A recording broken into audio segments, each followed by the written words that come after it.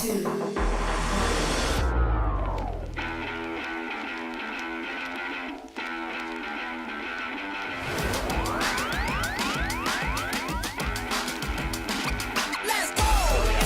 with the Intellion. She's playing quickly. I feel like she thinks she's got it. See what can happen on this turn And the for draw for Reagan. turn. You've been patient. You've been waiting all this time, but you ready. You've been putting in that grind, so let's go. Champions are hard to find, but you know the goal when you're ready to shine. Have they heard of you? Then they know. You got your sights set on that road. If it's on the battle, then let's go. 'Cause you'll never stop. Show them what you got. Riding through another turn, and the power pin is gonna join it. Very impressive showing and a really good understanding of how these teams work. Show 'em what you got. Yeah, they already know. You got your sights set on victory road. Show 'em what you got. Yeah, they already know. You got your sights set on victory road. Manjo wants to go for a sweep of his own. Scrafty has already knocked out 2 Pokemon. He said this match was too hot. I need to cool things off here with an ice beam. Bastion, it rumbles onto the field and the smackdowns are adding up.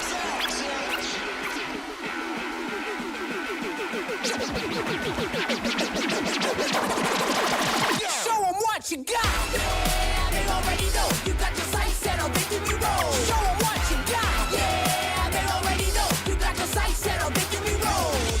Put your hands up. The countdown is over. It's time to put on a show. Come on in, trainers, and well done for joining us this weekend on the Pokemon Go stream. We're here at the 2024 Stockholm Regional Championships.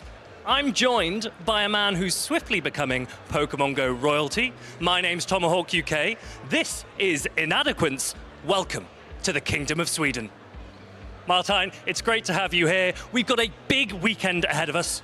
How are you feeling? It's difficult to describe how hard it is to contain my excitement. We have about 100 competitors here in Stockholm, and we have about the top 20 of the European leaderboard competing here. We are about to have the best battles of this weekend. It is going to be massive for so many of these trainers. We are at the end game now of the season. Every point matters, every game matters. Martijn, we're going to have the schedule to show just quite how far into the season we are. Do you want to be able to talk us through how big this is for the players here? Yeah, absolutely. As you just said, we are nearing the end of the season. We have had so many regional championships so far. We've had the international championships in Latin America and in Europe, and we are now at Stockholm. The next championship that we'll have is Bologna in 2 weeks, and then the last chance for players to gather those championship points will be at the North America International Championship in New Orleans, and this all leads up to the most prestigious tournament of the season. That will be the World Championships in Honolulu, Hawaii. That's right, and there is so much pride at stake, but there are also so many prizes on offer. These tournaments offer cash prizes to those who have performed the best. We've got a breakdown of the cash prizes on offer here at Stockholm. Yeah, besides the accolades, you can indeed win prizes and championship points. As you can see here, the first place wins 200 championship points, which will be crucial for qualifying or for the travel award indeed. You can see on the right side the region and the amount of championship points that players will need to qualify. In the US and Canada, this will be 500 championship points. In Europe, this is 400 championship points. In Latin America, where we still have quite some special events this month, you need 300 championship points. In Oceania, this is 250, and Middle East and South Africa, this is 200. That's right, points galore here. These players will be desperate for them, but it's not just points that are available. There is also money, and that can be really, really important, both for traveling to events, but also when it comes to Hawaii. Yeah, absolutely. As you can see here in the first place, the winner of this tournament will win $2,500. This is very nice to fund your trip to Hawaii. It's a pretty far place for Europe, and yeah, as you can see here in the second place, $2,000, third place, $1,500. These are very nice prizes, and in fact, you only need to get top 8 to win money here, so that's just fantastic for those competitors. It is brilliant, and you also get some TCG boosters as well, so when you're on the plane, maybe you can do some pack openings. But let's take a look at where we are in the season for these individual players who are each competing for those prestigious travel award places. Yeah, we see here Statistan, the one player in Europe to break the 1,000 points, which is crazy. Not a single player has done this yet so far. And after the Europe International Championship, so many players have advanced on this leaderboard. I was in the 5th place. I've dropped to the 17th place, and that's because so many players have done so well there. And like I just said, about 20 players here, besides the casters and EUIC and Statistan, they are all here. Almost all of these players are here.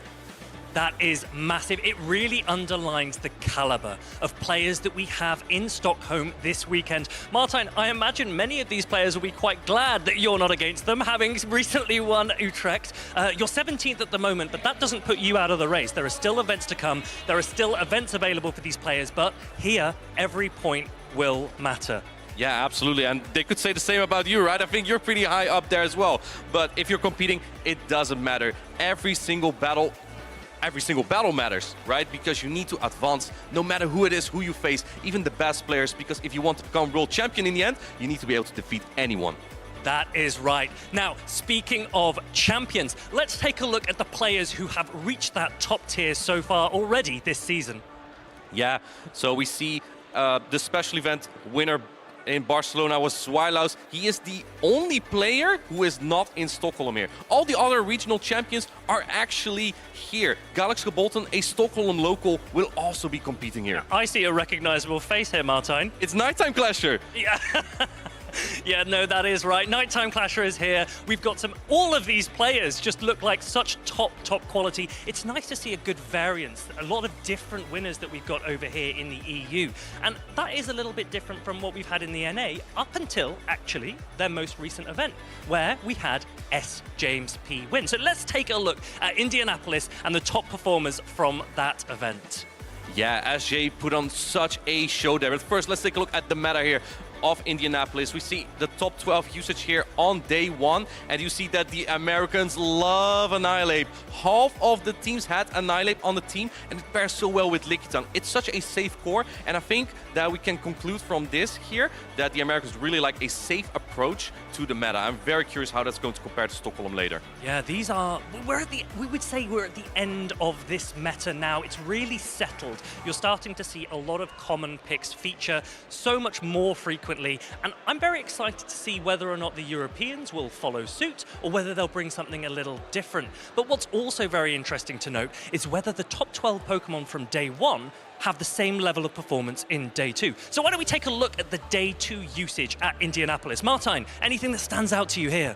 Yeah, I always love the bottom row of the top 12 usage, because here you see a lot of change. I think in the top 6 you don't see a lot of change. We saw a lot of Annihilate, Shadow Glider is very common, Whiscash very common, Lantern very common, Skarmy very common, but then we see Dugong and Skeledirge entering day 2. I love Skeledirge. I am a big fan of fire types, especially after the buff of the Incinerate fast attack, which is so good right now. And it has such good play against Pokemon like Annihilate, against Skarmory, and it has even Disarming Voice for Dragon-type Pokemon. That's right. And Skeledirge, suffice to say, has put on a huge performance very recently at the European International Championships, where EUIC took it to success there in devastating fashion. But these are the Pokemon that performed best on day 2 in Indianapolis, and we also have the players that performed best in Indianapolis that I think it would be great to have a quick look at. We've mentioned S. James P. already, but there are a couple of others that had some interesting picks that you've mentioned. Yeah, as James did tremendous there. A player known to play almost flawless, makes such few mistakes. We have Trent in 2nd place, a player who wasn't able to qualify for the World Championships in 2022. He had a rough season in 2023, but this time he finally managed to find his form, get to 2nd place. And then in 3rd place, we have one of my favorites. He is so good with Bastiodon, arguably one of the best Bastiodon players currently. He has top cut twice with it so far. He defeated me in Hartford when he had his Bastiodon, my Charizard. But he's been doing phenomenal. And you're a big fan of Bastiodon. I can't say I'm the same for myself, but if you were playing this weekend, would Bastiodon have been on your team? I would maybe do some Bastiodon play, maybe inspired by Out of Pocket, also with the regular Feraligatr, just had such good versatile play. But yeah, Bastiodon just really locks down some of these matchups.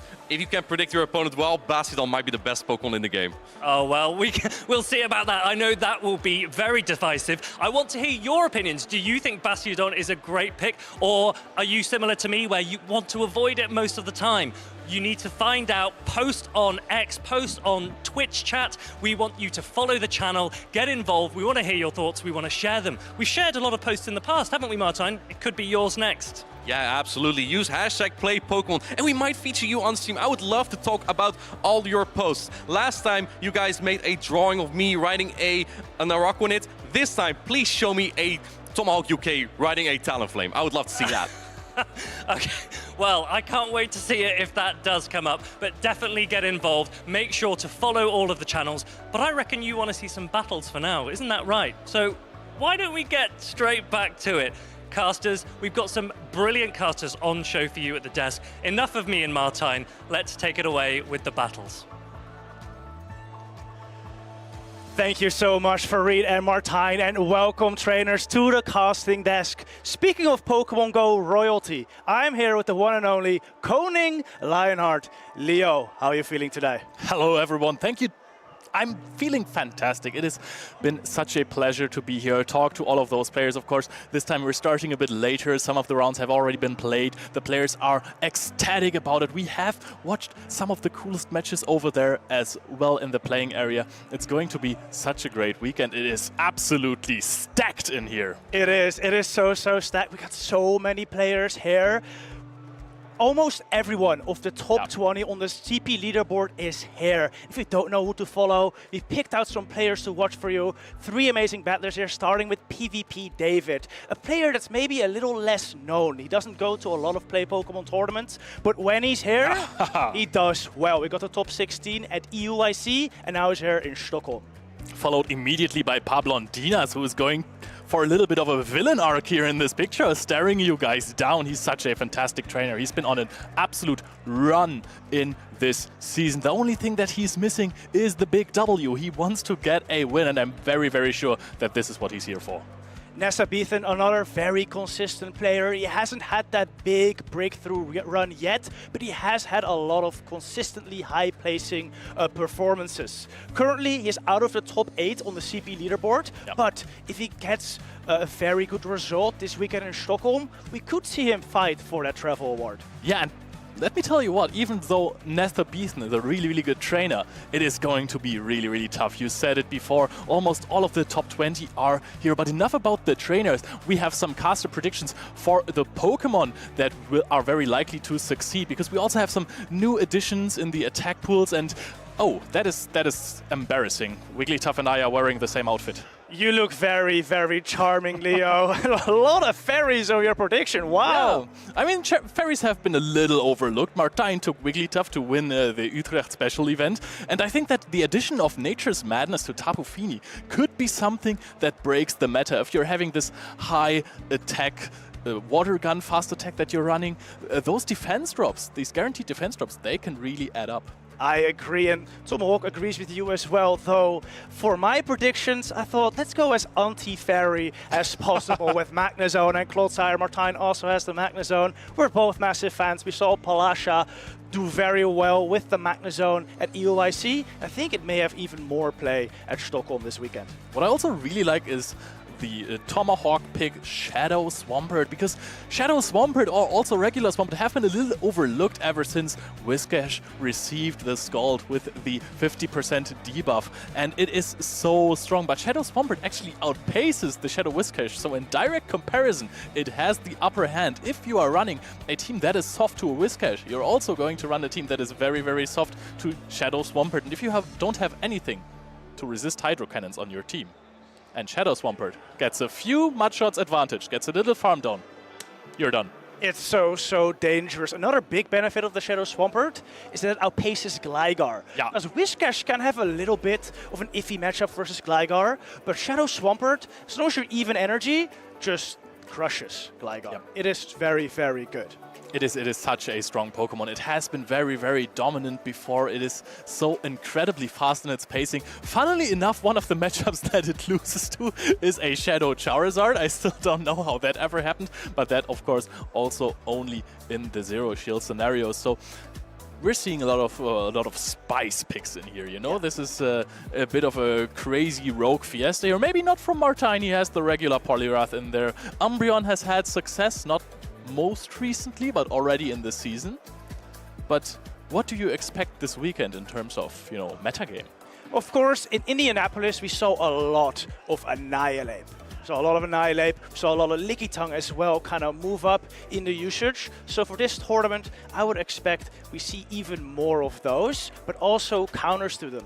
Maybe a Shadow Pidgeot, of course. Doombug won a tournament with Shadow Pidgeot very recently, and that's a good core breaker for Annihilate Lickitung as well. So perhaps here in Stockholm we see more of that as well. Yeah, I mean, I played did a grassroots tournament against in a match against Mount Dugong, and he completely destroyed me with a Shadow Pidgeot, because if you don't have a Steel type on your team, this bird goes absolutely crazy. Those even the Shadow Aerial Ace are really, really high pressure if you don't even want to run the Feather Dance. But you know what I expect to see in terms of meta? What? Dugong. Dugong. Dugong is so good. When are you guys going to understand this? Dugong is so neutral against so many Pokemon. It has advantageous matchups. If you are winning the lead with Dugong, you can go for a 100% debuff after that and then switch out, keep the alignment. Dugong is so good, so versatile. Even the bad matchups like Annihilate are okay. If you're going to debuff it, it has to throw energy at some point, even a Shadow Ball, because Night Slash doesn't do anything, especially when it is debuffed. Dugong is so incredibly good. It has won, I think, at least 2 regionals or special events in this entire season. When it was in the finals in Indianapolis, there was a Dugong mirror, and in Liverpool, it was the same thing. Yeah. Tomahawk UK and Nighttime Clasher brought it. Dugong is the absolute GOAT in terms of ice-water types. It is incredible. I mean, that ground ice coverage is so strong. There's like nothing that resisted. Wow. Okay, wait. Dugong is on the side of Galaxkobolten here. Look at this. We got our first match. We already see Galaxkobolten with your pick, the Dugong. Yep, and on the other side there is Stonecollection with his team. I think this is exactly the same team that he ran at EUIC. He did very well with it. Stonecollection is also one of those players, a bit like Statisan, who keeps running the same team. If it works, it works. Yeah, and it has been working very good for Stonecollection. He's been doing very well, very good this season. A lot of top performances. He's up versus Galaxkobolten though, a regional champion of Lille 2024, where he ran the Leaf Tornado Superior. Ooh, that was spicy. This time, I think he's running a little bit more meta with the Otaria, the Cresselia, the Lantern, the Vigoroth, Dugong, and Skeledirge. I mean, Superior at the time was also really meta, so we might actually see some charge attacks that we wouldn't expect. A Hydro Pump Lantern, perhaps. Imagine, or Thunder Lantern. Oh yeah, but that was also used by Tomahawk in Barcelona, I think? Yes, true. Because it paces to the same time as Thunderbolt in the 3rd rotation of Sparks. Yeah, there's a lot of maths going on with that. Tomahawk knows. He's gonna write you an essay if you're asking for it. Yeah. Don't. No, you should. It's very interesting. Stonecollection here, Shadow Sableye. Yeah. It's his Pokemon, right? It's been very loyal to him. He has been playing a lot of Shadow Dragonair before, but Shadow Dragonair is in a rather tough spot in the meta. There is a lot of Altaria, a lot of Skarmory, which is even okay-ish. Dugong, of course, is very bad against it, and Gligar being everywhere also does not really help because it outpaces to the Aerial Ace.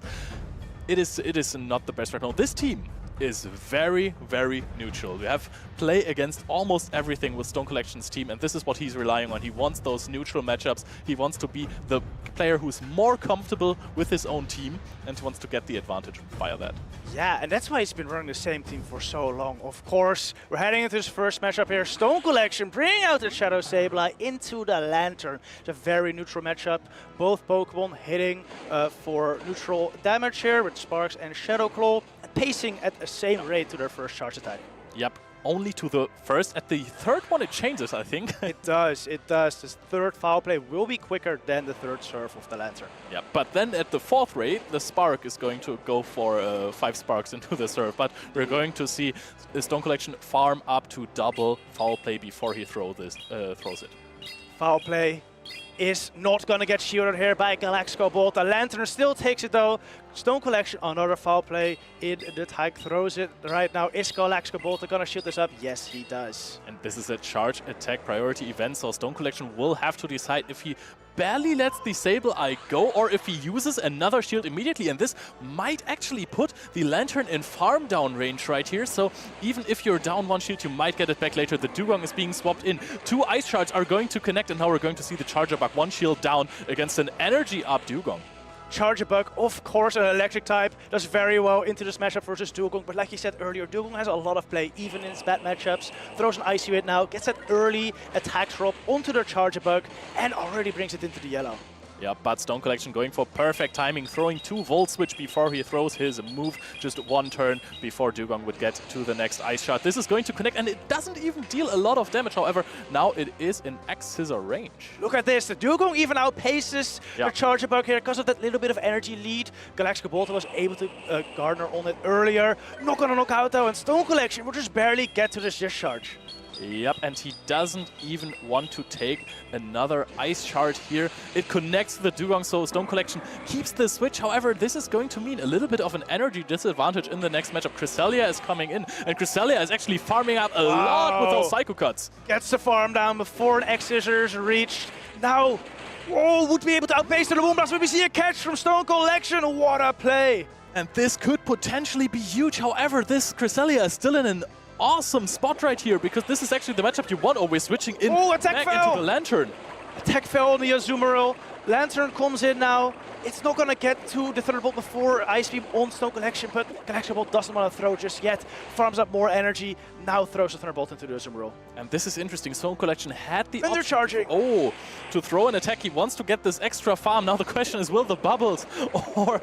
Okay, we're going to throw an Ice Beam here. The bubbles won't add up as much. An absolute undercharge here. We're seeing wild plays from both of these trainers. Neither player wants the back Pokemon from the opponent to be able to farm down. That undercharge was perfect. The Lantern survives at 1 HP, and we're just waiting now. We're just waiting. Wow.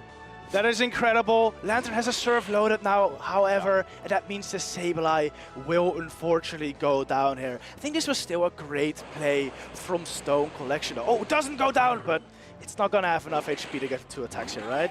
Yep, the Shadow Claw knocks out, but...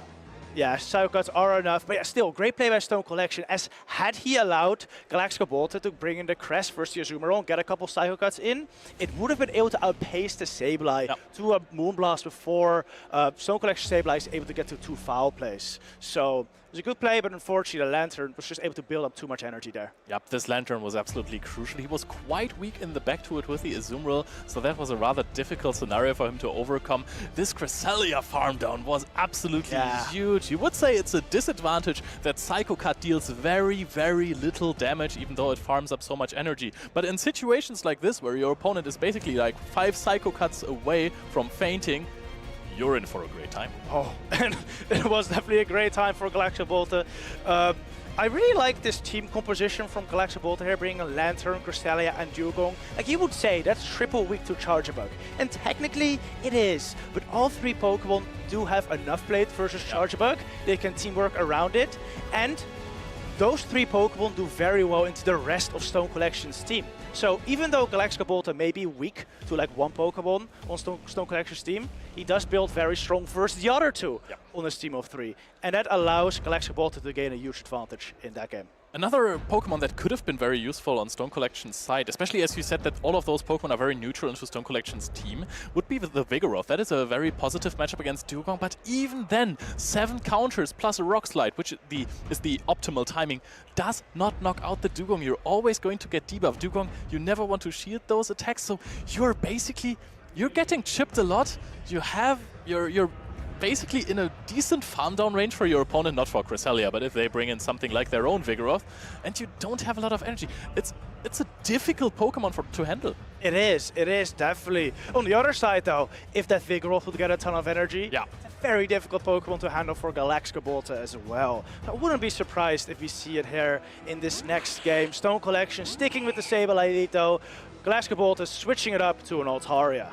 Yeah, and also again for you guys who just tuned in, this is the winners semis already. We have skipped the first few games. There were some issues, but our team managed to work around it. Props to all the people working on this. So now we're going to see the Sky attack being shielded, of course. Stonecollection leading again with the Shadow Sableye, a Pokemon that is incredibly neutral against Galaxkobolten's team. Yeah, it definitely is. I think he really likes seeing the Altaria in the lead here. There's a Charjabug in the back, which doesn't have a great matchup versus it. So seeing it with Sableye is pretty good. Gonna go for a foul play here. Could have been a Power Gem, but Galaxkobolten calls it, takes the foul play, brings the Altaria deep into the red though. And Stonecollection could have farmed up a little more before Galaxkobolten reaches an attack. Oh, he's actually going to shield this up. He wants to go for the full farm down because this Shadow Sableye is really, really fragile and it's not going to reach another attack. This Altaria is so far ahead right now, but the damage, the energy that it has gotten is going to go to waste because the Skarmory barely takes any damage from it. Yeah, Sky Attack will be doing resisted damage versus Skarmory. Takes it like a champ. Out comes the Skeledirge now. Stonecollection instantly switched into his third Pokemon, maybe not realizing what was coming in. And Charjabug really, really does not like to see this. Yep, that is a terrible matchup for both of these Pokemon. Galaxkobolten basically just needs to use this one shield wisely. Actually lets this discharge go. This is putting the Skeledirge dangerously low. However, you're almost at full energy. You are at full energy now, and it's going to even catch an X-Scissor on the Cresselia. So the win condition for Galaxkobolten is the energy on Skeledirge. Yeah, I didn't want to take another Volt Switch on the Skeledirge. It seems to switch to Cresselia, but this may open up a win condition for Stonecollection. If you can manage to get a lot of energy off this Cresselia, you may be able to double Sky Attack the Skeledirge. On the other hand though, Skeledirge also has 100 energy, so this will get very, very close. That is true. It all depends on how much damage this Cresselia is going to do. Are you going to be ready to take a Disarming Voice after you have shielded maybe a Shadow Ball? You have to make the call as well, right? And now we're going for a second Moonblast here. Stonecollection will have to farm this down fully and try to be able to take an Incinerate as well. It's going to be very, very difficult for him. Takes another Moonblast. Next one would pretty much knock out, so Stonecollection can't fully farm down. Has to throw a Sky Attack right here. Undercharge it. Once more energy on the Skarmory. Very good. Very good undercharge. Will we be able to get the Steel Wing down? Not before the Grass Knot, but this is double resisted. This will not do enough. But this might put it in Incinerate range or in Disarming Voice range. Both of these should do the exact same amount of damage almost. And we're going to see a Disarming Voice. Oh, we're going to let it go. We're making the call. However, is it going to be enough at all? We're no shielding this, and Galaxkobolten wins 2-0 against Stonecollection. Wow, great read there by Galaxkobolten, bringing the Skeledirge in a game number 2, expecting probably the Charjabug and Skarmory to go out. So that's super well done by Galaxkobolten. The team of Stonecollection is really, really good against Skeledirge. So this was a hard read. There was a Whiscash and an Azumarill in the back as well. So both of these are doing really, really well against Skeledirge, even though Azumarill is a bit iffy into Skeledirge because Play Rough and Ice Beam are resisted. You only have bubbles to really deal damage. You're totally correct. We didn't see Stonecollection bring a Azumarill here though, but maybe I would expect to see more Skeledirge in the rest of the tournament. Speaking of the rest of the tournament, by the way, Galaxkobolten is moving on to the winners finals of his group. So he only needs to win one more match now, and it's in day 2. Yeah, this is almost day 2 for Galaxkobolten. Stonecollection and Galaxkobolten, both trainers, which I think we're going to have a very deep run in this tournament. Let's see if Stonecollection can climb his way up in the losers bracket. He has had a phenomenal season where he has made day 2 almost every single time. And Galaxkobolten, he's a regional champion already. We have seen him do it once. He might do it again. Definitely, and I wouldn't doubt Stonecollection could definitely still make it very, very far in this tournament. He actually beat PvP David earlier. PvP David, one of our players to watch, unfortunately now in the losers bracket because of Stonecollection, but another trainer that I would definitely expect to make it very far in the losers bracket. Yeah, they might rematch. This entire Group A is absolutely stacked. It was completely insane just looking at the players who are facing off against each other. In the next round, we are going to see Odin face off against TontonBatteuse, another big name in the community. Odin has already beaten Freaka and Zephimastix, 2 regular top cutters. Zephimastix, the previous Sweden regional champion from Malmö. So all of these trainers are incredibly stacked. It is such a high-stake tournament. I mean, we've said it before, we're going to say it again. Almost all of the 21 top trainers who are in the race for the Travel Award they're here. I think only the casters and Statistan are missing, right? The casters, Statistan, and Miwido are missing. right. But besides that, all of the top 21 CP leaderboard players are here in Stockholm. That's insane. So that's every group has so many incredible matchups, and I can't wait to see what we have next. Yep, who is going to advance later on? It is going to be an absolute fest of a Pokemon tournament. This is maybe the most prestigious regional we have this season because there are so many great trainers. It is going... Actually, all of them have so many great trainers? They do, they do. I would honestly be very curious to see what you guys... who you guys want to see win. So let us know in the Twitch chat, on our socials, tag Play Pokemon, and let us know who are you rooting for. And send these battlers your energy. They got a lot of tough battles coming up, so any support you can give, yeah, they definitely need it. Exactly, root for them in chat. Say us who you think is going to win. Good call there, too. But the next match is coming up very soon, and it is a very, very exciting because, of course, you guys all know TontonBatteuse. He was EUIC champion. He is the master of spice from Gdansk as well. Yes. Clefable, Arctibex, Seeking? Yeah, Seeking. He's seeking out trouble in this one. But he's an absolutely phenomenal trainer, very well known, of course, qualified for the World Championships in Hawaii. And he is playing against a trainer who has never had an appearance on our stream. But he, as well, is qualified for the World Championships in Hawaii. And it's going to be Odin. I've heard a lot of stories about Odin. Apparently, he's absolutely crushing the local tournament scene in Germany, playing a lot with Stonecollection, with Zephy Mustix, doing so well, and now his first stream appearance here versus the one and only TontonBatteuse, of course, a EUIC champion. One more thing I want to mention about TontonBatteuse. When he played in Dortmund, he played a Shadow Zapdos as well. And after a tournament, he said, yeah, I'm qualified for Worlds now. I'm gonna run some Spice. What is this? And now he's running. This is kind of meta. I think he may have a little bit of a different definition of spice, but still definitely a unique team. Maybe he doesn't have the absolute spice you would expect from TontonBatteuse, like the Seeking, like the Zapdos, but it's still a unique combination of Pokemon. The Guzzlord Skeletor core, I think, is very strong. Not something we see very commonly, though. To be honest, I think for every other trainer in the world, we would call this team spicy. Oh yeah, for sure. but for sure. It is not TontonBatteuse spicy, you know? The regular Poliwrath is a very, very interesting pick because in the beginning, Shadow Poliwrath has seen so much more play than Dinosky brought it to second place in the Stuttgart regional, I suppose. That was like the first tournament where Poliwrath was really, really dominant. I brought a regular Poliwrath to the Dortmund regionals. Don't ask me how I went there. I went 0-2. It's okay. it is okay. It wasn't. I even had an appearance on stream, so that was something.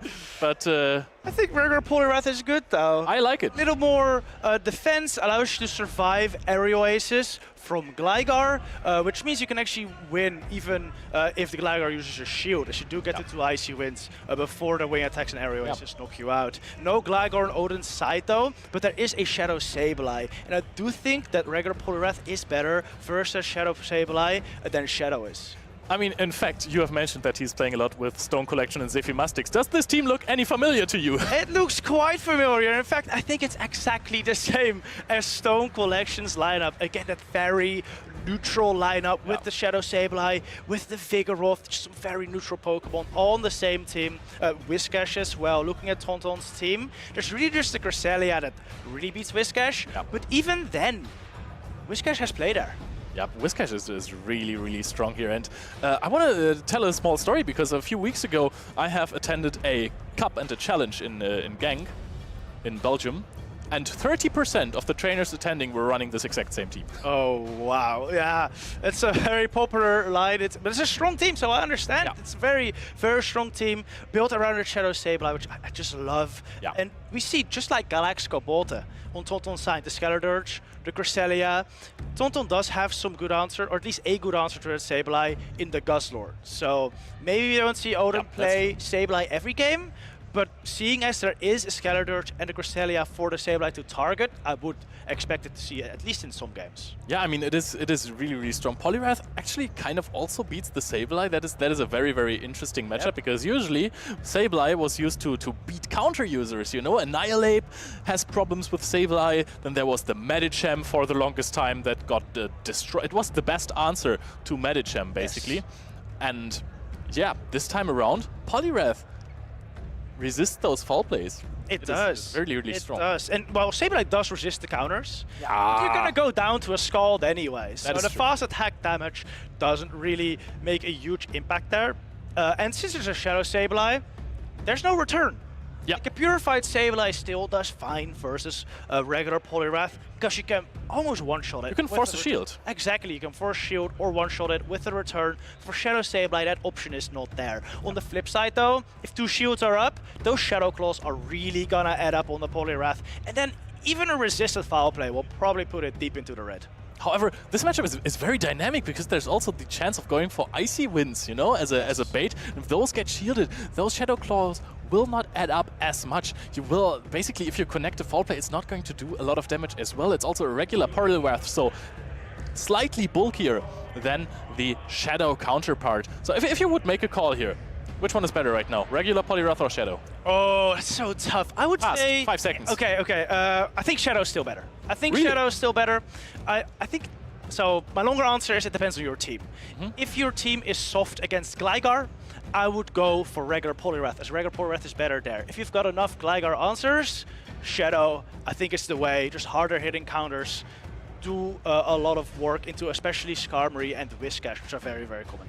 I would go for the opposite answer. I would prefer the regular Poliwrath, and that is because of a different matchup, because Altaria is a very problematic Pokemon for Shadow Poliwrath, and the use has picked up, you know. There is a lot of Altaria in the tournament, and actually if you're 2 shielded, you're going to beat it rather comfortably even with the regular Poliwrath. Get out with some energy, relatively healthy, you're not really in farm down range, and if both players are on 0 shields and you have advantage on a Poliwrath, you're good to go. Yeah, definitely. Looking at these teams here, what do you think Tonton brings here? I think every single one of his Pokemon is countered quite well by Odin's team. Yeah, that's a difficult one. I'm happy I'm not Tonton right now. I mean, I would like his accolades, but that's I think not possible to transfer them to me. So a regular Poliwrath looks kind of really, really good here. Yeah. Because there is the Charger Bug. Yes, that is a big problem Pokemon, and I think that Odin will maybe have to bring it every single time. There is a Azumarill.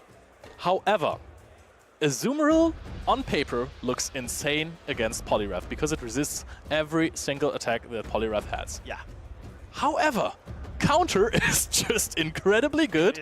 Bubbles do not add up against the Poliwrath, and you are very, very slow in charging up your Playroughs. So if shields are invested, I don't know what this face is that I'm making, but Poliwrath has a rather decent time, and in that scenario I actually would prefer the Shadow Poliwrath against the Azumarill, because then the Scalds add up more, the counters do a little more damage, and you're actually threatening a knockout at some point. The nice thing about regular Poliwrath in that matchup is that you can always survive 1 Playrough. Really? Yes. So I should know that. Azumarill will have to throw 2 Playroughs to take out the Poliwrath, unless some like previous damage was already inflicted, of course. Whereas with Shadow, you cannot take the Playrough unless you get a debuff with Icy Wind or Scald. So it's more difficult to set up that matchup in a way to where Poliwrath has a chance. Okay, and now I have another question for you, because you are, of course, our expert here in this round between the 2 of us. No. What happens? How many shields do you have to invest against Azumarill if you call an Ice Beam bait and it's an Ice Beam? How does the matchup play out then? I think you only need an Ice Beam and a Playrough to knock out. So even if the Ice Beam goes through, the Azumarill will still be able to knock out with the next Playrough. So I don't think it would change the matchup that much. Okay, fair enough. But then you have 2 shields to use against these Playroughs, you know? So you can have more time. Also, if a Playrough is connected, can you farm down as a Azumarill? I do not believe so. Maybe if the Azumarill spends 2 shields, but bubbles just don't do a lot to Poliwrath. Poliwrath is still a pretty bulky Pokemon.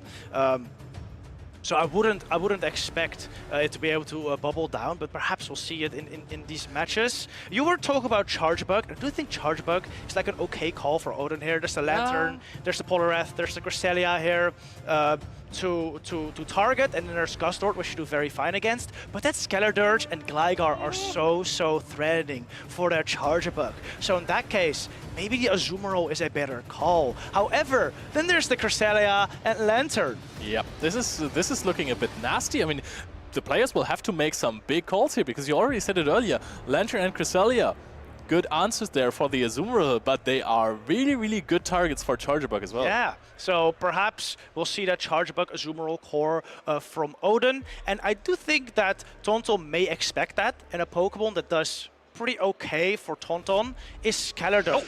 Because as you said earlier, Skeledirge is okay versus the Azumarill. And we do see it on the lead here versus the Charge Bug. Incredible call here by TontonBatteuse. And there is the Azumarill in the back. You were absolutely right. We're going into the Shadow Sableye immediately. And that is... Oh! Wow. It is the absolute nightmare matchup for Odin. What a first appearance on stream. Yeah, wow. Gustlord in the absolute best spot it could be in.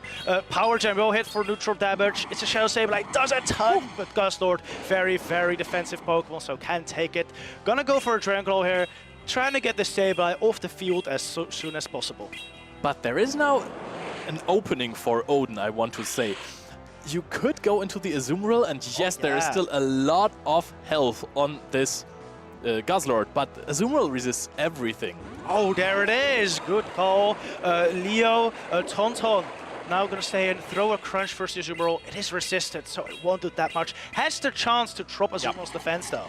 This is why most of the players decide to run it over Brutal Swing, even though Brutal Swing is reached a little bit faster and does the same amount of damage. But let's see if Odin is going to decide to eventually throw an attack, because farming this down might take a while. Oh, it would. Another Crunch comes out now. We didn't see a drop on the first. Are we going to see a drop on the second? Oh, yes, we do. Azumarill's defense now dropped. Odin staying in still, though. Can he get the bubble down? Not before a Dragon Claw is reached. I think the Dragon Claw is going to be fine here, even though the defenses are dropped. This is still double resisted, and Dragon Claw, let's face it, it's not the best attack in the game, and we're going to see another bubble coming through. That is going to give TontonBatteuse one free Psycho card in the process. Yes, it is. Play rough being fired off against the Cresselia now. Odin switching back into the Charge Bug with Tonton. Had that Skeledirge ready still. Some players have opted to go for Crunch on Charge Bug, but Odin still running Discharge, so would only do neutral, but still Tonton decides to shield this up. Yeah, and a very good call by Tonton to shield here, because this is his absolute win condition. He knows that the charge attacks of Azumarill, if it gets to that matchup, they're not going to do anything to the Skeledirge, basically. No, they would not. Tonton gonna fire off the Disarming Voice here now. Odin tries to save his Charge Bug here by shooting up the Disarming Voice. We'll be able to get another shield here off the Skeledirge. Getting shields down may prove to be pretty vital here.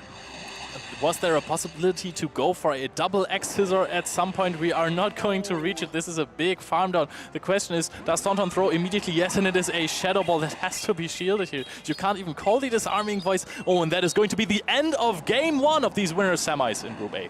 Yes, I think it's a good call by... Oh, it doesn't knock out, actually. Azumarill super defensive. Doesn't knock out, but does go down to the Incinerate. I think it was a good call by Odin, not shielding that Shadow Ball as his only real way to maybe win. It would have still been a long shot, was trying to call a Disarming Voice bait. So had Tonton Disarming Voice there, he may have had a little chance. So that's why he went for that win condition. But Tonton also knows he just straight up wins the game if he goes for Shadow Ball there. Yeah, Tonton is a player who knows his win conditions, and sometimes it's even more important to know your lose conditions. Yeah. For sure. And throwing the Disarming Voice would have definitely been one.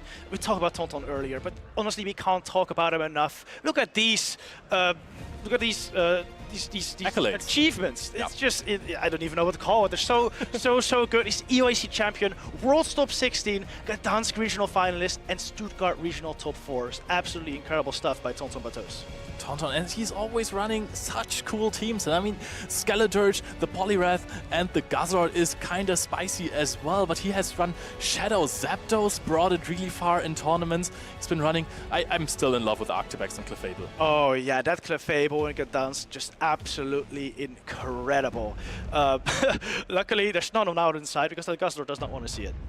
Yeah, that is true. Also, he has run the Seeking before. We've talked about it earlier. However, I think I wouldn't be authentic if I didn't tell you that Tonton in an interview told me that he has barely used the Seeking in the Gdansk tournament leading up to the finals. Yeah, he did run it once at least. Now, going into game 2, Odin, of course, got hard rock, paper, scissors here, as we like to call it. Yeah. RPS, straight up the hardest matchup, back to back. Very polarizing. How does he come back from that? I think in this matchup you have to make some calls again. It is, I mean, okay, Skeledirge is a Pokemon that is really, really good to bring into Odin's team. Actually, it's difficult to bring. Even the Vigoroth has good play against it. Yeah. Because this Arming Voice is the hardest hitting fast attack. Yes, counters are double resisted, but you're quite fast pacing to that rock slide. But we're going to see the next matchup, and it is Charjabug versus Lantern, which is a positive matchup for Odin here. Wow, Odin sticking to the same lead as last game, not expecting the Skeledirge again, it seems. This is a Water Gun Lantern, Leo. That means this matchup is much better for the Lantern than it would if it was Spark. Yep, that is true, and I think keeping Switch with Azumarill versus Guzzlord in the back and Whiscash versus Skeledirge might be crucial later on in this game. Let's see how this plays out, because this is now going to be 2 X-Scissors. Let's see if TontonBatteuse decides to at some point let his Lantern go, but I think he's going to reach the second serve before Odin reaches the third X-Scissor. Second X-Scissor coming through right now, though Tonton has a decision to make, decides to no-shield it. Lantern will still take it, but it will put the Lantern deep into the red health. But does it reach the serve? Yes, it does. It wins the zero shield scenario. However, this is not the worst HP ever. Can you imagine what a big of a bubble down this is now? It will be incredible. Azumarill normally loses to Lantern, of course, but with this low HP, it may be able to get some revenge and get a bubble down. It's Water Gun and okay, we're goes into the Whiscash now. Yeah. I like that too. A little safer, and Whiscash with energy versus Tonton's team is just super, super strong. Yep, that is true. However, I think the Azumarill is just waiting to clean up something in the back with a little bit of an energy advantage. The Guzzlord might actually lose this matchup, so you have to maybe give up a shield, and then the Azumarill could be brought in. Let's see how these trainers are going to play it out. Oh, we're trying to go for a catch here on Odin's side, but now the Skeledirge is coming in, which is also not the best matchup for Tonton. If he loses this matchup, the Azumarill is going to look at the Guzzlord later on. These bubbles are really, really, really adding up. Odin gonna go for an Ice Beam Painter, and Tonton goes for the shield. I mean, at this point, he kind of has to shield every single charge attack, but still, that's a big win for Odin there. Yeah, very risky Schmisky. Very nice disarming voice by TontonBatteuse. Odin knows he does not shield this. That was a win con from TontonBatteuse to get the shield here, and Odin is just playing this very, very well.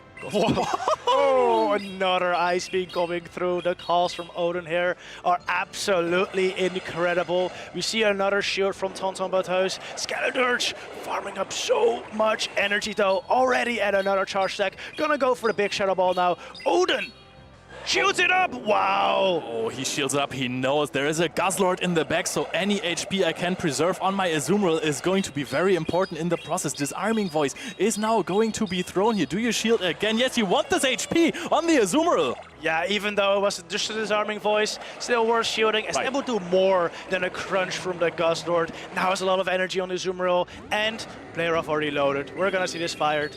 Do you think this is a boom? This is a boom. Come. It's a boom! There we go. Boom! Bye-bye, Guzzlord. Off the field. Your fairy types are doing good. Yep, Azumarill is coming in clutch. This knocked out 3 Guzzlords. I've seen players be really upset in the playing area because their Guzzlord just also got knocked out by this player off from Odin's Azumarill. This was a it was an interesting lead matchup because Odin did not perhaps win the lead matchup. He lost in the zero shield scenario, but the backline call was very good from him. This Azumarill came in clutch. Yeah, and he realized early enough that because it was Lantern in the lead, his Azumarill was likely going to be very, very strong on the back, because once you get rid of it, what is there to beat the Azumarill? Like Cresselia, probably, but if you want to do good in that matchup, you need to get shields anyway. So Odin making the perfect call there. Laner charge about go, decided to go for energy advantage over switch advantage, and ultimately that won him the game. To be honest, he was very, very lucky that TontonBatteuse didn't bring the Cresselia this time, because his backline, Azumarill and Whiscash, were fairly weak against the Cresselia. You're absolutely right. Yeah, they were, but with teamwork, I think he would be able to get through it. That is true, and if there's a Guzzlord in the back, and if you beat the Cresselia with teamwork, Azumarill comes out with a little bit of energy there. You're fine. It's always going to be fine. Yeah, your opponent, that's a funny thing actually. If you debuff a few times when shields are invested with skulls, and your opponent has the Cresselia, wins that matchup because of a grass not connecting later on, Azumarill is fine against Cresselia. You can't really swap out into Guzzlord because Azumarill will come out with 2 attacks basically. Yeah, exactly. So we saw Tonton win game number 1, making a perfect read. Now Odin winning game number 2, making a good read of the backline. Game number 3, what are these players gonna do? I do really like the Lantern from TontonBatteuse. But I think we have to re-evaluate the Lantern versus Azumarill matchup, because in the matchup with Water Gun, it is actually not that bad for Azumarill. Yes, a Thunderbolt will be paced as fast basically as the Play Rough, but there is no fast attack pressure. Yeah, exactly. And he's gonna need like a Thunderbolt. And oh, wow! What a read from Odin. Shadow Sableye into Cresselia. This is where Odin wants to see it. Yep, and now he wants to stay in with that Shadow Sableye, because he has 1 turn advantage here in this matchup, and you don't have an answer to the Lantern in your backline. No, he does not. So he's really, really pleased to see this Lantern here. Gonna go for the foul play, and it's immediately no shielded by Tonton, already putting the Lantern quite low. Yeah, but what's good for Odin is that now the Pokemon in the backline are really, really good against TontonBatteuse's Pokemon, because this Gligar doesn't want to face Azumarill or Skarmory, and Cresselia just doesn't want to face the Skarmory as well. So this is looking rather good for Odin. Oh, yes, it is. Tonton putting up a shield there, though. Wants to put up more pressure with this Lantern versus Sableye. Will be able to reach a Surf now. Gonna overfarm a lot, though. Getting to almost 2. Throwing the Surf here. Odin wants to keep switch. Shields up the Surf. And that is a lot of energy on the Shadow Sableye. Yes, the Surf was reached. However, this is 1 and 1 more Shadow Claw foul play, so I think 4 more are needed for double foul play here, as we are in the 3rd rotation of foul play for the Shadow Sableye, and nothing there really wants to take a foul play or 2 from the Sableye, so this is looking very good, and it looks like Odin might get his shield back later on. Oh, yes. Oh, Tonton letting this foul play go through on the Gligar does a lot. Wow, that does a lot of damage. Gets wing attack down now. Odin can bring out the Azumarill versus the Gligar. Out comes Cresselia. And Skarmory is meeting it from Odin's side. Wow. Oh, and TontonBatteuse is even stopping to tap the screen right here. He said GG to Odin. Odin is going to connect the first charge attack here in this matchup. This backline from Odin was way too strong. Tonton switched out of the Shadow Sableye matchup with the Cresselia, hoping he could flip the switch, but what he didn't expect was Odin to want the Cresselia out of that first matchup, have the Lantern on his Shadow Sableye, because the other attacks, they just didn't make the other Pokemon, they want to avoid the Lantern.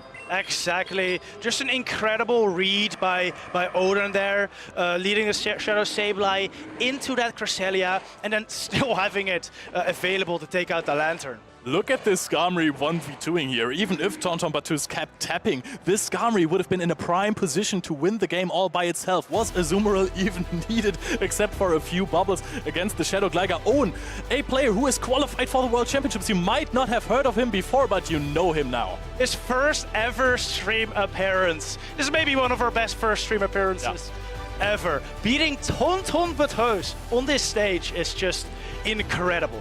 Another first-time stream appearance that I remember distinctly was Chun in Bochum, beating Zephimastix in his first round on stream, where he brought Dedenne and Lurantis. That was incredible, incredible. Tonton still in the loser's bracket, though. We may be seeing more from him soon.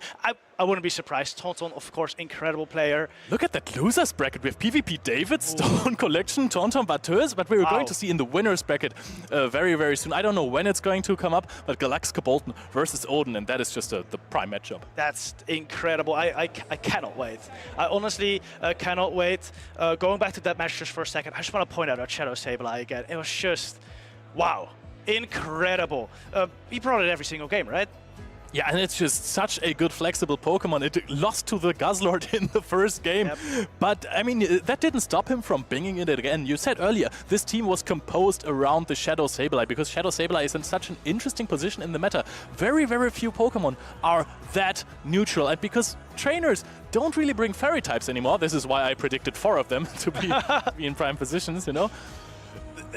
Sableye is so free against almost everything, and if you can't distinctly control it, if you're losing Switch against the Shadow Sableye team, it's gonna be really difficult to win against it because it's just, it's so iffy to play against. It is. And if that Shadow Sableye can get some energy, like nothing that resists it. Of course, Tonton here, they have the Guzzlord, but Odin's team is so well placed against Guzzlord with that Vigoroth, with that Skarmory, with that Azumarill, the X-Scissor on Charjabug. It's such a difficult Pokemon to bring for Tonton. And that's kind of what cost him in game number 3. That Shadow Sableye just going unanswered there was super, super rough. But now that I think about it, you know, we have talked about it earlier, Stonecollection is playing the exact same team and he lost 2-0 to Galaxkobolten. Galaxkobolten is going into a winners finals knowing he has beaten the exact same team on stream 2-0 before. And he's probably just thinking, yeah, I can do that again. Yeah, but then again, Odin must have at least seen or is hearing about this matchup, and he can learn some things from that, right? Maybe learn from what Stonecollection maybe did wrong, or maybe the slight small calls that could have been done a little better, and improve his matchup versus Galaxkobolten in the winners finals. I can already imagine how him and Stonecollection and the other German trainers are like huddled up discussing the matchup now. Okay, this is what you want to do, this is what you want to bring, and this is your win condition there. I really enjoy seeing the communities playing together, you know, helping each other, especially before a day 2. Trainers are getting together, asking their friends, hey, this is my first matchup on day 2. This is possibly my second matchup. These are the problems that I have in my head against these teams. What can I do about it? And then they're training together. It is just absolutely amazing. You gotta love the Go community. However, Spanish people are also here. Yes, speaking of community, we got PauLasha and Sanjudigo, 2 very good friends that I do know practice together as well. And here they are, facing off in the winners semis of their group.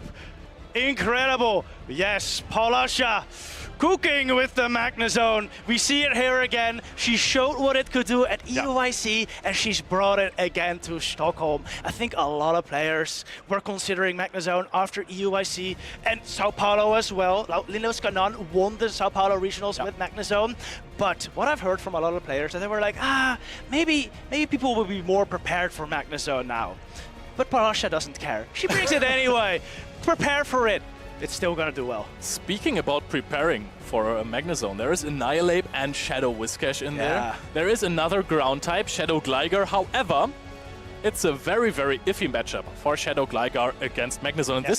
This is also something that made PauLasha so great at EUIC, because people kept using Shadow Gligar as a possible Magnezone answer, which it really isn't, because if there is shields, you have no fast attack pressure, you are pacing rather slowly to the dig, and at that point, you only need 2 Wild Charge to take out the Shadow Gligar. You can pull shields easily. You have to bait a lot, and if you call a bait as PauLasha with a Shadow Magnezone, calling an aerial ace, bruh. Don't resist it. Yeah, it's not gonna deal anything. I mean, it's still like 50% because it's... Yeah, it's still a Shadow Magnet, especially if your defenses drop with the Wild Charges, and aerial ace still does a lot. So it's a very difficult Pokemon to run, but PauLasha has mastered it.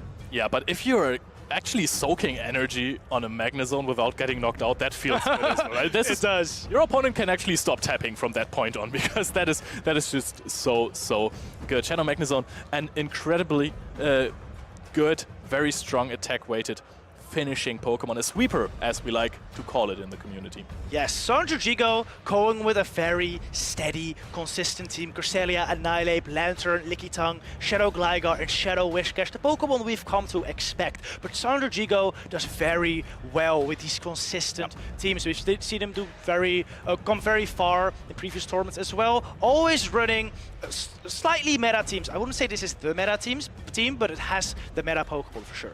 There is something that Sanjudigo achieved first, and he made history.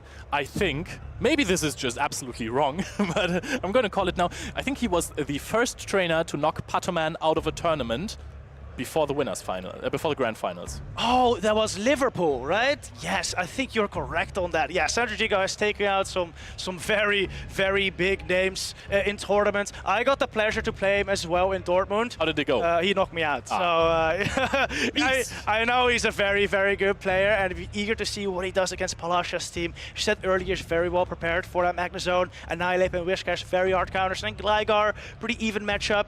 But PauLasha does have Altaria and Mantine. Yeah. And Mantine especially is quite strong versus Gligar, Annihilate, and Whiscash. Especially with the Ice Beam moveset we see here, can one-shot the Gligar.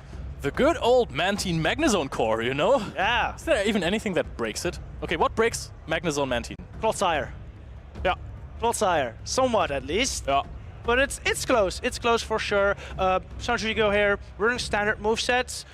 Future Sight on Cresselia though. Often we see Moonblast these days, but Sanjudigo opted to go for Future Sight. A little bit of a better matchup versus fire types with that especially. And you can two-shoot Licky Tongues. Yeah, that is true. That helps. Lickitung, a Pokemon that has basically disappeared from European metas almost. Yeah, we don't see it that often anymore. In Indianapolis, we actually saw a lot of Lickitungs on day number 1, but then day 2, the usage just dropped a lot. Oh. A lot of the Lickitung just didn't make it. It underperformed, and I think that's why this tournament we're also not seeing that many. Oh, and we're going to see PauLasha pick up a rather decent lead here, going in with the shiny Altaria against Annihilate, immediately safe, swapping into the Shadow Gligar on Sanjudigo's side. And now we're going to see if PauLasha is even going to do anything about it. I don't think she wants to. Altaria still has a very decent matchup here, so PauLasha opting to stay in, as her back Pokemon also aren't counters to Gligar in any way. We see the Magnezone, we see the Cresselia. If PauLasha can maintain switch advantage here, she could perhaps get the Cresselia on the Annihilate later. Yep, exactly. I was thinking for... Whoa! She brings in a Magnezone versus Shadow Gligar? Oh, PauLasha is insane. That is going to be an early ace bait. Immediately shielded up, so Sanjudigo getting something out of that matchup already. And now PauLasha is in a situation where if she knocks out the Shadow Gligar, because she has to do it before the dig is thrown, all she actually has to shield this up. Oh, is she calling it again? No, she is shielding this up. She wants to. Can she farm down the Shadow Gligar at this point? I don't think she can, but she can definitely over-farm a bunch here, like at least 2 more Volt Switches, or maybe, yeah, she would have gone over 100 energy, so she had to throw here, throw a mirror shot. She's gonna fully charge, she will knock out the Gligar, and now she's just shield down, but she has a wild charge store to throw into the Annihilate. But there is an Annihilate, but Annihilate, oh, I completely forgot. Whoa! Sanjudigo catches the wild charge onto the Lickitung. This is gonna do so much damage. At what cost do you switch here? This is going to deal exactly half, and oh, she has just another wild charge. This is going to deal so much damage, getting quadruple debuffed here on the Magnezone. Wants to get another... What an undercharge! Wow, the Lickitung takes it on 1 HP, and PauLasha's able to get energy on the Cresselia. That's just amazing. Oh, and Sanjudigo is going for the 1 win condition he has, which is getting a Night Slash boost and then kind of somehow knocking out the Cresselia, but Cresselia will outpace to the Shadow Ball. It's going to reach the future side first, going for a Grass Knot instead. Oh, there is a shield on Sanjudigo. There is a win condition. There definitely is. At this point, the Shadow Ball from the Annihilate would knock out the Cresselia, so as long as they can outpace, there may be a little bit of a chance here. Sanjudigo over-farming as much as he can, throwing the Shadow Ball on charge attack priority. Very well played by Sanjudigo there. So will knock out the Cresselia, but remember, there's still an Altaria on PauLasha's side. I completely forgot about the Altaria, but that one is, if I know it, completely energy dry. And Sanjudigo might actually have the HP to reach another Shadow Ball in that matchup. PauLasha is waiting down the timer to go for a possible catch here. Altaria is not the healthiest. We are passing so fast. She's going to try and catch. She doesn't! Oh, the timer was just barely not up. Sanjudigo able to get to the Shadow Ball right here on 1 HP. Takes out the Altaria. Magnezone is still on the field. Can it take a counter? Oh. It can, and we see a tie! No way! What? That's... Wow. I'm lost for words. That's incredible. Magnezone just barely taking that counter right there. PauLasha the matches never disappoint. This was absolutely insane right here. The two Spanish trainers showing that they're absolutely on par with each other. This, this was amazing. This the swap into the Shadow Magnet Zone against the Gligar was absolutely wild to me. The Licky Tongue, what did Licky Tongue do? It was just... It sponged energy and it undercharged by PauLasha on the second wild charge, making it so that the Annihilate couldn't farm down the Magnet Zone. Instead, PauLasha farmed down the Licky Tongue with Cresselia. Wow. Licky Tongue in this entire matchup, yes, it sponged energy, but it got 3 licks through. Yeah. Yeah, it did. It did. If it got like one more lick in, Sanjudigo would have won this game. That's true. Oh my goodness. No, it got 1 lick in after the second wild charge didn't knock out. Yep.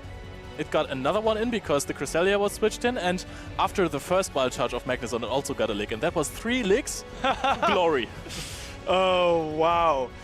After a tight game, how do you prepare for your next match now? Like normally, if you win a game, you can go a little riskier. If you lose a game, like maybe you play a little safer, or maybe even take some risks if you know that playing the safe way doesn't work. But now we're tied. Like, do you just play the same thing? Do you switch it up completely? I don't know. Thomas, after this performance, I'm going to be honest with you, PauLasha has to hard prepare for the Licky Tongue. That was just way too impactful in the matchup.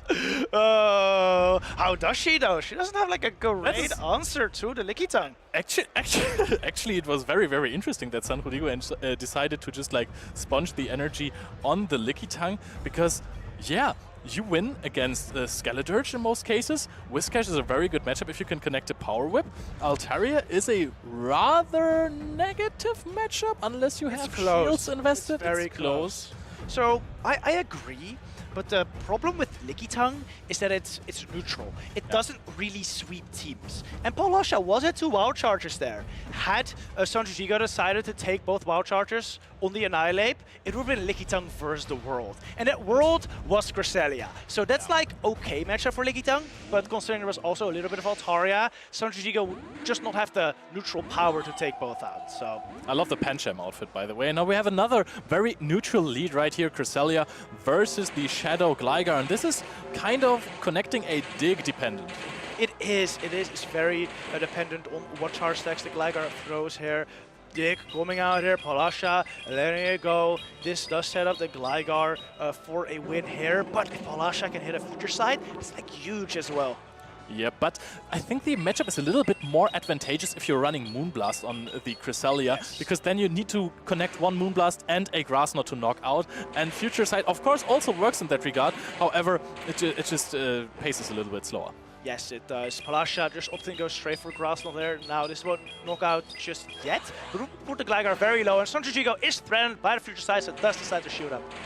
Yep, and now he is going to farm up to 2 attacks, throwing an aerial ace here to threaten the knockout on PauLasha's Cresselia. Does she decide to shield this? Yes, because this is very likely to lure out another shield from Sanjudigo. Another Grass Knot gets fired here. Is Sanjudigo gonna shield once again? He's gonna let it go. Is this Grass Knot enough?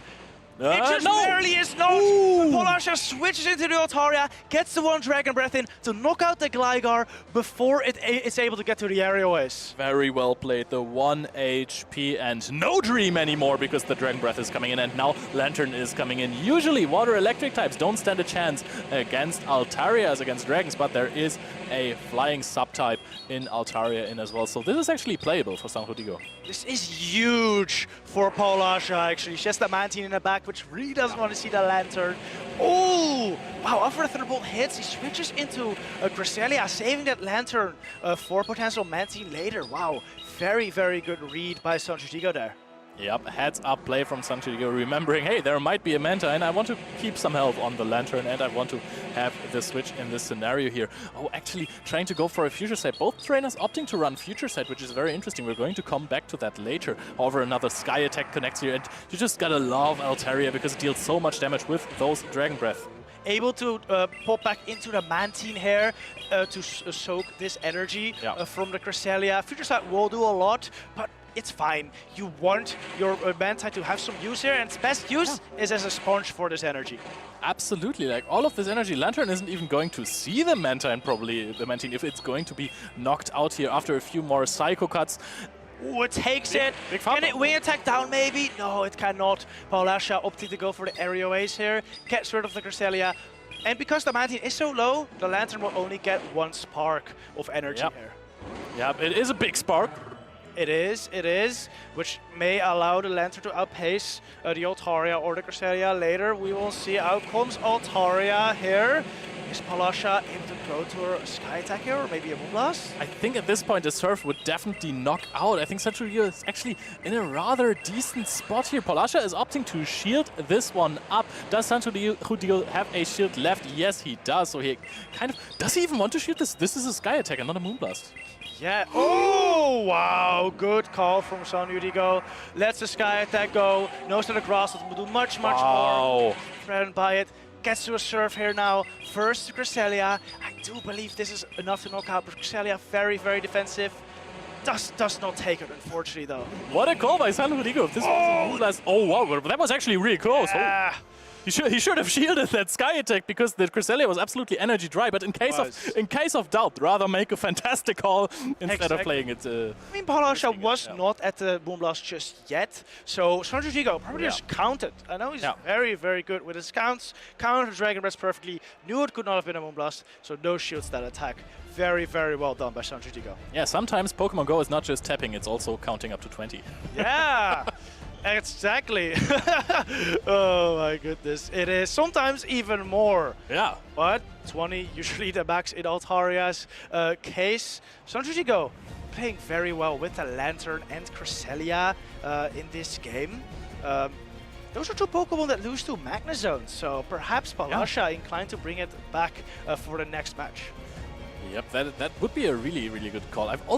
I found it very, very difficult to use Mantine in the past because Charger Bug and Lantern, one of those is going to be on almost every team. If not, there might be a Registeel. So people always have electric type coverage. How do you approach bringing a Pokemon like this in a matchup where there is the possibility that you just get absolutely farmed down by a Lantern or a Charger Bug? So for me, I don't bring it. Same! I am too afraid to bring a Pokemon like that, and I just rely on that Pokemon being enough bench pressure to scare off the Pokemon that lose to it. So on Sanjudigo's side, if I was PauLasha here, I would not bring the Mantine probably, even though maybe I should, but I wouldn't, because I just expect the Whiscash, Gligar, and Annihilate to not be brought that often, or at least not together, and that would allow Pokemon like Magnezone to really shine. Now thinking about it, I hope that your future opponents didn't listen to this. Well, who knows? Maybe I'll change up my strategy. Because, I mean, oh, okay. Wow, that is a bad lead for PauLasha here. Magnezone into Shadow Whiscash. She opts to pivot into the Cresselia now. Yep, and this is going to be one of those good old Scalds and dip both Pokemon pace at the same time to the charge attack. However, you reach the Scald 1 turn earlier because of the switch. Scald is going to net debuff. Oh, it does not debuff. That is huge. That means the Cresselia can put on some pressure versus Lickitung. This is one of those matchups where Future Sight does come in handy, as it is more impactful than a Moonblast would be. Yeah, but it also doesn't deal that much damage. The Lickitung is still way ahead now in terms of energy and, of course, also damage, because those Licks, they deal a lot of damage. Lickitung is also very, very bulky. The only problem that you could face is that Magnezone gets a huge farm down on the Lickitung later. Ooh, and even though Wild Charge will be resisted versus Whiscash, it will still do a lot. First, we have to get rid of some of his health on the Lickitung here, though, which PauLasha does right now with this Future Sight. Even if this would be a farm down here, which is not going to be possible. Oh, perfect counting again! He's so good with the counts, throwing his Bullet Slam right before this will take out the PauLasha's Cresselia here. And Magnezone comes out, just barely able to farm down the Lickitung. That is too, but I think that the Whiscash is still in a very, very decent position, even though this was 2 Volt Switch advantage, because your Mud Shots will add up so much. You got 1 Mud Shot in with the Whiscash here before switching. I think we're going to see the Cresselia now against the Altaria. Is that a possible matchup that could swap it up for PauLasha? Now, since this Cresselia is not running Moonblast, this is a much better matchup for Altaria than it would be. So this could be a flippable matchup, and if she can get the Altaria onto the Whiscash for at least a little bit, put it in Wild Charge range maybe, she could have a chance here. happen. It's also very interesting to see if this is an Altaria that is naturally higher in attack, so it deals 1 more damage to Cresselia in Dragon Breath. Exactly. If she does have that attack-weighted Altaria, would be very positive. I'm not quite sure if it is, but she should be able to outpace 2 Sky attacks here. Oh, she does get to the first one here, thrown right before the future side. Amazing timing there. Sanjudigo forced to shoot this up now. And is this a catch? Is this a catch? No, this does not get caught right here on Sanjudigo's side. PauLasha is just 1 Volt Switch away from a possible discharge. No, help me. Wild charge. Impossible wild charge. Out comes the Whiskers now, not able to get to the scalp before Altaria gets to the Moonblast here. This will do a lot of damage first. The Whiskers not quite gonna knock it out though. Does a lot though, brings it to the red. PauLasha switching out into the Magna Zone now. Sanjudigo knows how close it is to a mirror shot, so throws the Mud Bomb immediately, and this will definitely knock out the Magna Zone. Yep, this will knock out so many Magna Zone at once, but now, can you farm down the Shadow Whiskers? It is going to be really close. The Scald is reached! The Scald connects with 1 HP, and that is for sure going to be enough to knock out the Altaria from the skies. Wow, takes out the Altaria. These games have been absolutely amazing, all coming down to like 1 HP. Well, the first game was a tie, the second one came down to like 2 HP, and the third one comes down to 1 HP. Absolutely insane. Wow, that was crazy. This is an even playing field. Sanjudigo versus PauLasha, both trainers on, I want to say, the exact same level of skill. These were neutral matchups. This wasn't even a neutral lead. This was the Shadow Magna Zone against Whiskash. Even though we didn't see much of that matchup, we saw 1 Mud Bomb, 1 hell of a Mud Bomb. Yeah. It is not a good matchup. I think Cresselia and Altaria were very flexible on PauLasha's side though. Weren't really any few hard counters to it on Sanjudigo's team. So that's how she managed to make it that close. But Sanjudigo playing perfectly there, knowing how to play around those, I would say, kind of bad matchups for his team, and just being able to take the win right there. Yeah, Sanjudigo, he already impressed me so much in previous regionals. This exact counting, I mean, I made a joke earlier, yes? It's sometimes also counting up to 20. But doing that whilst also going over your strategy, knowing the possible outcomes, paying attention to the turns that your opponent takes to throw an attack, or maybe going for a possible switch. Sometimes you have to wait a turn, which sounds way harder. No, which sounds way easier than it actually is. It is very difficult because nobody has the concept of 0.5 seconds in their head.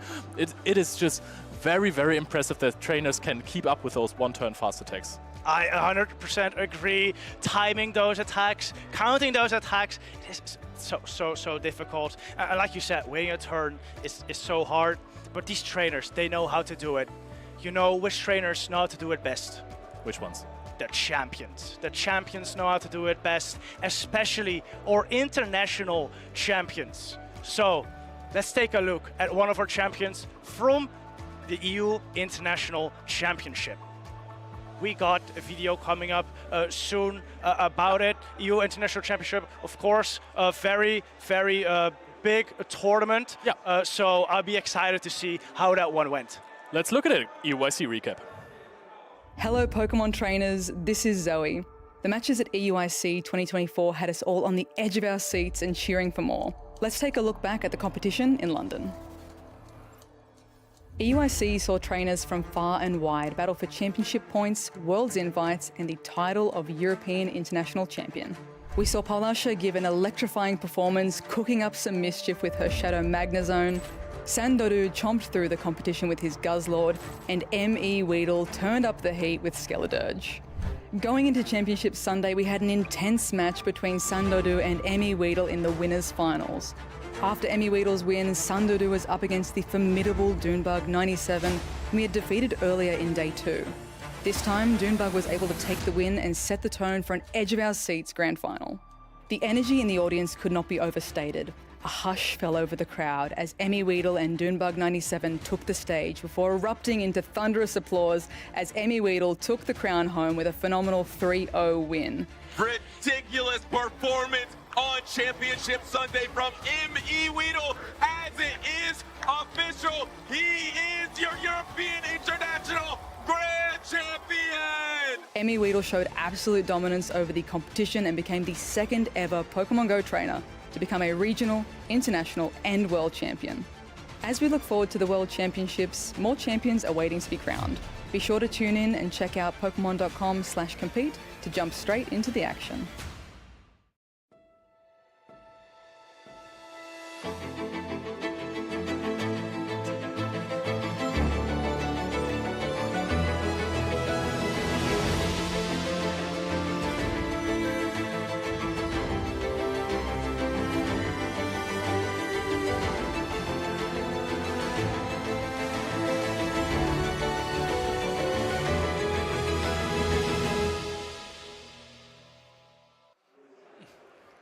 Welcome back, trainers. Here we are again after that exciting battle, that close battle between Paula and Sanjudigo, two best friends playing each other here in Stockholm.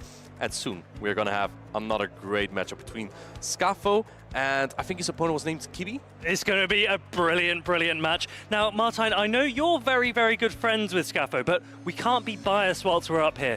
Is there anything you're predicting, or are we just going to see how it goes? I have actually no idea what Pokemon he brought, so... Oh, really? I have no idea. I know he likes hard meta. He uses usually the top 6 of like the top 12 Pokemon usage, so that's kind of the Pokemon that I expect on his team. Yeah, I don't think there are going to be a lot of surprises. We've seen quite some Skeledars so far, and I've been really liking that. We've only seen one Magnezone, I believe. That was PauLasha, as we saw earlier.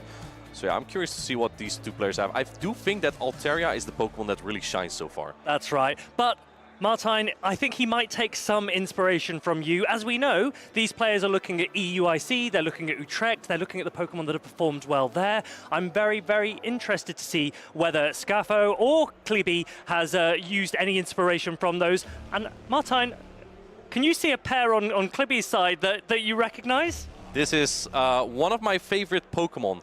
Giratina Origin. You thought I'd say Wigglytuff. No, it's Giratina. It's Giratina Origin. It's such a presence when it enters the battlefield. Its typing is so unique, but one of the problems that Giratina has here is it's weak to other Dragon-type Pokemon, unless you have Dragon Tail as the fast attack, but usually trainers opt to run Shadow Claw, the Ghost-type fast attack, so that makes it a little bit iffy. And yeah, like I said, Scafo, no surprises, I think, really. Some of the best Pokemon you can predict. And Kibby, yeah, this is... I love this. Giratina, Vigoroth, Wigglytuff is so good together. Now, for players who are looking to get a Giratina Origin, they know that they might need to trade one to get one that is eligible for Great League. But let's say they're building a team with their Giratina Origin, and they now look across at Scafo's team. From your perspective, how does Giratina Origin look into a team that Scafo has brought? Well, one thing that I am looking for as Giratina user, Lickitung. There's no Lickitung, so there's play. Let's take a look here at the movesets and the Pokemon that Scafo has here. I don't think any surprises really. There's no crunch on the Charge Bug, just Discharge and X-Scissor as the main charge attacks. And yeah, he really likes Shadow Whiscash for a little bit of a better Shadow Gligar matchup. And I imagine that Scafo will be very, very aware he doesn't have a Steel type, he doesn't have a Poison, but there is a Wigglytuff on the other side of the screen for him. And how would you feel going into that, knowing that there's a Charmer on the other side? If you don't really have a resistance to Charm, you're always going to fear it, right? Because it can basically use 2 Protect Shields and run through every Pokemon that you have. If you are very good at Charming, well, it has the Charm attack, the Charm fast attack there, which does a lot of damage, and it can basically go through everything as long as shields are up. I don't think there's a lot of surprises here as well. Regarding movesets, we do see Night Slash as on Annihilate. This is the preferred moveset nowadays, I would say, right? One thing that is interesting about this team is we've got 2 fighting type with charge attacks, fast attack fighting users. We've got both the Vigoroth and we've got the Annihilate. Are you a fan of the double fighter strategy? I have considered it before. The problem is, though, Gligar is also one of the most common Pokemon in the meta, and Altaria is also gaining popularity as both Flying type and Dragon type, so that makes double counter user difficult. Kibby is going with it, though, and counter is known to be one of the best fast attacks in the game. So they do have a lot of use. I do really like that. One thing that makes Vigoroth really good in this team of Kibby is that both Giratina and Wigglytuff basically shut down the Annihilate, and that makes Vigoroth a much better Pokemon than it is in general. That's right. One one Pokemon that if I were Scaffo, I would be interested in taking more advantage of is that Shadow Whiscash. Now, Kibby doesn't actually have a hard response to Shadow Whiscash. Giratina can have decent play in that it resists the Scald, but with the Shadow Mud Bomb damage, actually Shadow Whiscash can put in a really good showing. So that's on my to watch list. Is there anything that you're expecting to see come for sure? Yeah. I think the Whiscash is a good call. There's no Altaria on Kibby's side that we've seen so many times, right? Because Altaria walls it. There's nothing really that walls Whiscash. There's not really anything that walls Wigglytuff as well. So those are two Pokemon that can be brought out. And because Wigglytuff is so good, it might be scary for Scaffo to bring that Altaria. Chat, I would love to hear from you in the Twitch chat. Let me know who you think is going to win this matchup. Do you have any predictions, Farid? I know that Scaffo is a very, very good player. I'm very interested to see how Kibby's Giratina Wigglytuff core work together, because I do think that if he can take advantage of some of the matchups, some of the more different matchups to what Scaffo's probably played so far this weekend, then maybe Kibby can show everyone that there's a surprise on the cards. Yeah, absolutely. And you know what else is important? Alignment. If you have like your Skarmory on a Shadow Gligar, things can go your way, right? Because like that's a very polarizing matchup. You have those in Pokemon Go. Scaffo is the kind of player that really is looking for those neutral type of matchups. But yeah, sometimes it's just difficult to avoid, right? If there are polarizing matchups, such as Annihilate into Giratina or Altaria into Wigglytuff, those are difficult to overcome. So you need to find like an in-between. Yeah, there is definitely that. Now we can also see a Lantern on Kibby's side, but as we've mentioned, if Scaffo is leaning into Whiscash, maybe Kibby will bench the Lantern and we won't see it so much. So I'm interested to see how these players approach it, what level of team reading they've got. There is a huge element of trying to get into your opponent's head. The leads are here. Let's take a look. There's the Wigglytuff Martine, and it's up against a Charger Bug. Yeah, this is a pretty neutral matchup. I would say it's in favor of the Wigglytuff, just because the Charger Bug doesn't have as strong charge attacks. However, Scaffo choosing to pilot immediately into the Whiscash, going for the Scald attack right away. This has a 50% chance to drop the attack of the Wigglytuff. That will make this matchup way more manageable. Kibby is letting this go. This does a lot of damage. This is a huge, huge, huge start for Scaffo. We mentioned that Whiscash was safe, and you saw that when he brought in the Whiscash, Kibby wasn't able to immediately counter-swap. He didn't have a hard response to this Whiscash, and this Whiscash is now doing devastating amounts of damage to a lot of Kibby's team. Yeah, exactly. He doesn't have a hard answer. Scaffo so far not getting a defense drop, or sorry, attack drop. Charge attack priority tie, very smart from Kibby, counting the Mudshots on this Whiscash. Scaffo now has to decide, am I going to use a shield? No, he is not using a shield, letting the Whiscash go. Now he can farm down with one of your other Pokemon, bringing in the Charge Bug. But man, you gotta shield a Shadow Warrior, I think, right? That is right. It's an interesting timing there from Kibby. He's actually allowed a Volt Switch to go through, and maybe that's something that he'll be thinking about in the back of his head. Could he have maybe optimized the way in which he threw the move there? But he does have energy now on the Wigglytuff. Did you notice the Charger Bug's moveset? Yeah, that's Crunch. It's not running Discharge, which means its charged attacks are all resisted by Wigglytuff. That is really good information for Kibby, something that we actually missed when we were looking at the teams. Yeah, exactly. In comes Skarmory. Scaffo is shaking his head. He knows Gligar cannot really get past this Skarmory, especially because attack also has been dropped, and because you only have resisted charge attacks for the Wigglytuff, this is kind of looking tough. But if there's any scenario you can get energy on that Charge Bug, like enough energy, it might be possible, because Wigglytuff is very low. That's right. This is a really good position for Kibby. He's got to be very smart here about how he uses his shields. We know that there's a lot of energy on the Charger Bug. It's resisted into Wigglytuff, so that Charger Bug will be looking to offload the energy here into the Skarmory, and that's why Kibby hasn't yet used a shield. Yeah, looks like Scaffo's letting go this Gligar, perhaps hoping the Charge Bug can close up here, but Charge Bug is very low. Steel Wings are resisted from the Skarmory, but you're going to need 3 charge attacks on the Wigglytuff, because it's 2 shields still for the Wigglytuff. Kibby, is he going to use one of those shields? Yes, he is putting out the Protect Shield. This might open up a window for Scaffo if he can get 2 charge attacks. Kibby will definitely be wanting to be taking advantage of the Charm attack pressure available on the Wigglytuff. You can see how low this Charger Bug is. I wouldn't be surprised if Kibby comes in with Wigglytuff right now and takes that Charger Bug out before it's able to throw a move. That is a brilliant play from Kibby. He knows that the game is his. Scaffo now, this shield is going up just to protect it, but he won't reach another attack.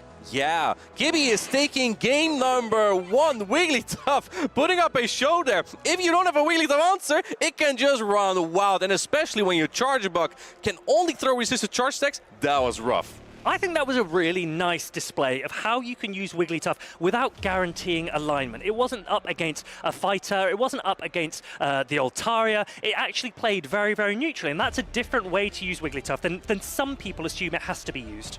Yeah, absolutely, right? Most players like to use 2 shields on their Wigglytuff, but Kibby just being a little bit patient there, just because he knows he has to soften up the Whiscash that is so safe into his team before he can swap in another Pokemon, right? Well, that's what we saw him do. We saw him throw 4 Charms, take the Scald, the charge attack from the Whiscash, then went into the Annihilate just to secure the switch advantage, which was so crucial in the end, because in the end game, he was able to align his Skarmory to the Gligar. That's right. And am I right in saying, Martijn, that there was no Scald debuff that we saw there, right? Both Scalds were when Kibby was absolutely fine, and he was able to use that attack at its full strength when he then encountered the Charge Bug later.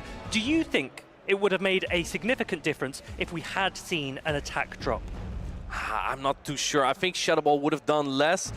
Perhaps it may have, because then also in the end game, you may have survived that charm on the Charge Bug, and then you may have gone to 2 X-Scissors. We can only guess at this point. I'm not even sure at this point if the X-Scissor resisted on Wigglytuff would have even knocked out. But yeah, that could have made a difference indeed. It's a 50-50 chance, really. So if you play with Whiscash, you do like, you know, to go for the 50% chance. No, that is absolutely right. And now I'm very interested to see how Scaffo will maneuver around the information that he's gained from Game 1, whether he'll use that Shadow Whiscash again as a hard, safe swap if he doesn't get the lead that he's looking for. Yeah, absolutely. I do think we're going to see a little bit of the same Pokemon, definitely the Whiscash. Oh my goodness, what a lead for Scaffo, leading the Dugong into the Giratina Origin. This is a brilliant lead for Scaffo. He doesn't need to say swap the Whiscash. He's got the lead he was looking for. He's going to stay in, and I assume he's going to try and debuff this Skarmory before then switching into the Whiscash. Farid, I don't think he's going to try. I think he's going to do it right now. Icy Wind's coming through. This doesn't do a lot of damage, but it will drop the attack of the Skarmory. Here comes Icy Wind, and I think now is the time to pivot. Yes, he goes into the Shadow Whiscash. Still pretty fragile though because of its Shadow form, so you might have to shield a Brave Bird at some point. That is right, but the really nice thing about the way that Scaffo has played this is that Skarmory is in Scald range. Oh, let's go. He lets the Brave Bird go, but he's presumably going to make sure, okay, he goes a little bit early, he can throw the Scald a little bit early, and if Kibby doesn't shield this, it will definitely knock out that Skarmory, and then Giratina will probably need to tank a Mud Bomb before it's able to take Whiscash down.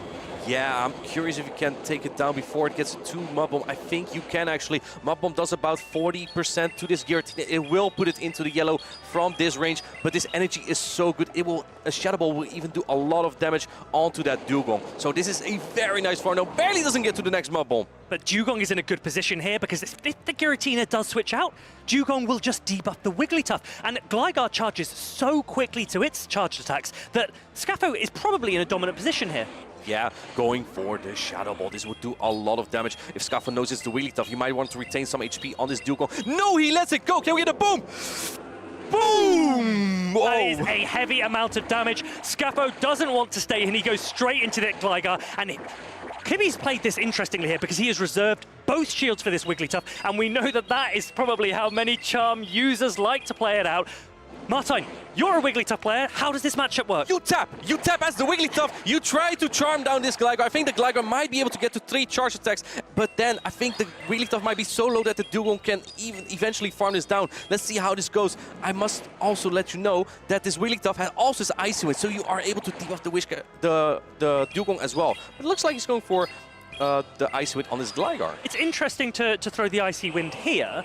I maybe would have expected Kibby to go to full farm down the Gligar and then maybe throw a Disarming Voice even into the Dugong, or bait the Disarming Voice and throw an Icy Wind. But he's opted to throw it here. He's got the shield down now. Do you think Giratina can do enough in the back? I don't know. This Dugong is going to get edgy, but oh, Scafo's looking to throw the charge attack. At this point, Giratina might be able to get the Shadow Claw down. Let's see. This is going to knock out the Wigglytuff. I mean, otherwise you may have gotten Charms down. This is going to get so close for it. Both players are really nervous, Martijn. You and I are really nervous. I'm not sure how this game is going to end. I think Giratina gets Shadow Claw down, and he goes down. Kibby wins this matchup by 2-0. That was brilliantly played by Kibby. He had his head in his hand for much of the game. Maybe much of chat thought that Scafo had it in the back, but Kibby comes out on top. A huge, huge victory Yeah, absolutely incredible. This really shows if you don't have a Wigglytuff answer. Wigglytuff is not the strongest Pokemon in terms of neutral matchups, just because it gets so slow to those charge attacks. But if there's no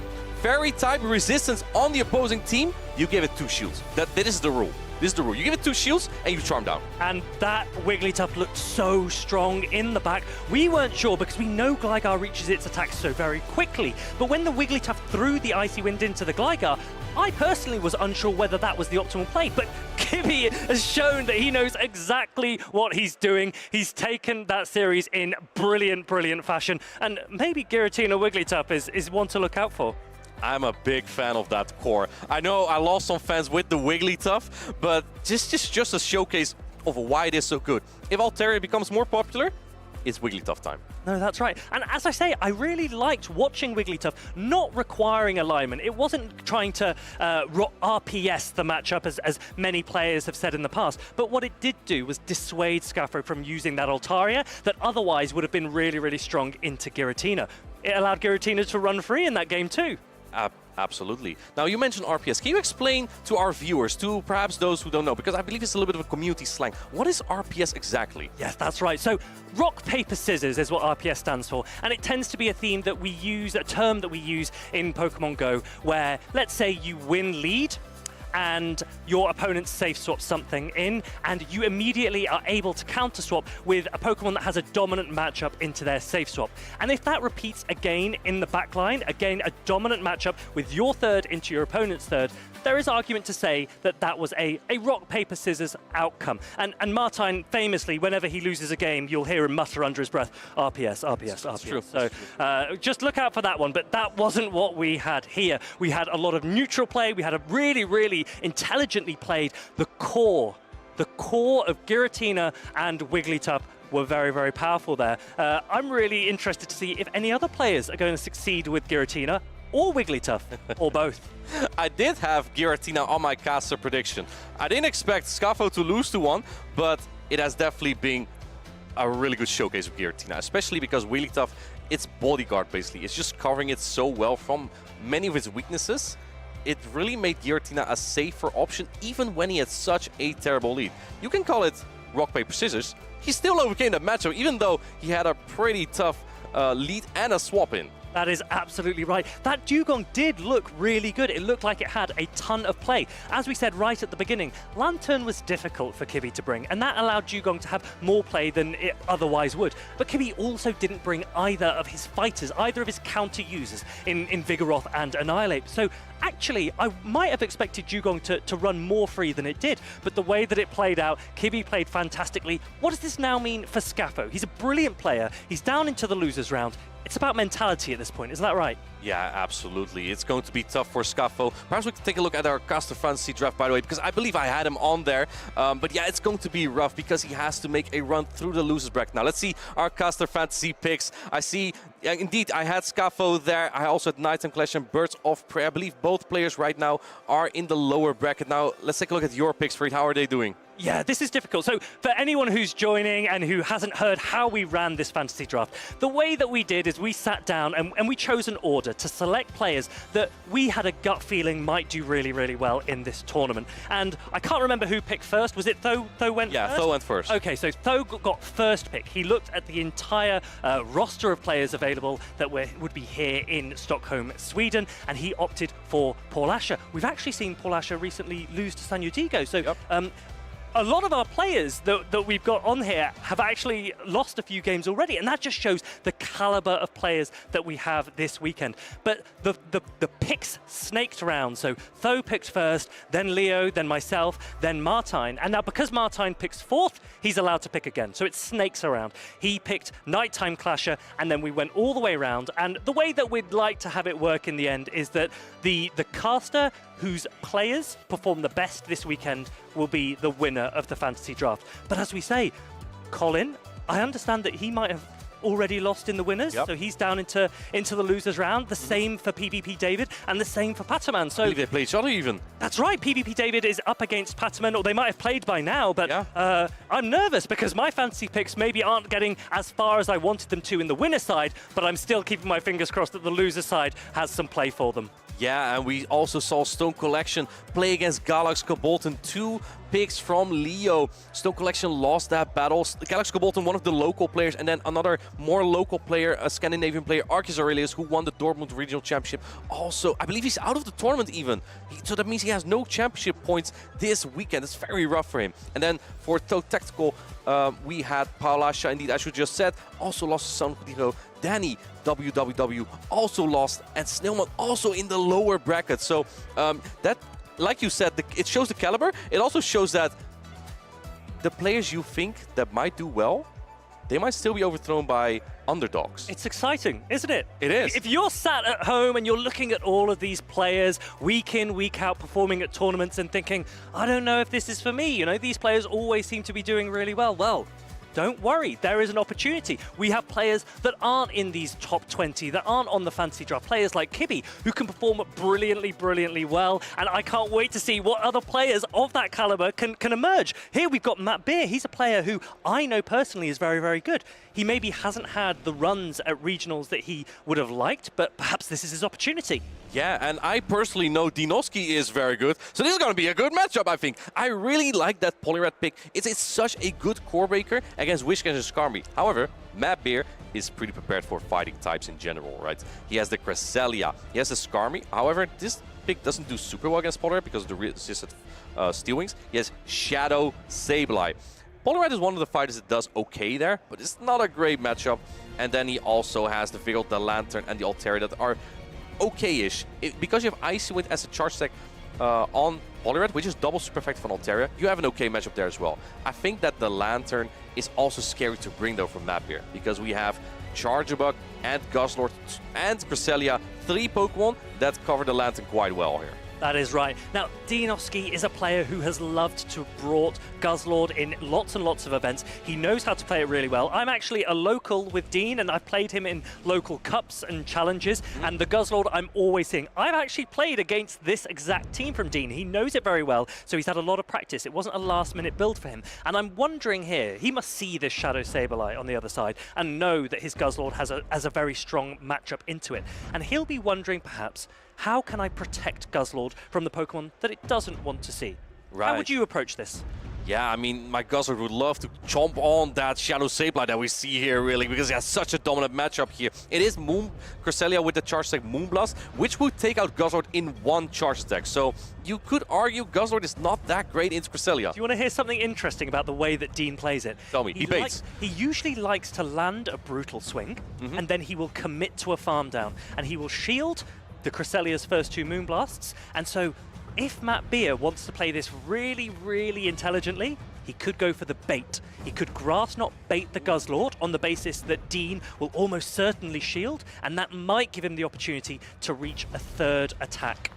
Yeah, if he knows his opponent well, he might do such a thing. Indeed, as you said, Brutal Swing, no crunch on that Guzzlord. Brutal Swing just a little bit more efficient, but no chance to debuff. Here we go, Farid. We have Guzzlord. It's the big chopper into Skarmory. Absolutely no surprises there from Dean. Let's see how he maneuvers around this Skarmory. He's got the Poliwrath and the Charjabug. He's going straight in with the Charjabug, which is met by an Altaria. I actually would have expected him to maybe consider bringing Poliwrath in there, as Charjabug has a little bit of a stronger matchup into Skarmory, especially when shields are down.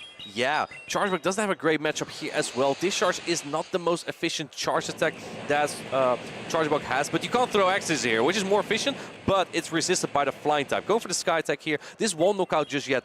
Farid, I think that Poliwrath in the back for Dinosky is looking fantastic. That is right. He knows exactly how to play this matchup. I'm there saying, oh, maybe I would have swapped in Poliwrath. Dean is another few steps ahead of me. He has reserved Poliwrath in the back, and if he can align that with Matt's Vigoroth, that is a very good position for Dean to be in. But Matt is leading the way at the moment. Oh, look at this. That is a very interesting play from Matt. That is very intelligent. Martin, talk us through what just happened. Yeah, he let more Dragon Breath through, so the next Pokemon coming in, he let a Volt Switch through, so the next Pokemon coming in gets less farm. Now this Guzzlord only gets 1 Dragon Tail in. In comes a Skarmory. Skarmory resists the Dragon Tails, but since Guzzlord doesn't have a lot of energy, it still has so much time to build up energy and take these charge attacks. That's right. So just to recap, if you missed that, it wasn't that Matt's game had paused or anything like that. Matt himself chose to let an extra Volt Switch go through on his Altaria to reduce the farm down potential from Dinosky. That gives him less energy, and now Skarmory can come in. Dean is shielding up this attack from the Skarmory. He gets the Brave Bird correct. Vigoroth comes in. Is it going to be met by Poliwrath?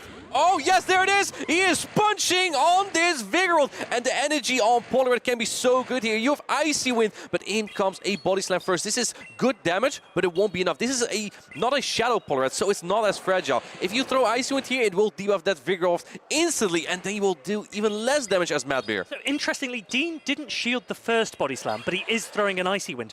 Would you maybe have considered shielding the first so that the second one would do less damage? It's difficult, right? Because if you shield right away, it might give Mattbear the option to no-shield and then try to sweep with the Skarmory. So I do actually think it may have been a smart no-shield on the first attack, but now you do end up shooting the next Body Slam, which was debuff. But you still have your Poliwrath now. It is quite healthy. Skarmory isn't quite at an attack left, and it has to throw one to take out this Poliwrath. Skarmory cannot farm Poliwrath down because Poliwrath resists Steel Wing. And this is the really nice thing about picking Poliwrath. It is one of very few fighters that is able to do really, really well into Skarmory. Skarmory is forced to throw a move, but I think Guzzlord might have one banked or is very close. I think it's one Dragon Tail off the Brutal Swing. At this point, it might knock out the Skarmory. Dragon Tail's resisted Brutal Swing. It has the Brutal Swing, and it's going to swing down this bird from the sky. Dinosky and his Guzzlord taking game one in beautiful fashion. Dean has played this really, really well.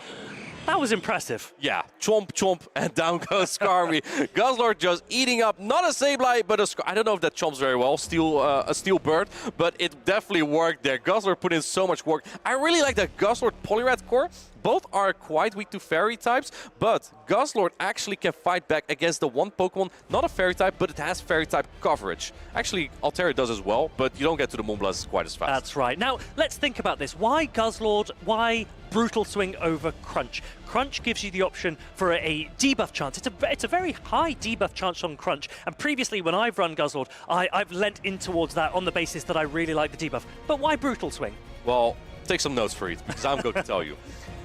2 Brutal Swings take 80 energy. It's 40 energy for 1 Brutal Swing, right?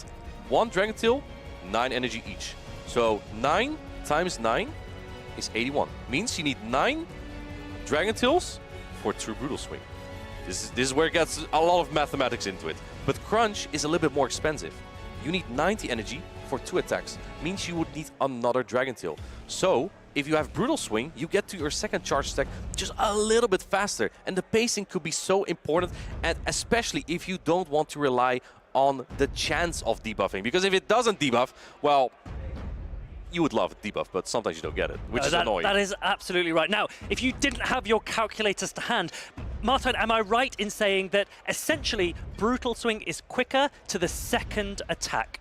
Correct. And that is what Dean is really, really focusing on. He wants to reach the second Brutal Swing faster than he would have been able to reach the second Crunch. I'm glad you took notes. I have taken notes. I get many, many of these lessons from Martin behind the scenes. And I enjoy them. I enjoy them very, very much. There is a lot of scope for these players to really delve into the mechanics, but at its crux, the typing advantage that Dean had when he had that Poliwrath into the Vigoroth, that was the key in that game. Yeah, but also the versatility. But here we go. Game number 2, we have Lantern into Poliwrath. This is a great lead for Mattbear. Let's see what Dinosky is going to do. Swapping into the Chargeback right away. He is doing the same thing. He's doing exactly the same thing. So Matt, again, has had the advantage in the lead. Dean is coming in with the Chargeback. Now, let's see if this plays out similarly. We remember from the first game that Matt allowed his Altaria to get to a really, really low health. But Dean now has to think about the alignment in the back. Actually, alignment could be more important. Yeah, absolutely. In comes Skytech. If you shield this, yes, and that is what Dinosky is going to do, you might be able to force shields from Mattbear here, and that might be crucial for the endgame. Is it worth throwing an X as a bait here, or would you still go for the discharge? Well, looks like Dinosky is going... I say always bait, and looks like Dinosky is taking lessons there. He does shoot up the resistant X's, and this is not the attack you want to shield. Dean is playing this very, very intelligently. He knows he doesn't want his Poliwrath up against the Lantern. Lantern resists all of Poliwrath's charged attacks. Now, Mattbear is coming in with a Sky attack just before Chargebug reaches another attack. Dean is letting it go. Yeah, what was the bait for, actually? Because he didn't get to another charge attack there. Doesn't matter. In goes Big Chomper. Down goes the Dragon Bird, and in the back you have the Vigor though. This is looking very tough for Dinosky at this point. I think there might be a play, but first he's going to release some of this energy, the brutal swing on this Vigor. Would you expect him to go straight into Poliwrath after this, take advantage of the free zero turn swap? Yes. There it is. There it is indeed. Poliwrath comes in comes Lantern, but I must say, I do think this might be an opening for Dinosky if you can potentially get a lot of energy on the Guzzlord later. That is right. Dean might want shields to go down here. He might want Guzzlord to then farm down the Lantern and throw an attack into the Vigoroth. We saw one counter get through, but Matt did very, very well to switch out quickly. Dean doesn't look pleased with the situation, but it might not be all over if he can get this shield correct. Yeah, I think he was a little bit annoyed. He didn't get the Skull debuff, but again, it is a 50% chance here. Thunderbolt is knocking out this Poliwrath. Now it all comes down to Big Chomper. He's going to eat fish first, but then he needs to release a lot of charge stack. There already is one body slam on that Vigor. So what do you shoot at this point? He no-shows his Thunderbolt, but this might almost knock out the Guzzlord. The difficulty is if this Thunderbolt puts Guzzlord into a counter range, then it won't make a difference as to how many moves that Dean reaches, because one counter will go through and that will be game. Actually, the Lantern is able to do the job itself. Mattbear takes game number 2. The fish is strong. It did not, well, it kind of got eaten. However, the Guzzlord also went down with it. So, yeah, very strong alignment there from Mattbear. Again, that Altaria just immediately answering the charge back really shows in that matchup how dominant Altaria exactly was. That is right. Now, as you say, Dean did bemoan the fact that he didn't get the Skull debuff. Do you think it makes a difference there? It may have. The thing is, I think at the very end, Mattbear also got to a surf on that Lantern, and if he goes for the surf, it would have still pulled the second shield, and then Mattbear also had a body slam loaded on that Vigor. So maybe it may have not made a lot of difference.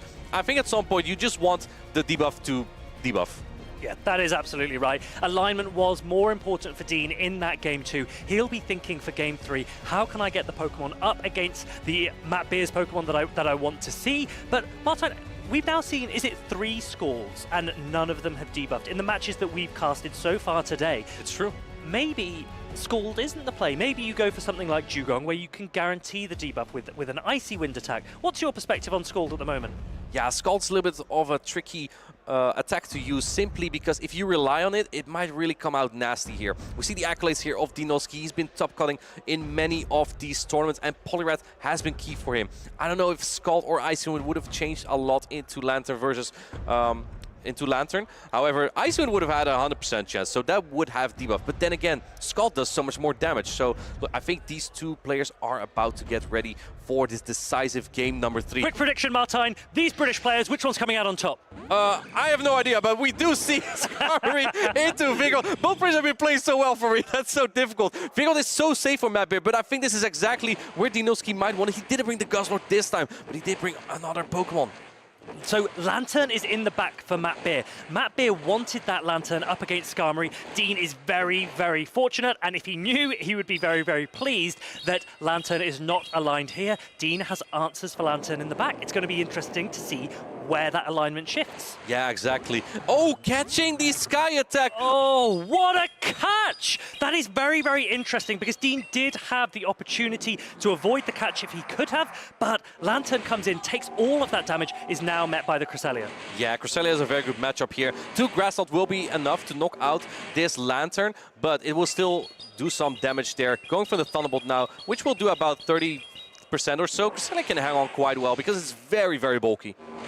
Cresselia, is this the same Cresselia that Dean has been using in lots of previous tournaments? I know in the past he said he's been looking to build an even better Cresselia than the one that he had. It would give him a more dominant matchup versus Lantern because it can tank one Grass Knot perfectly fine. But if these sparks start to add up, that could be dangerous for Cresselia. Yeah, not only against Lantern, but also against Altaria. If you have a very high defense Cresselia, you actually can hit a bulk point. And what does that mean? The bulk point means that you take 1 less damage from a Dragon Breath. And because it's a 1-turn attack, the damage actually goes significantly less on that Cresselia, so that could be very crucial. Let's see what Mattbear brings in here. This Cresselia is loaded with energy. Let's see, going for the body slam just before Dinosky gets to a Moonblast. I think that was really smart play from Matt. He knew that Dean had a lot of energy on the Cresselia, but honestly, he shielded the body slam. He wants to really get this move He's banked it. Okay, this is very interesting play here from Dean. He knows that his Moonblast has a lot of potential. He's opting to go straight into Charger Bug. He's drawn out the Altaria. Let's see if that was the correct play when it comes to the end game.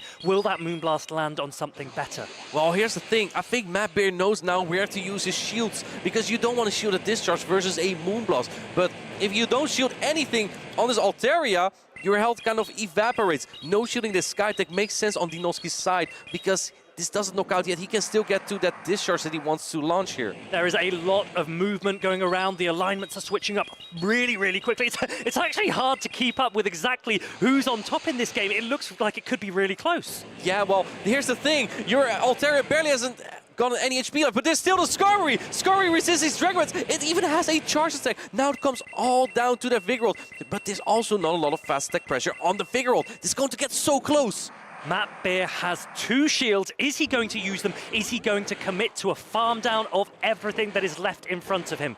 I think he is. He is, I believe, at 2 Body Slam or almost there. At this point, Dinosky has to decide, do I use a shield here? It's so difficult because the Vigoroth will get to another one on the Cresselia. I think Matt might have the advantage here. He's gone for another Body Slam, but he's also got a shield. Can the Cresselia Psycho cut down the Vigoroth before Vigoroth reaches another Body Slam? Yeah, I think that's what Dinosky shielded for. He wants to get on the Stealing in. You need to take it down within 5. Let's see. Oh, this guy is so close. This guy is so close. He gets to the Body Slam. That was so close. And it all came down right at the beginning to the catch that Mattbear made on that Lantern. The Lantern put in huge work. It said, hello, Dean. I'm Lantern the Fish. And it's game 3 for Mattbear. 1 HP and a dream for Mattbear. He hasn't competed for a little bit in these tournaments, but it looks like he still got it and pulls off an incredible win against the Stuttgart runner-up Dinosky. I honestly had no idea which way that match was going. Matt wasn't using his shields. I was nervous for him. Was that the correct play? He had a 2-shield Altaria at one point, and I thought maybe he'll just commit to the Altaria the whole way through, but no. Vigoroth and Lantern, MVPs, the team composition there from Mattbear, that was brilliant. Yeah, absolutely. Vigoroth is just such a safe pick for Mattbear there, and that made it just so reliable for him to use. I think that's something that was so key there. If you have a Pokemon you can basically always throw in, yeah, you just have always that to rely on, especially when Dinosky didn't bring the Polyrad anymore. No, that is right. Now, Dean was really leaning into Charger Bug, and this is a question I want to ask you. Charger Bug has a lot of core breaking potential. It's got typing that we don't usually see anywhere else in the meta. It has an ability to hit back against Pokemon that some other electric types might not be able to, with the X's faster charge attack. But there is an issue that Charger Bug sometimes loses a lot of neutral matchups that, for me, can be quite disappointing for it. What's your view? Are you a Charger Bug fan, or is it no longer the play in this meta? So for me, I like to go a little bit with off meta, right? Pokemon you don't see a lot. Charger Bug, too common. I cannot use it. I cannot use it personally. But the thing that you say is true, because Discharge, again, that electric type charge attack is not super efficient, and it makes it a little bit weaker when Axis cannot be used. But you see against like a Pokemon like Lantern, it's super dominant because of the unique typing with a lot of resistances in the current meta, especially resisting electric and fighting is huge for a Pokemon. So that gives you an advantage against Pokemon like Annihilate and Lantern. Then you can also defeat the Skarmory. That's 3 meta Pokemon you got, maybe the 3 most common Pokemon even, right? So I think that really gives Charger Bug a niche. But again, if you have to rely on Discharge, it's tough to use. It's really tough to use. I think I'm in the same boat. And when you're building your teams and you're thinking, what anti-flyer do I want to use? What electric type do I want to use? And usually you're considering Lantern or Charger Bug, as you say. Now, Lantern has come out on top here. It had a really, really dominant performance, not only into the Skarmory, but it was able to hit back against that Cresselia as well. And the Guzzlord. And the Guzzlord. The Lantern also took down the Guzzlord. So Lantern the Fish, you know, it's here to stay potentially. Yeah, it's here to stay. It's a very strong Pokemon. It has been very strong for a while now. Being able to counter other water type Pokemon and flying type Pokemon is a very unique coverage, and that's why Lantern is so popular amongst many players. And even in some of its worst matchups, it can get to 2 Thunderbolt against a Guzzlord. They will still put it into the red. So for that reason, Lantern is just such a good Pokemon and safe Pokemon to go with. And Mattbear will be so pleased, not only with his Lantern, but the way that he deployed all of his Pokemon in those games. He lost game 1, he was resilient, he fought back, he takes the series, and that is great for Matt. He is going further and further in this tournament, and he's been playing some brilliant players along the way. Yeah, absolutely. Now, if I had to pick an electric type, though. Okay. Magnezone. Yes. It has to be Magnezone. Magnezone actually wins the 0-1 shields. So Lantern is 1 shield up. You still win as Magnezone. Isn't that mind-blowing? That is crazy. But Martijn, we're now seeing Magnezone being used quite frequently. We saw it with yourself. Was it in Lille early this season? Yes, very early in the season. Maybe the pioneer of Shadow Magnezone. We saw PauLasha use Magnezone to great success at EUIC. Salto Tactical, not with success. Okay, so maybe it's not necessarily the car and it is the driver, So Shadow Magnezone has seen success. PauLasha came fourth. I believe one of the LATAM regionals was won by a Shadow Magnezone. Yeah, Lindos Canan in Sao Paulo, indeed. Martijn, does that make Shadow Magnezone too common for you? Yeah, so another pick, and I'll tell you more about later, would be regular Zapdos, not Shadow. We'll come on to that for sure. Let's look at the teams here. We've got 2 electric types. They're both the same. It's Lantern again. Yeah, and we see on Alandro's side, we see the Diggersby. Well, you don't want to match up your electric type against that. It is very dominant. Double resist electric, and it's so bulky. That is a really wonderful pick from Alandro. I love Diggersby. I can't wait to see if he is able to take full advantage of its normal ground typing. Now, Martijn, I was actually speaking to Alandro before the event, and he seems to have had a lot of trouble getting here. He had his accommodation cancelled, he missed his flight. He has got through all of that, and he's here now, and he's like, do you know what? I've dealt with all of that. I can deal with what I've got during this event. The challenge already started for him at his home, basically, right? Because it was a challenge to get here even. But now he's in the winner's semi, so he's doing quite good. We have Alandro on the left side, by the way, and Blondon on the right side. So yeah, it is Alandro, not with the Diggersby, but sorry. he does have to deal with it. He does have to deal with it. Now, how do you tackle it? If it has like Fire Punch, the Diggersby, even Skarmory won't have a great matchup there. You do have the Altaria though, but then there's the Alolan Sandslash on Blondin's side. That is right. So the teams are Alandro on the left, Blondin on the right. Alandro's team actually looks very similar. Is it the same as what Statistan has been bringing recently? He performed with it at EUIC. It's the triple flyer approach. It's the Skarmory, it's the Shadow Gligar, and it's the Altaria. Some of them share weaknesses, but in a way, they actually cover each other quite well. Yeah, it's the reason why players bring Magnezone. Triple flyer. Yeah, they cover each other quite well indeed.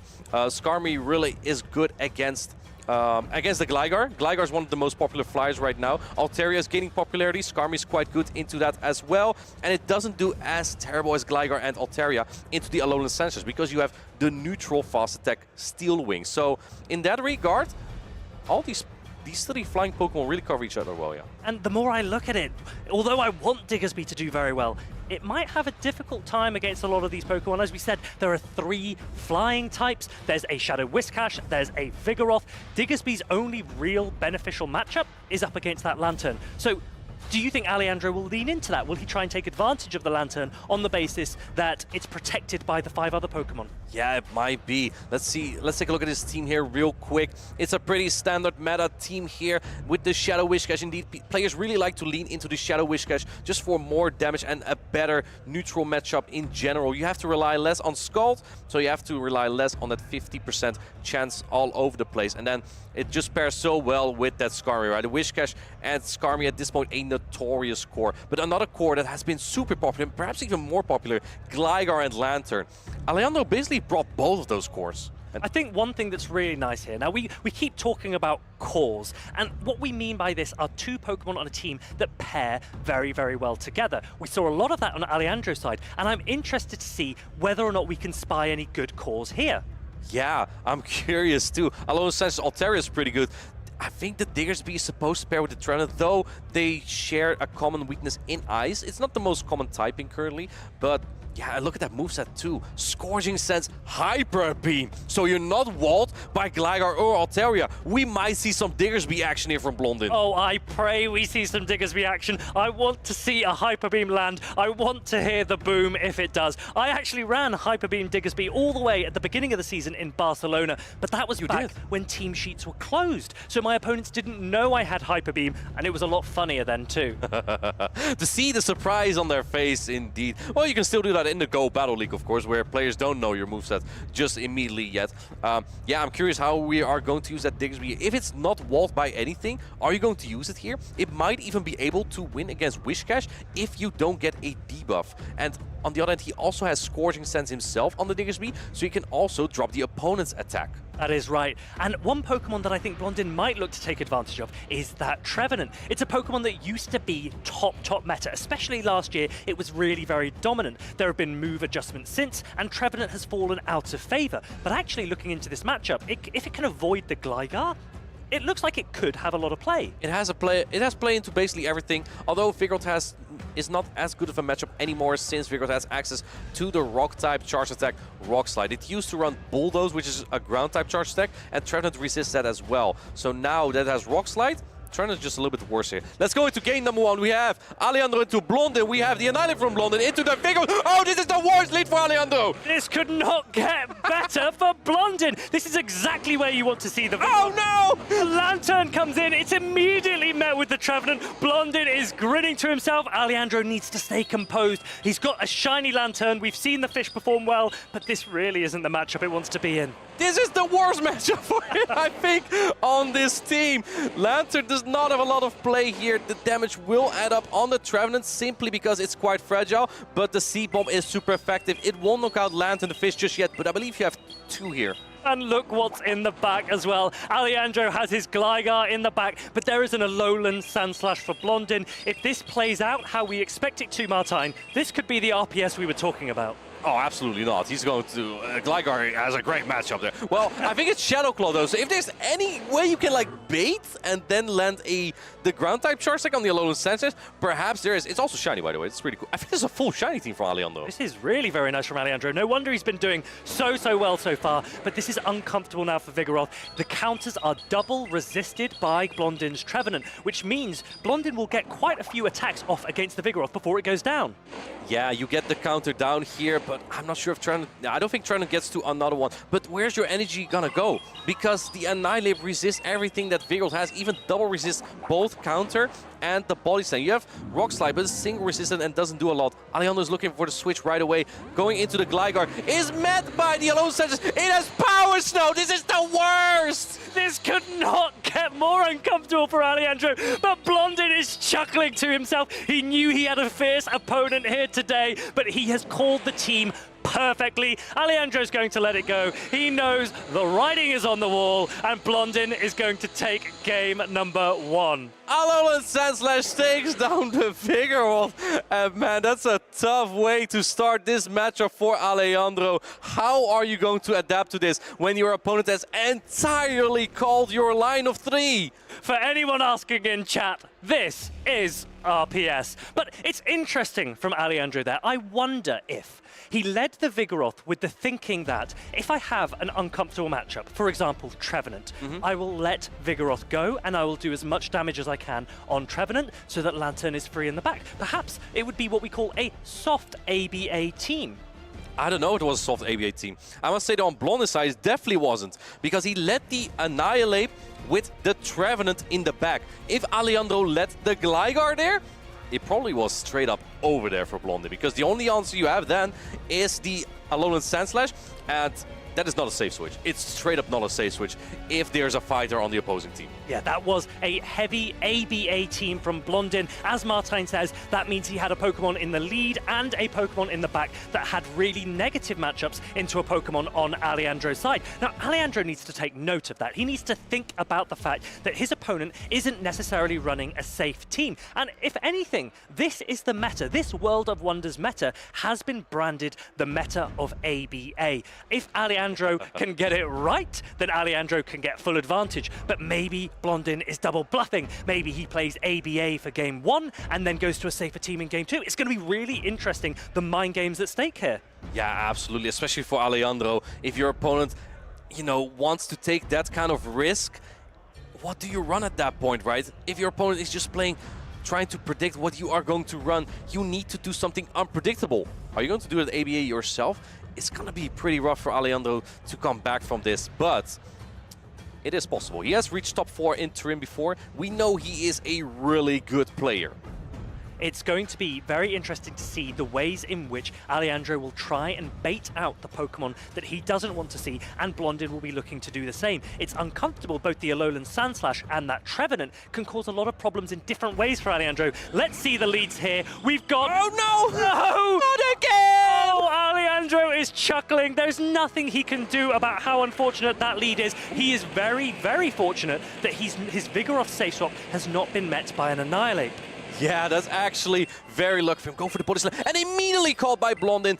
Vigoroth does have access to Rock Slide, but I believe, Farid, that you can win the 2 shields here as Vigoroth, just straight body slam. That is right. Now, Alandro, he doesn't know this, but we can see that if he preserves his own Altaria in the back, perhaps with 2 shields, he could potentially run through the rest of Blondon's backline. Oh, he lets it go! The Rock Slide lands, which means Alandro can now control alignment. By shielding this Sky Attack, he should be able to counter down. Is it the play? I think you don't want your Skarmory on land. He is going to shield that, preserve the Vigoroth, take the switch advantage. Now Skarmory is going to be free from that Lantern. Altaria can't get to another Sky Attack in.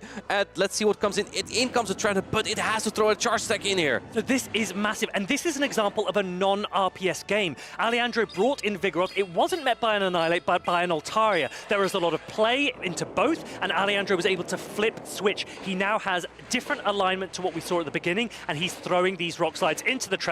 Trevenant will need to throw a Seed Bomb. He hasn't done it yet. There's a lot of damage being taken on the Trevenant here. Yeah, at this point, this will put Trevenant into the yellow. I don't think you can farm down before Vigoroth might get to another one, to be honest. Now going for the Seed Bomb. One counter after the Vigoroth goes down now. He's going for a full undercharge. He wants to get some more Shadow Claws here. But the move does too much. It's actually a really good undercharge. He only gets the one Shadow Claw through, and Alandro can come back in with Skarmory and avoid that Lantern in the back. Yeah, absolutely. You can take the damage on the Skarmory, and it's kind of useless against that Lantern. Let's see, Shadow Ball coming through. Alandro not using the shield there. Skarmory is going to take this. Will put it into the yellow. It will do a lot. Oh, it actually does it by like 1 HP. And now swapping the Altaria into the Lantern, but this is a very neutral matchup. So this is a little bit uncomfortable for both sides here. You really need to land the Thunderbolt as the Lantern, and the Altaria wants to land a Moonblast. So this is the bait. Would you shield? Let's see if Alandro does. Oh, he does shoot the bait. That's devastating. That's a resistant charge attack. And you can tell by his face, what is my opponent doing? Blondon retakes command in this game. That was a massive bait. He gets the shield. He now will have Thunderbolt completely unshielded. But is he going to return the favor to Alandro? Oh, he also shields the bait. He shields the bait. Now, let's see what Blond's going to do. Probably go for the Thunderbolt. I don't think this will knock out yet, though. You know what's also interesting in this matchup? This Altaria, shiny, probably has a little bit of higher attack, so the Dragons do a lot on this Lantern as well. Altaria just needs to get the Lantern reasonably low, and then there's potential. He doesn't throw. He doesn't throw. Does his Surf knock it out? If this knock out, this might be the end of the game. Alandro has perhaps either miscounted or overlooked the fact that the Lantern... Oh, it knocks out!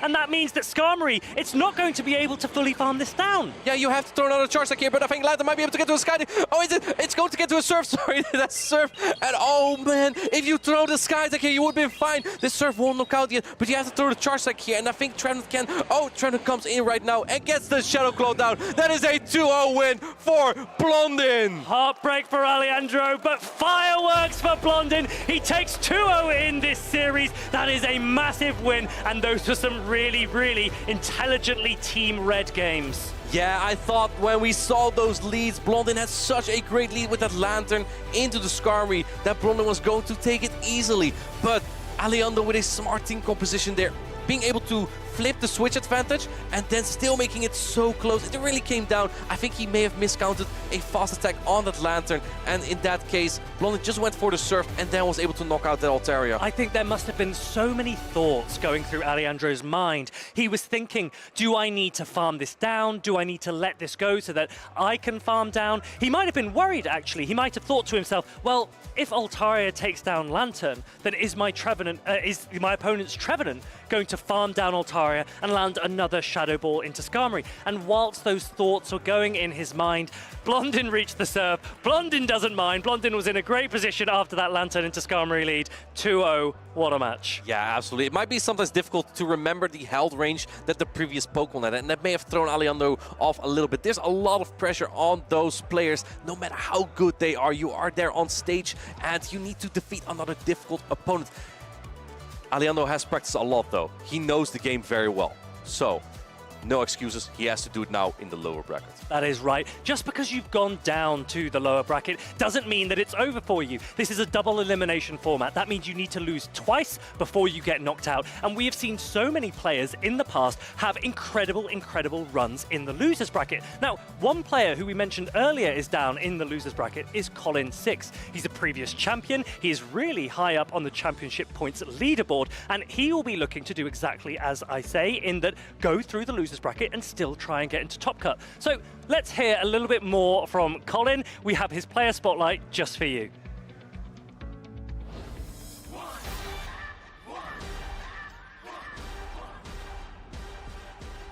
My name is Colin 6 and I've been playing Pokemon Go for about 2 years now. Because they introduced spelling into the game, which I discovered through content creators who were reaching rank 10 or Legends ranks, it's known now. I wanted to do it as well, started practicing, reached it after about half a year. Since then I haven't looked back, and I'm still playing. The reason why I'm competing at these events is mainly to see a lot of friends I've made over the year. It's always a good time, and besides that, obviously competing at these events, doing well, and nowadays compete for the Travel Award. And he does, as another Dragon Tail sneaks through. If you shield this, the Dragon Tail will go through. Let's see this move plus roll knock out. Oh man! Can we get the boom? Boom! That knocks out the Guzzlord. After winning 2 regionals and recently getting a 2nd place, I've definitely heard my name being dropped more in conversations about who's the best Dutch battler or even who's the best European battler. It's great to hear that so many people have lots of respect for me, and I hope I can meet those expectations. And Colin is the regional champion. What a play by Colin there, and what a finals we had as he drops the chair. So much excitement in Stuttgart here. Colin is... While I've proven myself to be a good battler over these years, there's also been events that I haven't done as well in. Recently, after my win in Stuttgart, for example, I didn't do it too well in Liverpool. It definitely affected me a little bit and got me down for a few days. But at the same time, it motivates me to learn more, to practice more, and do well at the next one. Was Dortmund, which I got a 2nd place. So at the end of the day, I just use as motivation. Over the years, I've practiced really hard to get to this level, but there's still more that I'd like to achieve, as for example an international championship or even the world championship.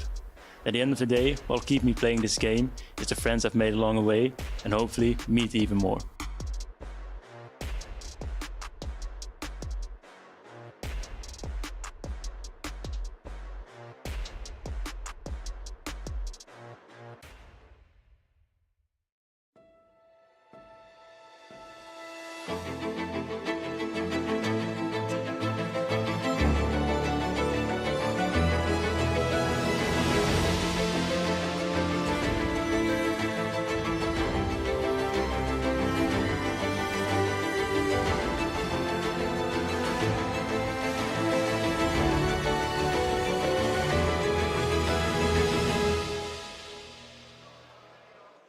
Welcome back, trainers. You saw a beautiful imagery of Stockholm, Sweden. This is the land of mythology and meatballs. Speaking of which, Martin's run off to grab a few for himself, and he has been replaced by the ever so handsome Leo. Good to have you here, Leo. I just thought you referred to Martin as a meatball, and I found that hilarious. No. This one works better. He told me I can't say that. All right, okay. Well, fair enough.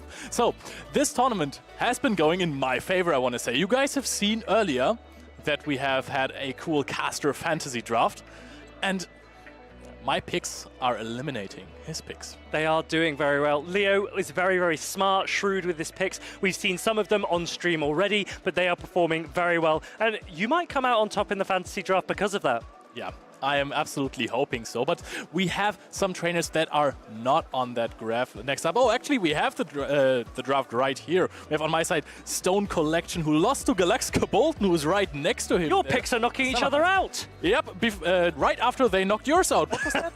Batuman and PvP David were playing against Galaxkobolten. There are just so many really good players here, right? It's really difficult for everyone to try and get the success that they were maybe hoping for before they came here this weekend. This is one of the most stacked tournaments that we've had in a while. We mentioned that some of the top 25 players, almost all of them, other than Emmy Weedle and Statistan, who are at the top 2 of the championship points leaderboard, and other than the casters that have qualified for Worlds, sorry Leo, all of the other players are here in Stockholm, and that means they're knocking each other out, which is actually kind of good news in a little way for me, right? You know, the championship race, some of these players aren't getting the points that they would otherwise thought they would. Yeah, I mean, if you really want to get close to the Travel Award, you know, you need a little help from the other trainers there as well. Funnily enough, now we are going to see Blondon, who is already in this Travel Award race in the section of the top 8, right after we've seen Blondon. That is right. And so, in a way, we've got Blondon us. Is that right? Absolutely. You can read. Congratulations. No, but Lurgan Rocket is also a brilliant player. He performed superbly well at EUIC, and he's gone for a very, very meta team here. Yeah. This event will be really important for Lurgan. He's actually in the proximity of Travel Award. He's not there yet, so he will be looking to place as highly as he can so that he can ruffle some feathers from those players that are in the top 12 already. Yeah, and I mean, he brought Dugong, and this is it's time for my announcement again. Play Dugong. The Pokemon is so incredibly good. You have one expert of a Dugong trainer right here. Why?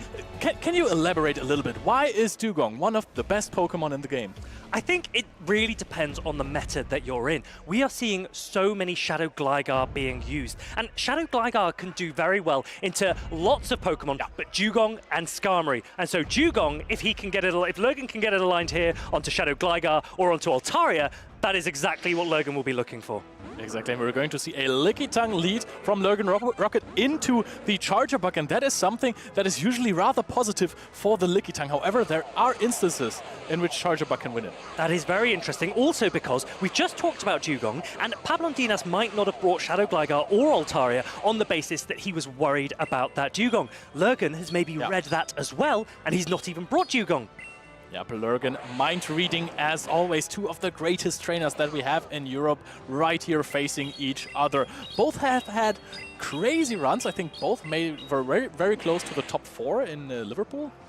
Yes, no, you're absolutely right. And we can see that Blondon has gone triple strong into the Dugong. He's allowing this Lickitung to reach another body slam here, but he is going to shield it up, so he will use the energy that he's been storing on Charger Bug.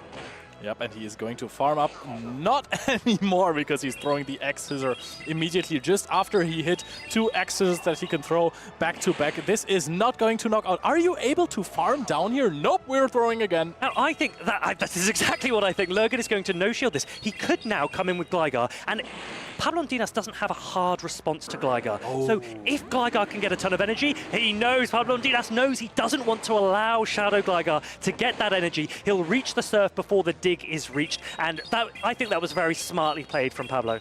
And Lurgan is now going to take that surf, even though he could have gotten his Cresselia in immediately, which has a far better matchup against the Lantern as his Shadow Gligar. He's going to connect a dig now. This is going to do a ton of damage on that Lantern, and Shadow Gligar now looks like it's in a good position if it can maybe shield up the next surf, but it's going to throw the Aerial Ace first. Yep, Aerial Ace on charge attack. Priority is going to knock out here. Very good Gligar that Lurgan Rocket has. Some instances with attack-weighted Gligars are very, very interesting. That is right. Lurgan has opted to build a higher attack Gligar to improve its matchup up against the Lantern, but now we've got the Cresselia into Lickitung. Cresselia, usually with Future Sight, can have play into Lickitung, but Lickitung against a Moonblast Cresselia has the advantage. Yep, and Lickitung defense drop, attack drop, nope, not happening today. Oh, we're actually the timer is up, and we're going to reach an X-Scissor here, which is a hard-hitting, super effective charge attack. Lurgan Rocket has to shield this one up, and now this is going to become a bit iffy because Lickitung especially with shields against Cresselia, is looking rather good. That's right. Now, Lurgan has to manage his energy well. He wants to take full advantage. He's not able to farm it down, so he will throw this Grass Knot, which is resisted, but more than enough to take out the low health Charger Bug. Yeah, this is not quite a boom moment, but however, it will still be able to knock out here. In comes the Lickitung. Both trainers are already at an attack. Nobody is throwing before almost the second Body Slam is reached here. Body Slam is going to connect, unshielded, of course. I wonder if Lurgan would have wanted to throw Moonblast a little bit earlier, just for that debuff chance, because it can make a lot of difference in this matchup particularly. Lurgan still has Shadow Gligar in the back. Are we going to try and see a catch? How do you think he's going to use it? I think at this point you kind of need a catch because this Lickitung has so much energy. It is really in control of the matchup right now, so you really want to get this Body Slam on the Shadow Gligar. I doubt that Shadow Gligar is going to reach an aerial ace before Lickitung could reach another Body Slam against it. Pablo has the Body Slam. He didn't throw it yet. Lurgan needs to be really smart with how he uses his Gligar here. He lands one Grass Knot. He'll still need another. At what point is Gligar going to come in? He makes the catch! That was absolutely incredible from Lurgan. Pablo really didn't want to see this. He's going to try and undercharge it, but it's too much damage. He doesn't get the licks back. Will Cresselia reach the Grass Knot? Yes, it will! And we're even going for the Moonblast to just absolutely secure the knockout on the shiny Lickitung here. Moonblast going to connect, fully charged. Lurgan Rocket leads 1-0 against PauLasha. Was it ever in doubt? Lurgan Rocket, he looks cool as a cucumber. That was brilliantly played. Do you want to hear a funny story about Lurgan this weekend, Leo? So you can see the Heatran plushie there. And Lurgan had actually not only posted on X, he'd also told everyone that he had spoken to prior to this event that he had Heatran on his team. And he's fooled us all. There is no Heatran, he's running hard meta. To be completely honest, I think that he never said he had it on his team. He said, I'm bringing Heatran. That's what he told me. And he brought Heatran. It is sitting right there. So technically, he didn't fool anyone. He's a genius, a man of many words, of many languages. He could fool us all. Pablo is now having to think about how he will overcome the Irishman, Lurgan Rocket. He is playing a really neutral team. That means there is a lot of catching, switching, alignment changes. This is going to be tricky. Lurgan is thinking. Actually, I just realized something. Lurgan is wearing a Dragonite jersey. And his opponent, PauLasha, has the Dragonite plushie. The mind games will know no end, Leo. Is he taking PauLasha's mascot away? Is this trying to be intimidating? It's an appropriation of Pablo's mascot. Wow. Lurgan, he knows that he has to take on the best of the best here. Pablo has performed, as you said earlier, so brilliantly this season. But Lurgan, am I right in remembering that Lurgan Rocket won the first ever regional championship that took place in Liverpool in 2022, and he is still here today. The consistency, the performance from Lurgan Rocket is nothing to, you can't overstate it. And he's not even only performing well in regionals and special events, he has performed well at EUIC, and of course, his biggest achievement, top 4 at the World Championship with my mother's favorite Pokemon Scrafty. I'm glad you finished that sentence, Leo. But yes, Lurgan, again, he has qualified for Worlds this year. He wants the Travel Award, and he will be eyeing up bigger and better every single time he plays. Let's get into game number 2. Altaria versus the Shadow Gligar, which is a really interesting matchup because in the 2-shield scenario, Gligar actually wins this kind of comfortably because these aerial Ace, you outpace so fast. Now, PauLasha again has a Lantern in the back. This time, it doesn't look like it has a lot of room to maneuver in with the Lickitung, with the Cresselia, and even Gligar with energy will be absolutely fine versus that Lantern. So it's going to be interesting to see whether or not Pablo commits to it or lets that Lantern go. I think a possible way to take advantage of the game here is going 1 shield up against the Shadow Gligar. However, Lurgan Rocket cannot be fooled. He waits until he has 2 aerial Ace to throw on because he knows this would knock out the Altaria, so I can get full advantage of using that shield earlier. And this is exactly why Shadow Gligar is so popular. In neutral matchups, it charges so quickly that it can take down so many Pokemon. With 1 shield, he would have won the 1 scenario. As you say, he built up to 2 aerial Aces, but now he's got a lot of scope to offload all of this damage as well. He has 2 aerial ace again. I don't know where he gets all these energy. Gligar is a brilliant Pokemon, but Pablon does not shield, so the aerial ace lands. He throws the body slam. This is quite smart from Pablon. He prevents the Gligar from reaching a dig, and that means Lickitung can now have a slight energy advantage going into the mirror. But actually, it looks like this is a pretty good situation for Lurgan because the Cresselia in the back first Lantern is pretty good. I want to say Lurgan could have thrown the aerial ace earlier. However, by trying to charge up to the dig, he forced Pablondinas to throw the body slam before the heavy-hitting charge attack can connect. So he secured that the Lickitung of Pablondinas is relatively energy dry against his own Lickitung. Yeah, that is right. Pablondinas didn't get enough energy there on the Lickitung to actually have an advantage in this matchup. And so Lurgan's probably in the driving seat, would you agree?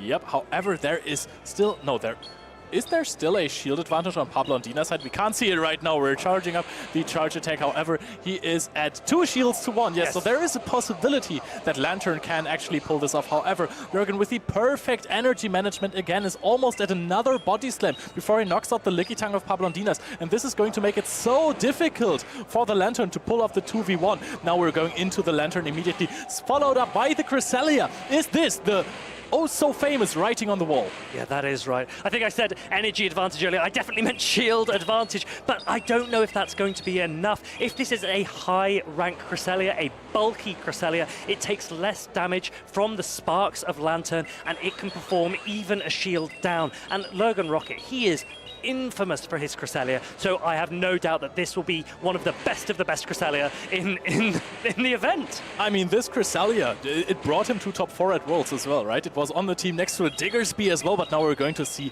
the Surf, and this Lantern has been in there for a while, and the Cresselia barely looks dented. No, Lurgan Rocket. This is the nice thing, I think, about Pokemon Go. When you invest in a Pokemon that is as good as Lurgan's Cresselia, you can keep it for such a long time. He's used this Cresselia for years. It is probably his most valuable investment in the game. And look at the work it is putting in against Pablon's Lantern here. But I still think that Pablon has a chance there, because now we are shields down on both sides. There is a lot of... Actually, there is still a shield for Lurgan, but he will have to shield one of those. Oh, we're going for a combo body slam here for the Lickitung. Going for this charge attack will barely not knock out the Lantern. It's unfortunate for Lurgan. He really wanted that body slam to knock out, but he is going to get a lot of the energy from Lantern off onto the Lickitung. He shields it. He's going to try and get the lick through. Lick down! That was so close. So what happened there? Lurgan has taken game number 2. The lick went through against the Lantern. The Lantern went down. Pablon comes in with his own Lickitung that was only on 1 HP. The Lickitung also went down. Lurgan has completely taken control. He's taken his mascot. Lurgan has won the series in brilliant, brilliant fashion. Lurgan, leave Pablondina something. You can't also take away his mascot. I like that. He asked, can I take this Dragonite for a second? And then celebrated it with the nice Van Gogh Pikachu as well there. This was such a display of power. Lurgan Rocket is just such a good player. He had the advantage in the alignment, in the team that he brought, and he controlled it perfectly. The energy management of Lurgan Rocket, he just knows his win conditions. That is right. Lurgan may not have brought Heatran, but he has certainly brought the heat. That was a really fun game to watch against another brilliant player. I think Pablon will be absolutely fine in the losers round. He is a force to be reckoned with as well, so he will continue to work, but Lurgan must be very, very pleased with himself. As you said, Lurgan brought the heat and Pablondinas ran off stage afterwards. Well, there we go. I completed it. You did complete it, Leo. This is why it's great being up here. We're getting to watch such fantastic games against so many players that you've watched all season, that we have played against this season. And I'm almost a little bit glad that I'm not down there, because this is a tough competition this weekend. Oh, you know, I have played 2 regionals this season as well, or actually 1 regional and 1 special event. I have competed against some of the fiercest trainers in the field. And while it is a lot of fun down there, it's nervous. It's nervous, right? I was in shambles. I made so many misplays. You played on stream already, and it is a very, very different game when you're playing on stream. When you know that everyone's watching you, when you know that every potential mistake you make is on show. I understand that the amount of pressure needs to be overcome by these players, and Lurgan is that player. He has surpassed all expectations. Every time he's on stream, he is so calm, he is so composed, and he performs brilliantly. This is what I really admire about those trainers, because they can keep their cool. It is really a lot of pleasure. You just do one mistake and it gets to your head sometimes. I let one full counter go through in a Lickitung versus Poliwrath matchup. Yeah. My head wasn't the same afterwards. It changes the game for sure. But don't do yourself disjustice. You won the Utrecht Cup, didn't you? Yeah. The cup that took place at the Utrecht special event on the Sunday. Leo swept.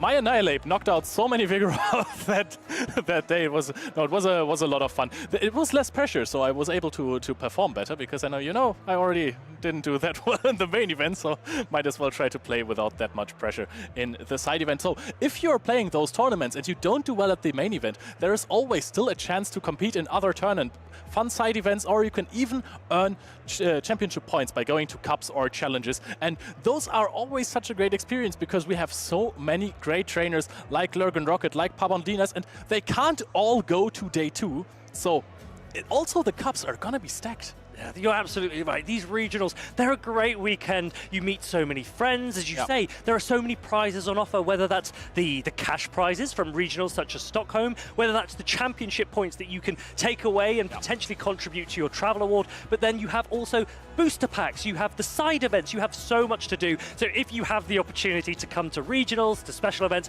make the effort, because it is definitely worth it. Yeah, and don't forget about the cool city that you're going to visit with your friends. It's always such a fun time. I've visited so many places this year that I would otherwise never have gone if it wasn't for this game. But Lurgan is a player who has been to a lot of places, and he is right here now for you with an interview. Thank you so much, Farid. I am here with Lurgan Rocket. Wow, those are some great battles. Thank you. How are you feeling? Tired. My flight landed at like 1:30 last night. I've maybe 3.5 hours sleep, but hot shower, good breakfast, meeting some good friends.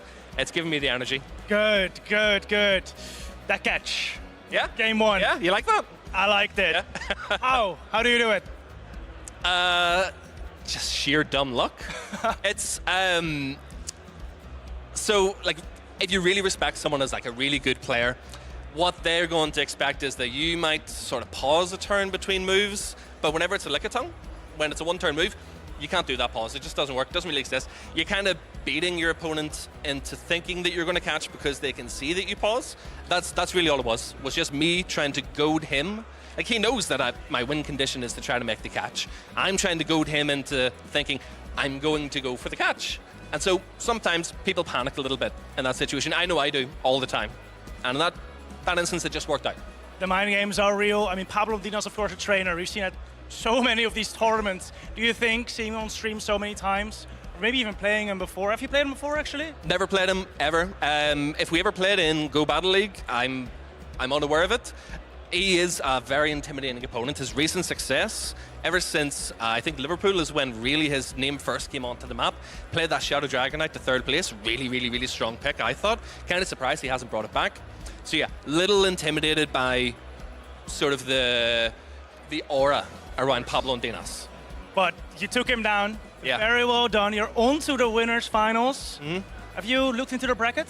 Not one bit. All right, so you're not sure who's up next? I seen Colin lost like round 2 or round 3. Ecstatic at that point, because when I looked at my bracket and I see the Collins in it, I thought inevitably I'm going to have to face him, and thankfully so far I've managed to dodge him. So aside from that, I have no clue about the bracket. All right, well, Lurgan, I wish you a lot of luck in your winners finals. Thank you so much for these insights. We're going to head right back to Farid and Leo. Lurgan Rocket is just a charisma cannon. He's like, honestly, so many of the people here, like, I'm such good friends with. Lurgan is such a nice guy. He's so funny, but he's also a brilliant player, as he's just shown. Yeah, spending time with all of those trainers is it's just a gift, I want to say. It is so much fun to attend these tournaments. And I'm not saying that because I'm sitting here. No, I think it's real. There are some huge benefits from playing in these events, from getting involved in the game. I think we've got a really nice community. Everyone knows everyone, basically. Yeah. He was talking about Colin. He spied Colin in his bracket, and he was a little bit nervous, but they're great friends. Outside, when they're not on stage, they're great friends, and I think we all are, which is a really nice thing. Yep, and Pablon Dinosky. We've got Lantern on screen. That name will change. That is not Pablon. He hasn't quickly changed his face, but we've got two different teams. And do you see a Shadow for Alligator? Oh yeah, I do. And Shadow for Alligator is a Pokemon that was very, very hyped at the beginning of the World of Wonder season. When it received the Shadow Claw Fast Attack, everyone went insane over it. People were so hyped when it came back into the Rocket Grunt rotation. Everyone wanted a piece of the Gator, you know? And now the Pokemon hasn't performed that much, and that is, I think, partially due to Pokemon like Lantern being so good. That is right. Shadow for Alligator has the potential to feast. And speaking of which, the player we do have on the right is Biss Lasagna. And so Shadow for Alligator will be licking its lips, especially at that Skeledirge and the Whiscash. There is a lot of play. Is Lankan going to take full advantage? Can we get any marine biologists in chat to tell us if alligators really like lasagna? Because this is something that I would like to find out. I don't think they've been given the opportunity, but surely they wouldn't say no, right? Yeah, absolutely. Nobody would say no to that. It's one of the best foods, but we are here in Stockholm, so let's focus on meatballs again. But Lankan lives relatively close to Sweden. I don't think he is Swedish. Is he Norwegian? Am I right? Yeah, I think so. So this isn't too far of a journey for him, but now he's here, and he's brought his Shadow for Alligator with him. He's up against an Altaria. If he's running Ice Beam on this Shadow for Alligator, which he is, then that can potentially one-shot the Altaria, and Biss Lasagna will need to be aware of that. Yep, however, we're trying to go for a catch on the Poliwrath here. The catch has not succeeded, however, Lankarn still decides to throw the Hydro Cannon in there. Hydro Cannon is resisted by the Poliwrath, but Shadow for Alligator's attack is so high that it can still do a lot of damage. Shadow Gligar comes in and it reaches its Aerial Ace before Biss Lasagna is able to get the Icy Wind. Oh, this is looking very, very good for Lankarn. Has all of this energy left on the Shadow for Alligator. However, the win condition for Biss Lasagna is going to be the energy on the Altaria that is stacked up there. We're going to see an Icy Wind now after the shield. We want to debuff this Shadow Gligar. However, I think that maybe for the Shadow Gligar, there is the option to farm down here. Nope, we're going to reach another Icy Wind. So Lankarn knows that the Icy Wind, if it lands, will take out the Shadow Gligar, but he's letting it go. He doesn't need the Shadow Gligar anymore. He wants to retain the shield for Shadow for Alligator. Yep, and now Lankarn also has a Dugong in the bag. I've been talking non-stop about a Dugong, of course, is a very, very good Pokemon against Altaria. Oh no, we're going to bring in the Abomasnow to answer the Shadow for Alligator because, it only has the Ice Beam. Ice Beam hits for neutral damage. If this connects, Biss Lasagna is going to put everything on the Altaria, but little does he know there is a Dugong! This is really interesting because actually Shadow for Alligator is fine against an Abomasnow, because it resists the Powder Snow and the Energy Ball takes a lot longer to reach. But Lankarn has come in with the Dugong and Biss Lasagna can't come in with the Altaria, but he does anyway. This is going to do a huge amount of damage. It has to be shielded, otherwise it would take out the Altaria, but an Icy Wind will guarantee a drop anyway. Lankarn is in a dominant position. Yep, we're now going to Ice Shard down the Altaria. Maybe actually going to throw the Icy Wind. Moonblast is going to connect as there are no shields left on both sides. Moonblast is a very, very strong charge attack. However, this is a debuffed Altaria. It's doing basically nothing. Do we throw the Icy Wind before the Sky Attack is reached? We're going to throw on alignment, so Sky Attack is going to connect. A full Ice Shot goes through for Lankarn. This is so good for Lankarn. And Leo, maybe you are absolutely spot on. Dugong is kicking off. He's got the double Icy Wind for Alligator still available in the back. Biss Lasagna knows that there's not much his Abomasnow can do here, and Lankarn takes game number 1. Very, very convincing here. Biss Lasagna maybe read the team a little wrong from Lankarn because he went to go for an interesting catch. He wanted to catch the Ice Beam on the Poliwrath, which is a very, very good play. However, your Poliwrath then is chipped because Hydro Cannon still deals a lot of damage. Ice Beam also would have chipped a little bit, and the Shadow Gligar in the back just answered it so perfectly. It is a little bit risky there, understandably. Bishlazanya was thinking, well, Poliwrath resists for Alligator's moveset, so no matter what move is thrown, I'd rather take it onto the Poliwrath than onto the Altaria.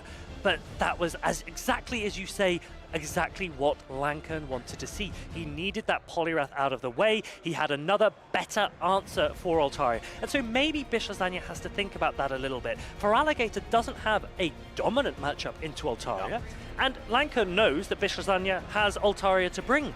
So maybe he should have expected another answer in the back. That's exactly what happened. Will he refresh? Will he rethink his strategy? I'm excited to see what comes up in game number 2. I think what Bishlazanya is hoping for, or was hoping for, is that Lankan doesn't see a chance to bring the Dugong, because he's looking quite okay into it, actually. The Poliwrath being such a hard answer, and now we're going to see the Abomasnow versus Shadow Feraligatr again. On paper, a Grass versus a Water type. In practice, this is a completely different story. Now, this is interesting because Lankan has opted to go straight for the resisted Hydro Cannon. And actually, as you mentioned earlier, PauLasha is resisted by Feraligatr. So Feraligatr has a lot of play when shields are up into the Abomasnow. Lankan, when you look at the back line as well, could be in a commanding position if he shields this correctly. But he lets it through. Boom! What a hit on that Shadow Feraligatr. It goes down. Dugong comes in. Bishlazanya is smiling to himself. Lankan is laughing into the camera, knowing, hey, that wasn't it. that was not the no shield that I was hoping it would be. And Abomasnow is kicking one going off. through. We're switching up. We're bringing even the Powder Snow chipping now. We're going to go into the Shadow Gligar, which is going to be able to beat the Altaria if you want to invest multiple shields, which at this point you should do. Bishlazanya should be very, very pleased with himself. He is confident. He knows that the Dugong in the back does not have much play into the Poliwrath, so he's coming with Altaria with shields. Bishlazanya looks like he's on top here. Yep, and this is very, very interesting. The regular Poliwrath in the back kind of looks bad against a Shadow Gligar, but you're keeping the shields for it. You're chipping down the Gligar. I really like the fact that he wants to keep his shields for the Poliwrath, because otherwise there would be a chance for Lankan. I think this is very, very smart procedure from Bishlazanya. You're absolutely right. That Poliwrath is going to kick off in the back. I'm interested to see what Lankan's expression is going to be when he sees that it is a Poliwrath. Do we think there's a potential for a catch? I actually think it might be too risky to even try. Yep, I agree. This is a regular Poliwrath, so the counters don't add up that fast. Is there a possibility for Lankan to come in clutch with this Shadow Gligar? Can he maybe catch an Icy Wind on the Dugong? Is there a chance for him? I don't think so. He makes the catch! That is super from Bishlazanya! He is cooking today! Lankan knows that that is devastating for his chances in that game, but Bishlazanya is grinning. Yep, and now we're going to be able to completely farm down that Dugong, which is basically the worst matchup for Dugong, is a regular Poliwrath. This is looking very, very good. Poliwrath is punching its way through the remaining Pokemon of Lantern, and he is going to be able to tie up the score 1-1. That was really dominantly played by Bishlazanya. The Shadow Gligar goes down, and the series is tied 1-1. This is edge of your seat stuff, Leo. It was insane. The Poliwrath wasn't the Pokemon that Bishlazanya needed in the first game. However, in the second one, it came in clutch in the back. Actually, let's talk about Abomasnow for a second. We're seeing a Abomasnow not Feraligatr, the other crocodile, Skeledirge. Right. Now, you know, I have a huge amount of respect for Lantern, but Lankan did not have a huge amount of respect for Abomasnow. Yeah. 2 energy balls landed there, and they did such a massive amount of damage, both to Shadow Feraligatr and to Dugong. Lankan needs to rethink his bait calls here, because he can't afford for that to happen again. Yep. I mean, if your opponent doesn't bait the first time, he surely won't bait the second time, right? that is maths. That is quick maths. Exactly. Leo. Yeah. So Bishlazanya now needs to think. He knows the Abomasnow performed well, but he's also recognizing that Lankan is very much leaning into that Shadow Feraligatr. what do you do here? Does Charger Bug now come out? It has play both into Shadow for Alligator and into Dugong. Oh, we're going to see immediately. Oh, this is the Abomasnow versus the Shadow Glider. Actually, the Shadow Glider has some play here. What we're going to immediately pivot into the Dugong. Dugong is going to be answered by the Skeledirge. This might have actually been the wrong counter swap for Bish Lasagna. If he'd come in with the Poliwrath, he would have had Skeledirge up against the Cresselia. But the question is, if he can still get the alignment correct, the Abomasnow into the Gligar, this could be okay. But this match definitely by no means is over already. Yep, and also we're going for one Ice Shard and then throwing an Icy Wind, trying to bait out a shield. Will he call the bait? Whoa! He calls the bait! He lets the resisted Icy Wind land. Skeledirge is in a good position. Yep, and now you will have to shield up this Drill Run. Let's see if Lan can come back from this in the end game. I mean, this was a very good no-ship because this Drill Run, I don't think it would have knocked out. Bish Lasagna is throwing a great move timing. He's getting the Incinerates through. If the Shadow Ball lands, it will do a huge amount of damage to this Dugong. It almost takes it out, and Dugong probably won't reach another Drill Run before Disarming Voices reach. That's what you wanted to say. That is exactly what I wanted to say. Exactly. Okay, so Lankern, basically he took 1 damage from a Disarming Voice, which is not the worst thing ever. And now, with an energy lead on the Shadow Glider, the Abomasnow matchup isn't the worst ever. You have 1 wing attack advantage, and this is, there is play for Lankern. It's going to be close. The Gligar is using the energy into the Skeledirge to prevent the Shadow Ball coming through. You can see Lankern insta-switching for Cresselia, but now it can get debuffed by the Icy Wind. And Bish Lasagna has to be clever here. He needs to think, how am I going to use Poliwrath? But he's not debuffing. He's actually going straight for the damage-dealing energy ball. This could be quite smart. Yep, and is this going to chip a huge chunk of the Cresselia's HP? Actually, not so much, but this is still the best you can do, though. We're going to reach a future side right now on Lankern's side, and let's be honest, the Poliwrath has nowhere to go. He lets the future sight through. So is Bish Lasagna going to lean into Poliwrath for the end game? It's actually going to be very interesting how this turns out.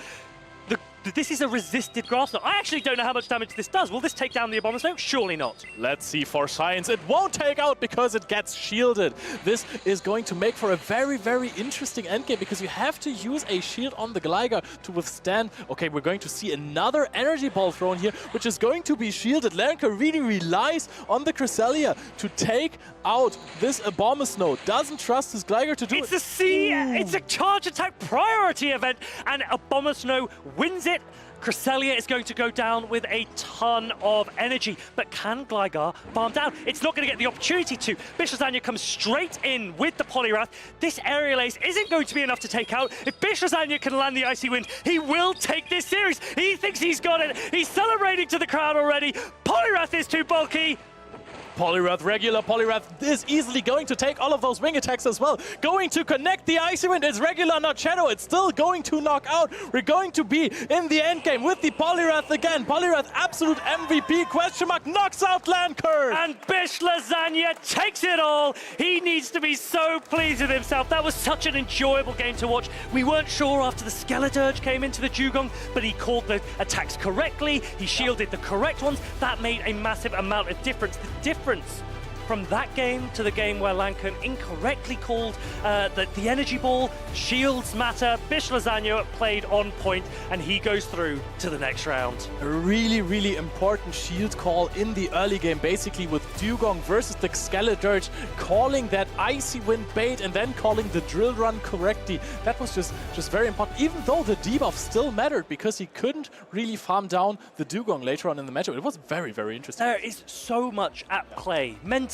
when you're thinking about these matchups. You're not only trying to establish what do I think my opponent will lead, when you're actually there in the games and you're having to make these shield decisions. I remember Statistan very famously said, he goes, in a lot of these situations, it's 50-50. You can't possibly know. Now, you might be able to lean into your opponent a little bit, understand what kind of player they are like, but ultimately it might be a 50-50 in those situations. But Bish Lasagna nailed its 50-50s and he's taken the series. Yeah, this is why Statistan also rolls dice in some situations to see what the result is if he can't decide himself. But this is not about him. This is about Bish Lasagna going to the finals of his group. This is a player that we haven't seen much of on stage so far. We are seeing so many players that maybe weren't on our fantasy fantasy draft, they maybe weren't on your fantasy draft, but they are getting so far in this tournament against top caliber players. And that's really exciting to see. I really like that. You need to use this as motivation to get involved in locals, in regionals, in special events.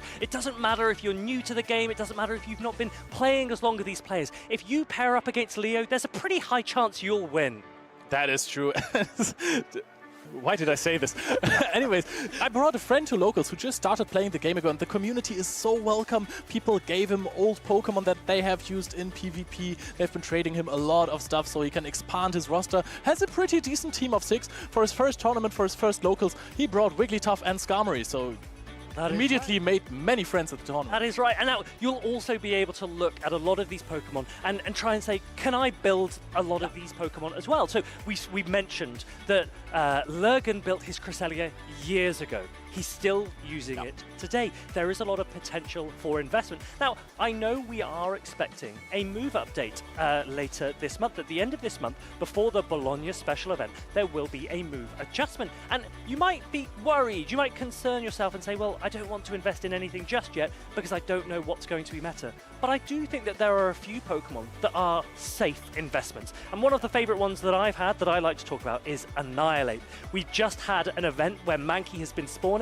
I think it's still spawning at the moment. So if you don't have an Annihilate yet, make sure to get out there, catch Mankey, because I think it could be a staple for many, many months to come. The typing is just absolutely insane fighting Ghost, and also it is a Pokemon that is played at a very low level basically, so it is very, very cheap to build it in terms of Stardust. You basically only need the 50,000 Stardust for the second charge attack. Other than that, you're probably gonna evolve it to around 1500 anyways if you catch a 10 CP Mankey. Yeah, you're right, and it has a really dominant matchup into Vigoroth. Vigoroth has often been used as a very flexible pick, but it has a really, really tough matchup into Annihilate, and that's going to be an interesting relationship for a long time to come. But it's not the only fighter that we've seen today, and it won't be the only fighter that has success this weekend.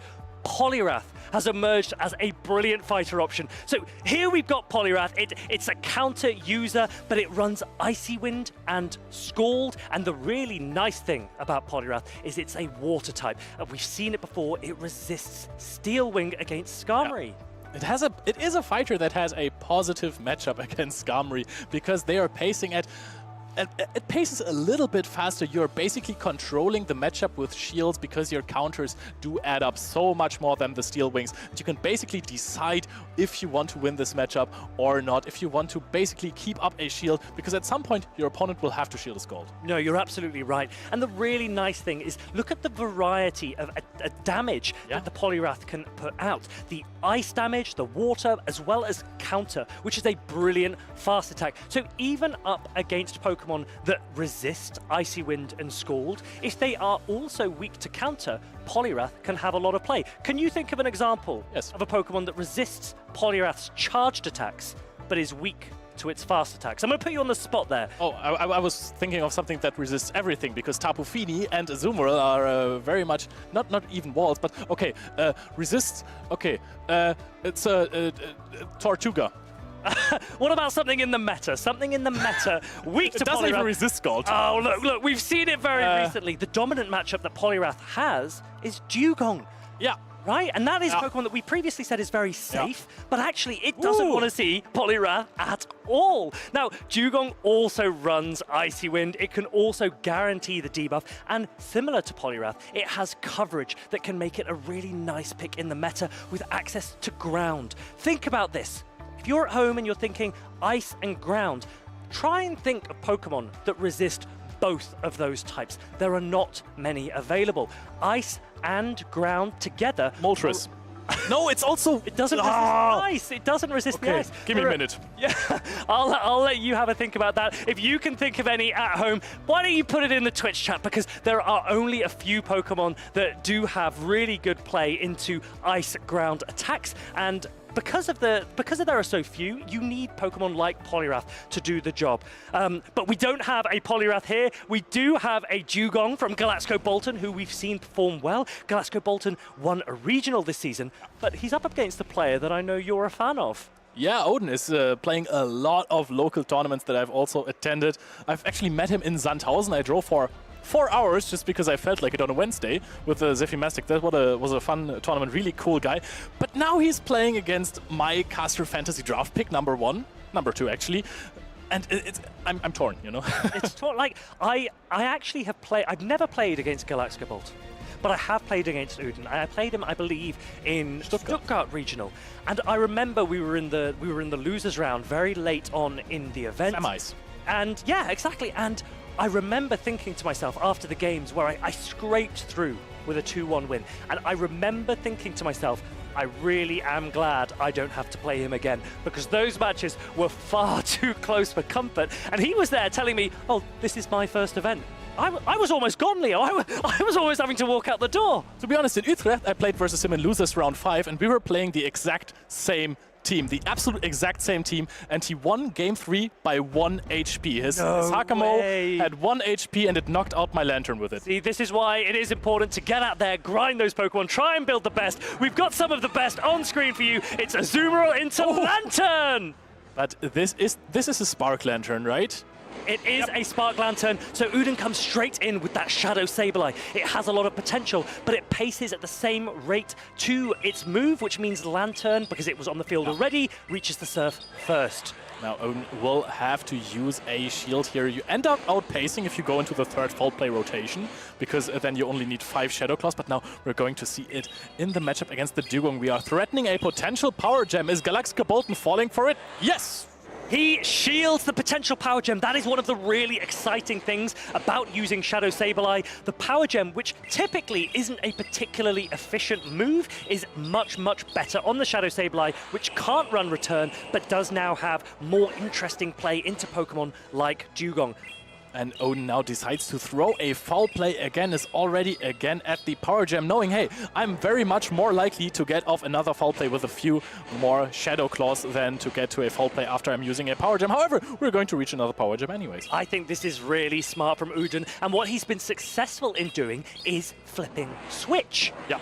He has now got control of alignment. He can assure that Lantern won't be aligned onto Azumarill.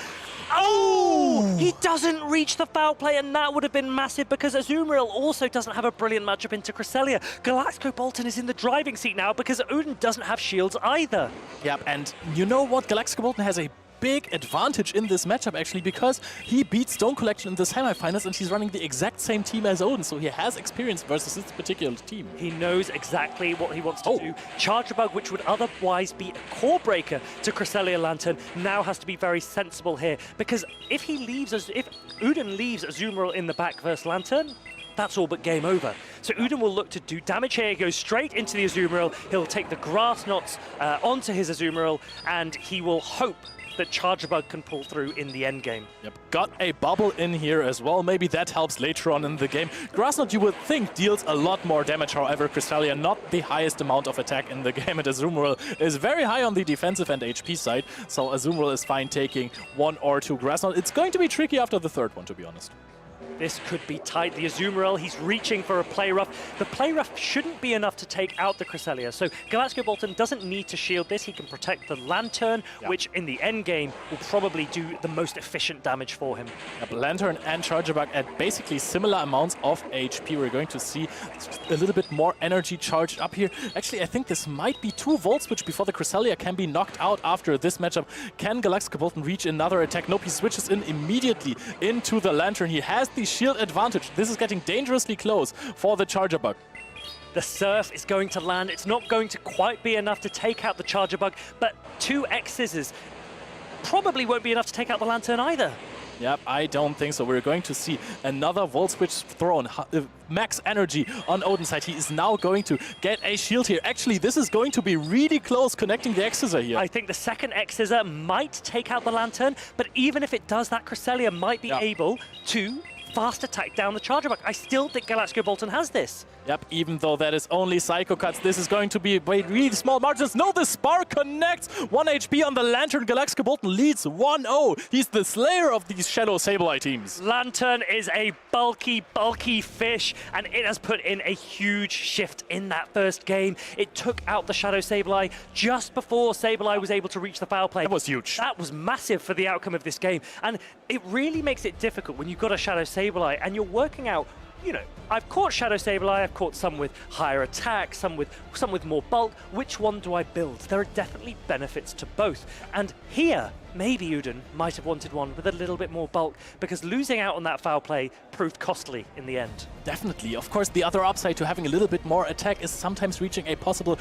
break point, meaning that your fast attacks deal 1 more damage each, and with Shadow Claw being relatively a fast attack, this is going to be beneficial at some point. Also, you win charge attack priority, especially as a Sableye against other Pokemon. Something like a Venusaur can get really, really close. That is right. I think what's important is it doesn't matter which Shadow Sableye you build, as long as you know your matchups. It doesn't matter if as long as you know, you love it. Yeah, as long as you have friends, everything will be okay. No, but if you've only got access to a low attack Shadow Sableye, if you've only got access to a high attack, and you're not sure if you want to build it, don't worry about these types of situations. Just make sure you understand the matchups that your individual Pokemon have. And Galaxkobolten is proving to be doing exactly that. His Lantern, built to perfection. It had the bulk to withstand so many fast attacks, charge attacks. He managed his energy really, really well. This is the performance from Galaxkobolten that we saw earlier this season when he won.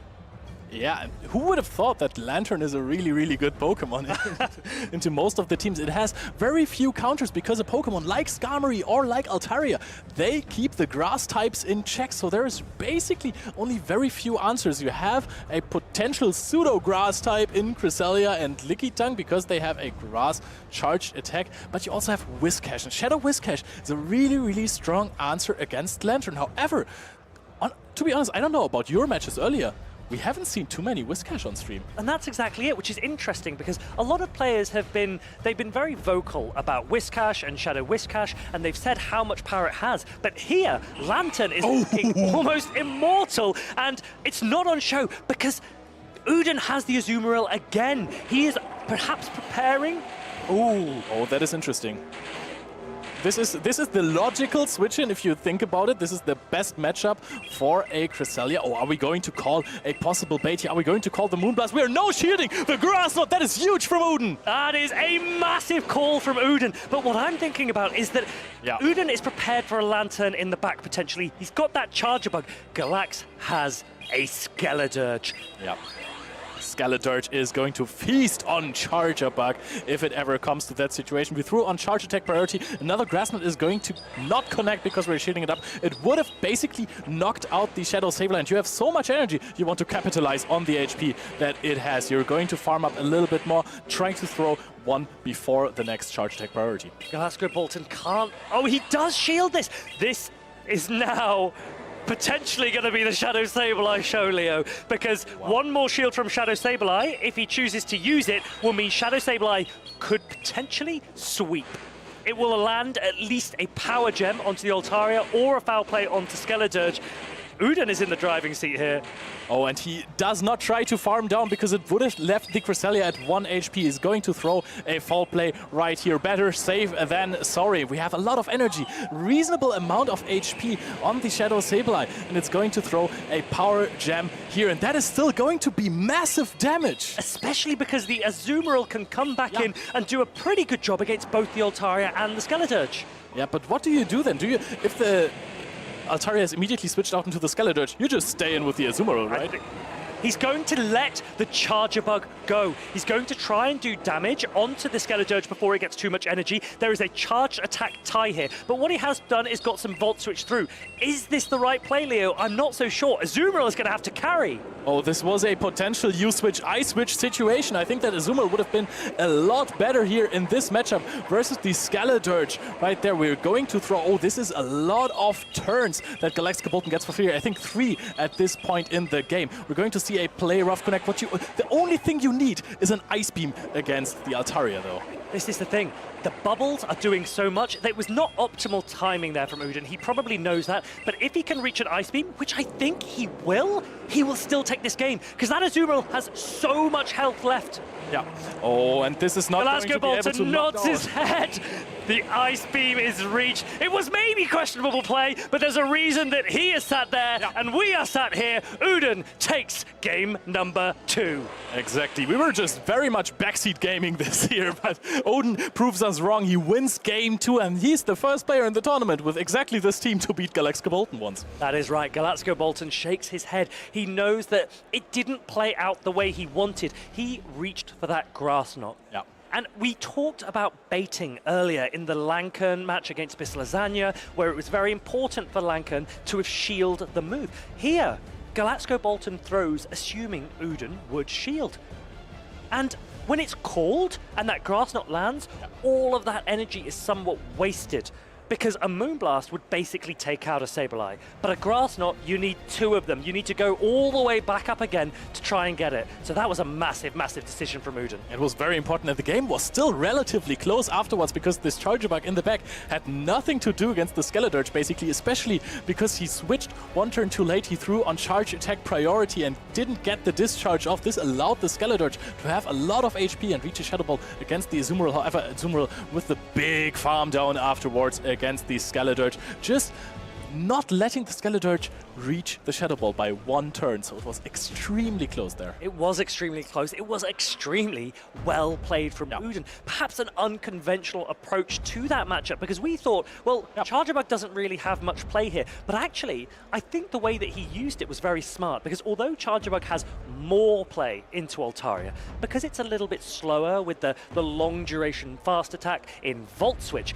that would have allowed a lot of Dragon Breath to come through from the Altaria. So instead he goes, you know what, I'm going to throw Charger Bug into the Skeledirge. If you want to take down the Charger Bug, you need to use all of your energy. Otherwise, you're going to take a discharge from me. He put the Skeledirge in a range where 1 play rough and then full bubble down gave him the exact amount of energy that he needed before the Altaria reached an attack. Brilliantly, brilliantly played by Odin. Absolutely, and we have seen a decline in the use of Azumarill recently. We're seeing quite a lot of Azumarill in this tournament so far, and it is performing really, really well. Every time players do not expect the water rabbit. Is it a rabbit? It looks like a rabbit. It is a water rabbit. And actually it was interesting, because you might think, oh, Galaxkobolten played ABA weak to Azumarill there by leading an Altaria. And he leads an Altaria again, this time into a Shadow Sableye.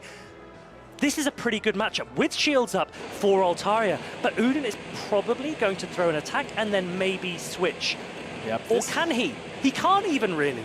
Yep, that is exactly what I was going to say, because the backline is really alignment dependent on both sides. This is a no shield on the power gem. Are we in a possible situation? Oh my goodness! I can farm down! Huge amount of damage. Now Odin can control the alignment. That is massive. Galaxkobolten lets the power gem through. I thought Galaxkobolten would have this. I thought alignment would be his. It's quite the opposite, Leo. And now we're going to see the Shadow Whiscash on the Lantern. Of course, Lantern has the neutral serve, but Mud Bombs, they pay so fast, they deal so much damage. 2 Mud Bombs are enough to take out a Lantern. Odin is in a supreme position here. People have been saying Lantern is busted. People have been saying Lantern is immortal. Whiscash says, not today. Shadow Whiscash is going to do huge amounts of damage to this Lantern, and we know what's in the back. This looks brilliant for Odin. Yep, and throwing on the charge attack priority, even preserving a lot of HP. Galaxkobolten has to shield this, but what can he do? Do you even let the surf go through, go back into the Sableye, go for some more Shadow Claws, try to farm up something, or do you just want to pace to the next one? In Odin's mind, once this Lantern goes down, Skarmory is free. So he lets the Scald. He probably isn't going to reach the Mud Bomb. That's a little bit painful, but to be honest, if Skarmory can, if he can keep shields for Skarmory, he should be okay. Yep, he really needs that Cresselia in the backline, and guess what? There it is. We're going in for the Skarmory here. He thinks he's going to need a huge farm down here. You're always going to shield this Thunderbolt or a Surf. Everything would deal a lot of damage. Is Odin going to call a bait here? Oh, wow! He lets the Thunderbolt through! That does devastating amounts of damage to Skarmory, and that has completely reopened this game. He's going to throw the Brave Bird. This is going to do a huge amount of damage. If it lands, is Galaxkobolten going to shield it? He lets it go. Oh, this deals a lot of damage. Immediately swapping into the Shadow Sableye. Shadow Sableye is already a lot of energy. We're throwing at the charge attack priority. Galaxkobolten will have to shield this foul play. He is outpacing though. He has the Grass Knot that is faster than the next foul play from Odin. Is Odin going to let the Sableye go here? You simply have no idea who is going to win this game. It keeps flicking back and forth. The Grass Knot lands, the Sableye goes down. Skarmory has work to do. It's got a shield advantage. It might be able to do it, but it's going to be close, Leo. This is another Grass Knot to ensure that your opponent can't farm down. Odin is going to shield the Grass Knot. Would have done 2 damage, but 2 damage at this point might as well be enough. He's going to... Does the Altaria have a move? It is going to another Grass Knot, and this Grass Knot is going to connect. How much damage is it going to deal? Odin is going to try to go for a full farm down or reach 2. I have no idea. What? We have the option for the peekaboo play potentially as well? Oh, we're at 100 energy. Odin is farming down completely, but this Pokemon can't go to 2 back-to-back attacks.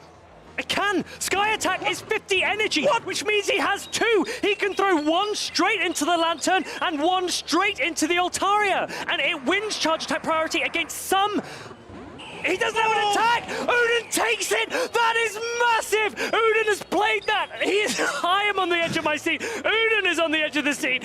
That was so close. Odin is the first player to advance to Day 2 of the Pokemon Go Regional Championship here in Stockholm, beating the previous regional champion, Galaxkobolten. I am lost for words, Leo. My voice is going. I've almost fallen off my chair. It was such a crazy match. That was a brilliant one for you at home watching. I hope you enjoyed that as much as we did. Odin certainly did, but he can rest now. He can rest and relax knowing that his day is done. He's through to Day 2. Leo, I know you're... What was that shield call? What was that bait call on the Thunderbolt? I cannot describe the decisions that were being made in that game. But Odin clearly knows what he's doing, or at least when attacks were landing that he didn't want, he maneuvered around the situation so well. There are people who in chat, when they see a matchup and they just go, oh,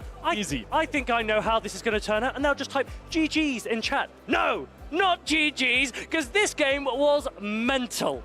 And I think what happened there with the Thunderbolt call, he hasn't seen the Cresselia in the back, and he thought, hey, my opponent surely is not going to be A, B, A versus Skarmory, which would be A, Altaria, A, Cresselia, and B, Lantern in the middle. So he thought, hey, maybe my way to win this game is the Shadow Sableye. It does still have some energy. If I keep the shield, I might be able to knock out all of the Pokemon that my opponent is bringing later on. And then he went for the Sableye. Little did he know that was Cresselia, which is absolutely walled by the Skarmory. That's right. So for us, for you at home, we know that it was obvious to shield the Thunderbolt on the Skarmory. Yeah. And I'd be curious, I don't have the team still up in front of us, but surely no attack is doing more to a Skarmory than a Thunderbolt from a Lantern, especially with Skeleturge gone. Skarmory could have just shielded this.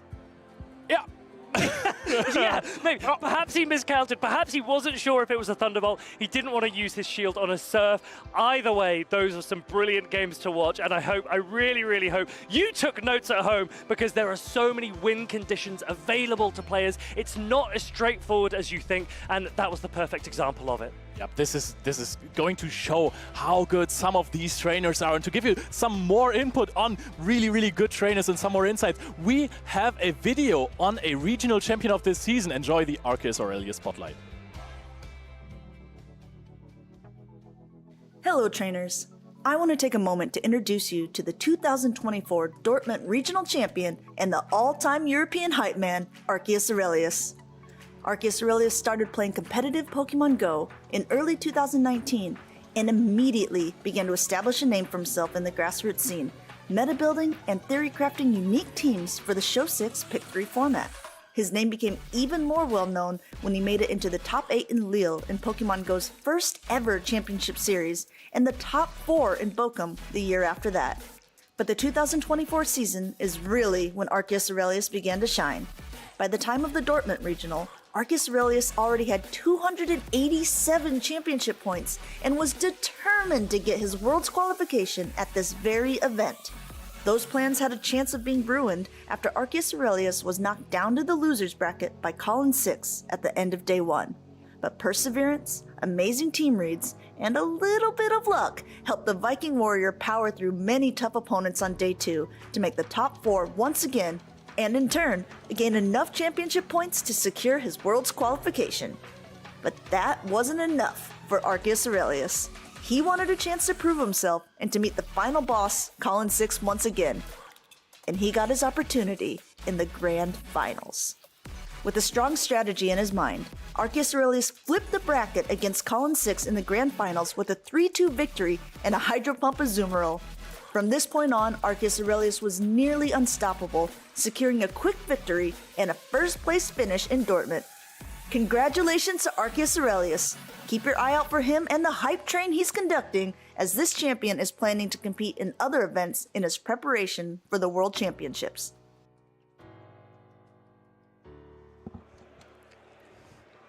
Welcome back, trainers. That was a phenomenal video there about Arceus Aurelius, one of the players who was here today. I think he dropped out of the tournament, but we do have more local talent. In fact, we're going to have one coming up soon. We have Sanjudigo, a player from Spain, who has been top cutting very frequently against, I believe his name was Ipkli, and he's also from Sweden. Yes, a very strong local player here. Kibby will be face off against Sanjudigo, a player we've seen more often. So this is gonna be very interesting matchup. Some of a player that's less known to the scene versus a mainstay in the Play Pokemon circuit at this point. And do you remember which Pokemon he had on his team? What was it again? No, I don't quite remember actually. It's Wigglytuff! Oh, yeah, your favorite, Wigglytuff, Giratina core, of course. Yeah. Let's say Giratina was also a part of my plan, yeah. He actually told me, he didn't exactly take inspiration from me, but he likes to make mathematical calculations to find which course worked together the best. He said he doesn't even understand himself, so don't ask me how. Maybe if we get an interview with him later, we might see it. Now let's take a look at these teams here.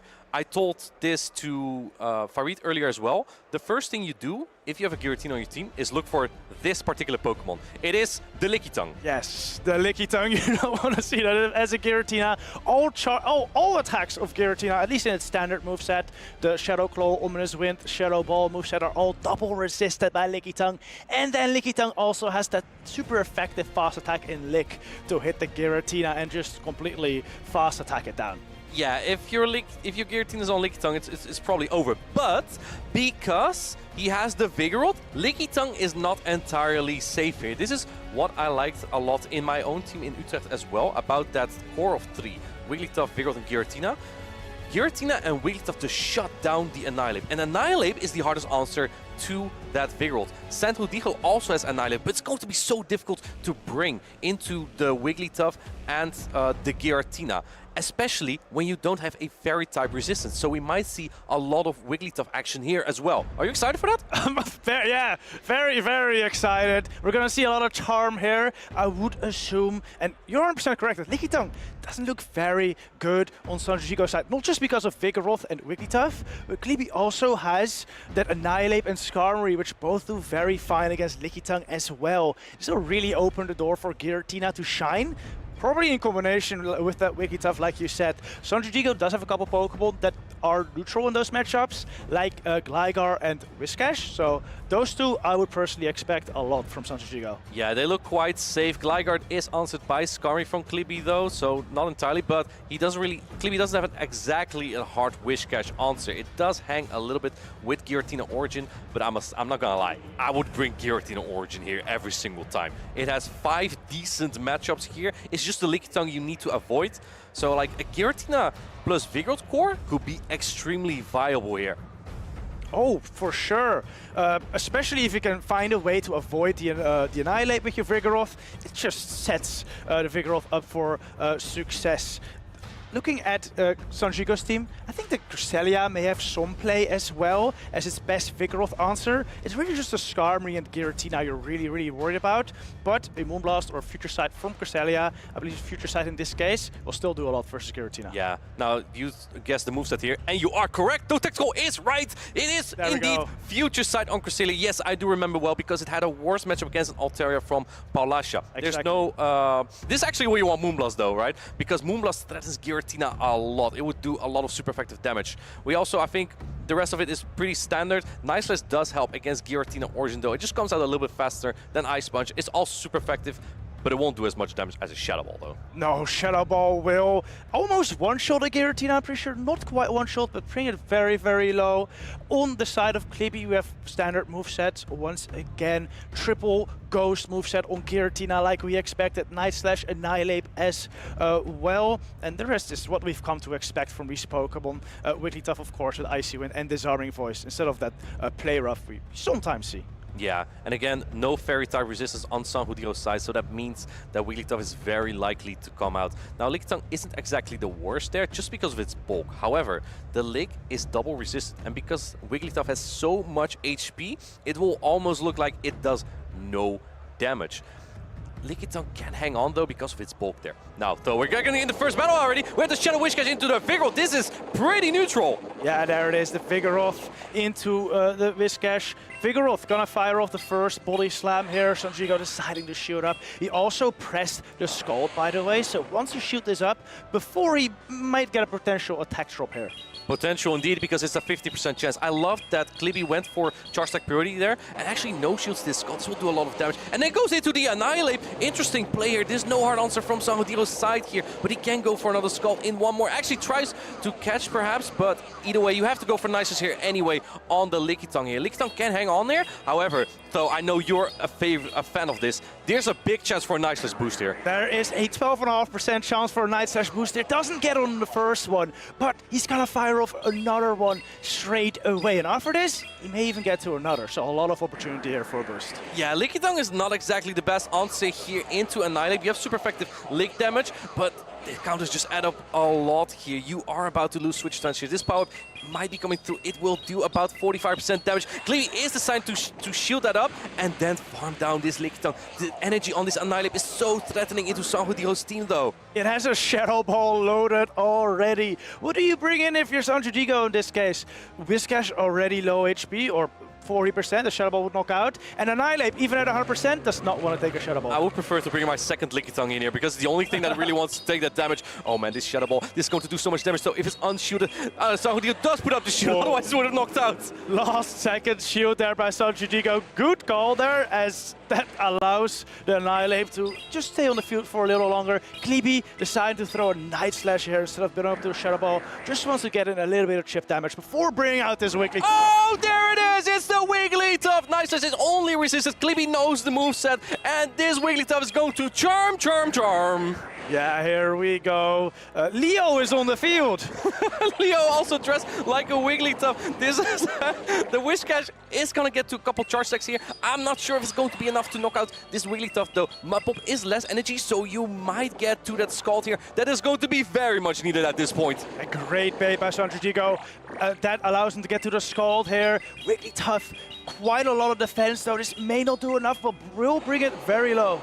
Oh man, that takes it so low. In fact, and gets the attack drop big. However, I think you just knocked this out with one counter now. No, going for the Nice Slash, winning charge attack priority against the Wigglytuff here. This will knock out. It will knock out the Wigglytuff. The still have Vigoroth and Annihilate on the side of Kibby though, but they won't do any damage with their fast attack. So this could still get very, very close. Sanjudigo farming up. Oh, does not fire off his Night Slash and gets hit by one from Kibby instead. He tried to get the farm down here, but unsuccessfully, and Kibby will win this matchup by 1-0 for now. And then it will come to the next matchup. Sanjudigo has to decide, how are you going to adapt here? I think he expected the Giratina, right? Because he brought the Lickitung. There was no Giratina this time, though, and Kibby didn't bring it too. So that, like, really goes into your mind, right? My opponent didn't bring the Giratina. Should I even bring my Lickitung then? He brought his best three answers for the Lickitung. Vigoroth, Wigglytuff, and Annihilate. I think really expecting that Lickitung to come out, and it did. And that put Sanjudigo in a position where he was pretty much playing with 2.5 versus 3 Pokemon, which is rough. It's very, very rough. And now this next game, we may see Sanjudigo bench the Lickitung for that reason. But if Kibby brings the Giratina then, that's tough as well. Yeah, why wouldn't you actually... Well, what is your thought? Why didn't he bring the Wigglytuff and the Giratina together? Because they pair so well. I guess he was expecting that Lickitung, and he didn't want to play or potentially play that extremely polarizing matchup between Giratina and Lickitung, so he decided to go for some safer Pokemon instead in the Vigoroth and the Lickitung. Now, Vigoroth, of course, has a polarizing matchup too against Annihilape, but my guess is that with his mathematical equations, he calculated that Annihilape was less likely to come than the Lickitung. The odds of the Annihilape in the back may have been lower than he calculated. There was Annihilape, though, from Sanjudigo, probably trying to catch that Vigoroth there. Vigoroth was in the wrong spot for Sanjudigo, though, but it didn't really matter in the end because their Wigglytuff just can charm on anything there. Now, what I also find interesting, really, I just read it in the chat as well, a lot of these teams with Annihilape don't have Skarmory, even though I do think those two pair so well together. It's a very strong core together. You kind of need that fairy type resistance if you bring, like, maybe some teams even have Altaria as well with Annihilape, right? You need the fairy type resistance as well, but Sanjudigo doesn't have any.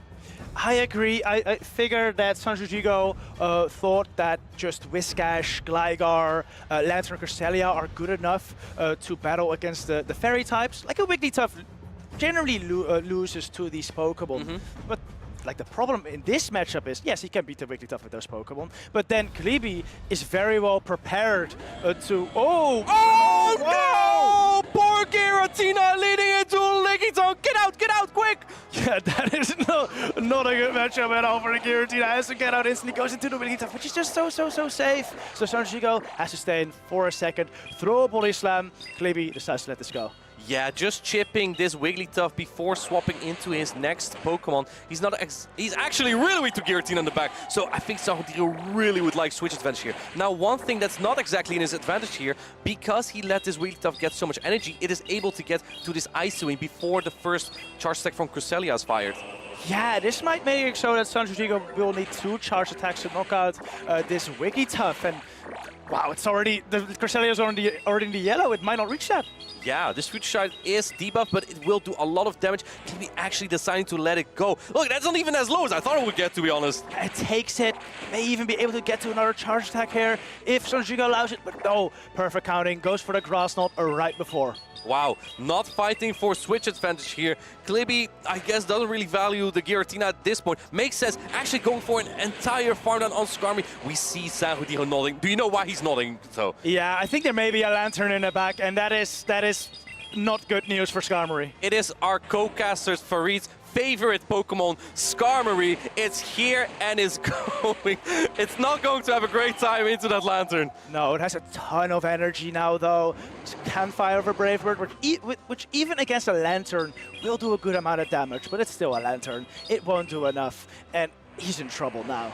Yeah, Giratina is good, but man, not against this, not like this. Giratina can't do anything here. Shadow Ball is going to do like 15% damage here.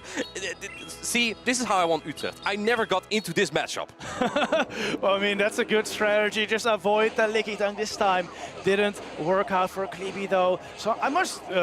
compliment Sanjudigo, though. Bring the Lickitung after running into a line that was triple strong against it.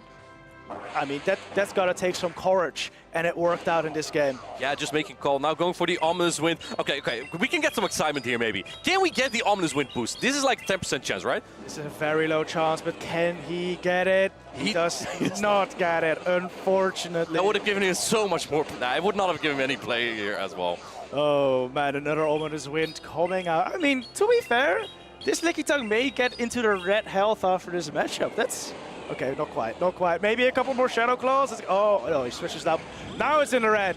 It got kind of close, because those charge attacks of Lickitung, of course, did nothing.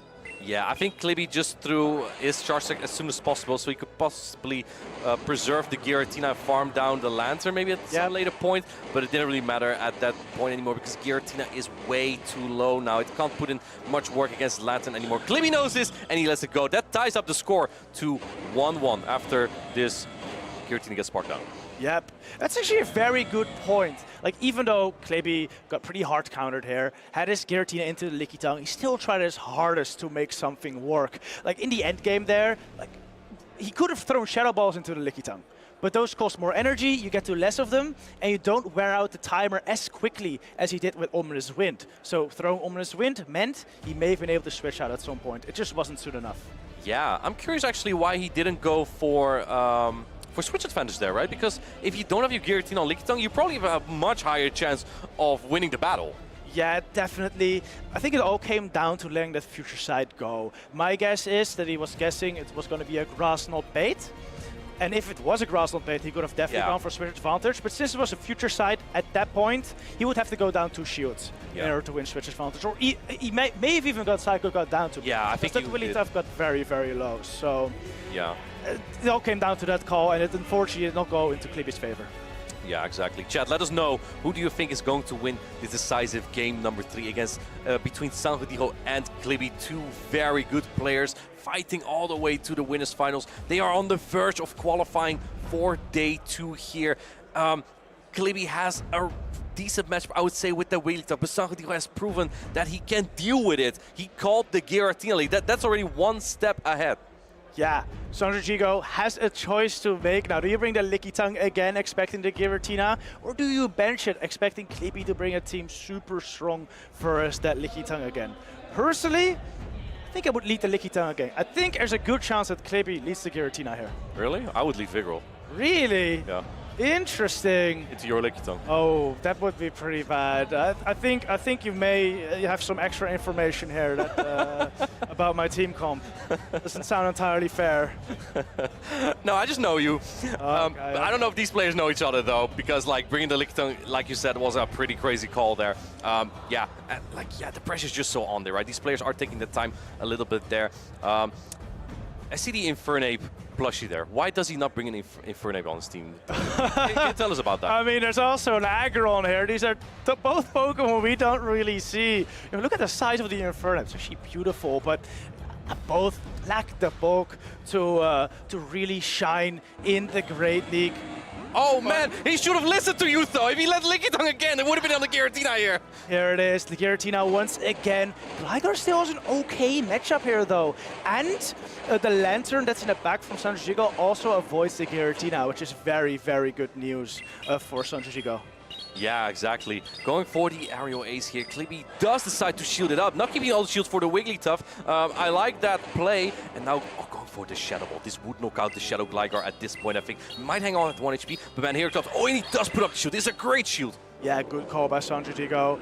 Will allow the Gligar to get to a charge attack here. Throws on charge attack priority with the Ominous Wind. Ominous Wind would not knock out, so Sanjudigo kept track of energy. He would know, and he did, of course. We've been seeing him have perfect counts all day, and this match is not any different. Able to let that go, still able to get to the dig as well. Yeah, I like this play from Kibby though. He knew that his opponent's counting, goes for the attack one before the Shadow Ball, because he knows his opponent would throw there. Now going into the Wigglytuff, and Sanjudigo goes down with the area ace. This is a nice energy advantage on the Wigglytuff. Now Sanjudigo has to make a call. What is in the back? He brings in the Whiscash. Whiscash is more fragile, but perhaps he's calling something in the back here. Let's see. Whiscash is able to get to a Scald before the Icy Wind. Yeah, that's big, because now your attack is not dropped when you're throwing the Scald. Will do a lot of damage if Kibby lets it go, which he does. Brings the Wigglytuff all the way into the red. I like this play, because you know as Kibby, there is no Gligar anymore. So the prime counter to that Gligar is basically out of the way now. Going to put the shield up. I love this play from Sanjudigo, because now the Pokemon that swaps in is going to a Scald. And the Scald has a 50% chance to debuff. That would remain Annihilate debuff for the remainder of this matchup. Yes, Scald coming through now. Will we see that debuff come through? We do not, but the Scald was no shielded. It brings the Annihilate so low, and these sparks are starting to add up a lot. Yeah, at this point, going for the Night Slash. I like this play. Perhaps you need a boost. Perhaps that is the win condition here. Can he get a boost here? I'm not sure if he had a Night Slash and a Shadow Ball.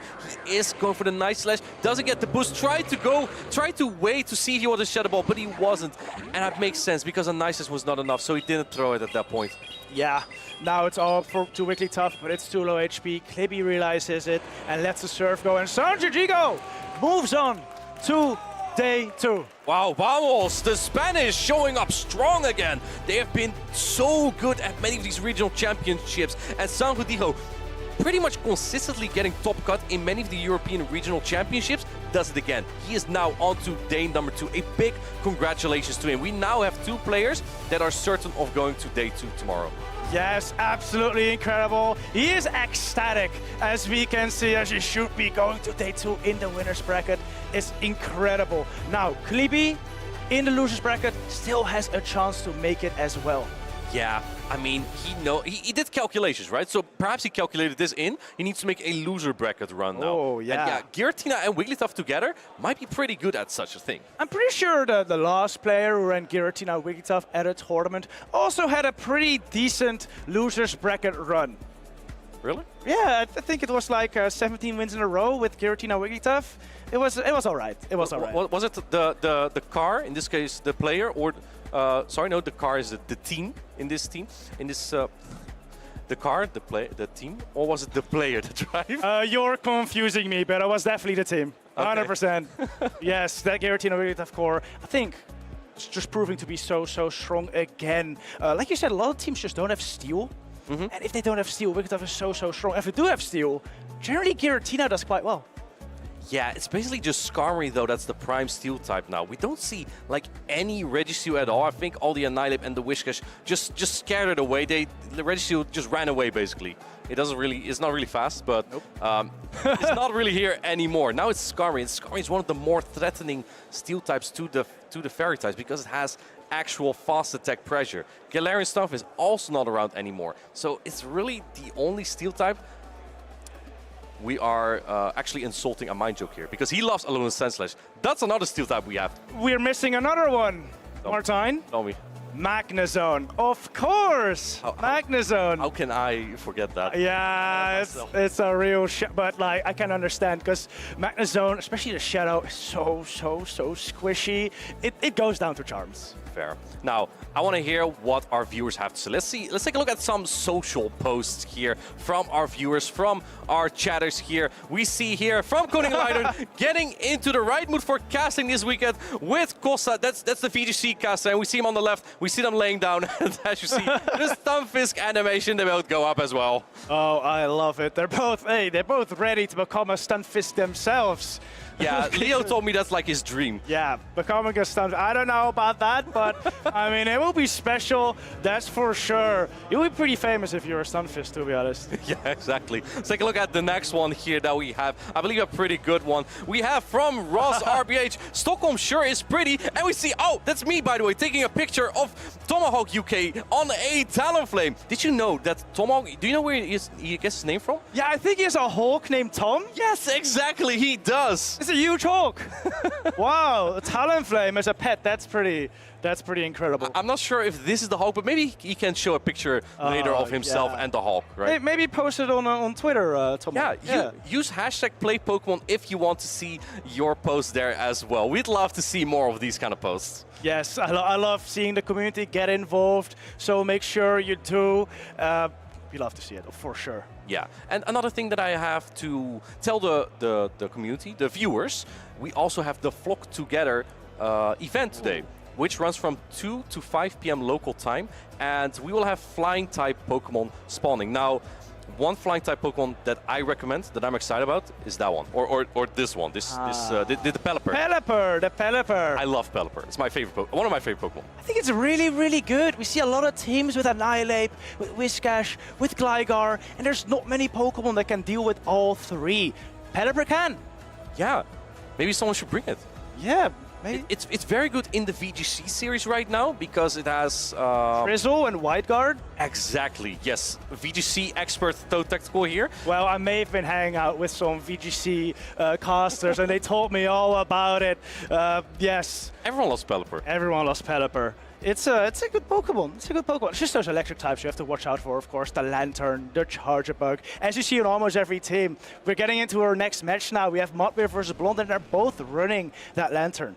Yeah, this is going to be a very interesting battle because we have the Shadow Sableye on Mattbear's side, but I think that Diggersby, this might be the time for Diggersby. Ooh. I think Vigor's not even the worst matchup just because of Diggersby's sheer bulk, and then it also has Hyper Beam to fight back against Altaria, but it does not have Fire Punch, so that means you are entirely walled by that Skarmory. Yeah, the Skarmory would be trouble for their Diggersby, but with Lantern on Blondin's team, it's tough to bring, especially considering Mattbear doesn't have the hardest Lantern answer on his team. We don't see dragons, well, we still do see Dragon and Altaria, but it's a Dragon flying type. That means that Electric is still neutral, and so Lantern does pretty okay there. His best answer on Mattbear's team to the Lantern is Cresselia, but even their Lanterns do neutral damage.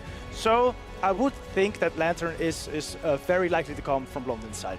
Yeah, I would think also Alolan Sandslash might have a lot of play. The only fighter, or the only hard counter to that Alolan Sandslash is the Vigor that Mattbear has. All the other 5 Pokemon, Alolan Sandslash has play against it. But there's no... there is Annihilate, so Vigor is not safe. We saw it actually against Alandro, who led his Annihilate, his Vigor into Annihilate, and that did not end very well. That is not a good matchup whatsoever. And Blondon could either use Diggersby as like a Vigoroth bait out maybe, take a shield there, or at least take energy from the Vigoroth, as Diggersby is just so bulky. So those two together could definitely work, as long as you cover for that Skarmory well, with your own Lantern maybe, or even your own Annihilate. I don't dislike that here either. There is Sableye, which is a trouble for Annihilate, but for Cresselia, Annihilate is play, for even versus Altaria, Annihilate has a lot of plays, so... Yeah, but let's head into game number 1 here. We see Altaria into Diggersby. This is a very fine match for that Altaria, but let's see what Blondin is going to do. He does have that Hyper Beam, as you can see on the right side. Macho charges very quickly, but it doesn't do any damage. Hyper Beam is gonna do probably like 50% though. Yeah, if I recall correctly, Hyper Beam puts the Altaria at like 50% health, so 2 of them would knock out. Mattbear, knowing that, shoots up the Hyper Beam. That's a huge shield, because that's so much energy gone from a Diggersby. I love the sound of Hyper Beam. It's just, you know, it's just like, it sounds like a boom. It does. It's built-in boom. Going for the Sky Tech. Diggersby can hang on here, but it will be able to get to another Hyper Beam, but not before Altaria can get to another Sky Tech. Let's see what Mattbear is going to do here. Hyper Beam coming through. I don't think you put 2 shields here, right? No, he does not. He actually did. I could have thrown the Sky Attack before the Hyper Beam came out, but instead opts to just take it, farm down this Diggersby, and come out of this matchup with a lot of energy here on the Altaria. Yeah, good thing Blondin does have some resistance here in this Alolan Sandslash. It has a steel typing. It's not super bulky though, so the Skytex and the Dragon still will hurt a little bit, but the Altaria won't hang in the air for very long because it's a power snow Alolan Sandslash. Another Sky Attack coming through here. These attacks are resisted, but they're adding up. Alolan Sandslash already in the yellow here after those 2 Sky Attacks. Yeah, it has some energy though. It has an Ice Punch loaded, but you have 2 Pokemon that can take some energy. Shadow Sableye is quite fragile though. In comes Annihilate. Mattbear has to get out. It goes into the Shadow Sableye. This is a pretty good matchup for the Sableye. Oh, it definitely is, but Annihilate is a shield up. It's gonna go straight for the Shadow Ball here. Mattbear makes an incredible call here. Realizes that the Shadow Ball will pretty much knock out, so shields it up. And this will put the Sableye in an incredible spot to farm down. Mattbear not taking any chances here. The Annihilate could have gotten 2 Anices and a Shadow Ball, but Blondin was calling that Mattbear would no-shoot. Now still gets to a Nice Slash, but this won't do even remotely enough damage to knock out. No, puts the Sableye into the red though, perhaps enough so that the Alolan Sandslash can farm down. Blondin opts to just go for the Ice Punch though. Get rid of the Sableye. Now, hoping to do something against the Vigoroth, but Vigoroth with those double super effective counters just does too much. Yeah, Mattbear takes game number 1. We didn't see Blondin drop a game yet on stream earlier, but this time Mattbear took a little bit of the advantage, winning switch there, right, against the Diggersby. Yep. The Altaria was just so good into the Diggersby with the Annihilate in the back there. Blondin is a French favorite here. The French competitors are very strong. There's not a lot of them in this tournament, but they do have a big supportive community. Oh, 100%.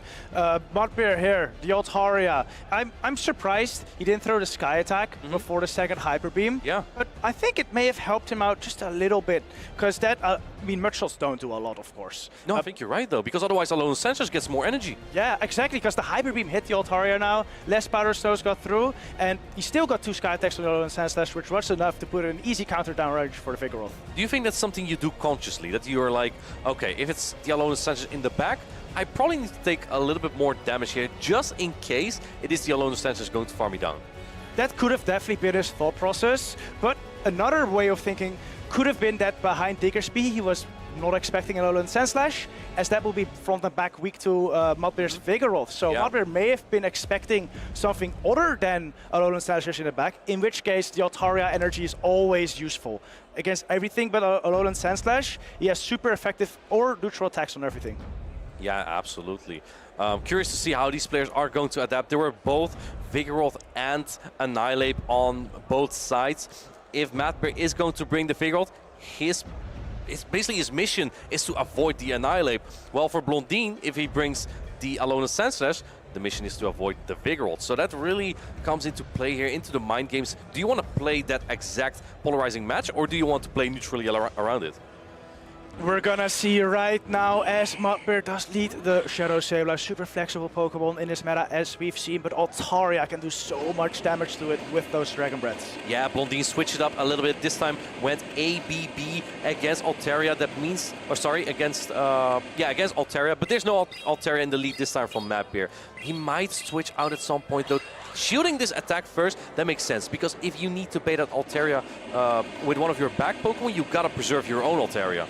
Yeah, and Power Gem will do so much. Oh, he catches it! Wow, catches the Power Gem onto the Diggersby. That is resisted, so it won't do that much here. It does nothing! Look at that.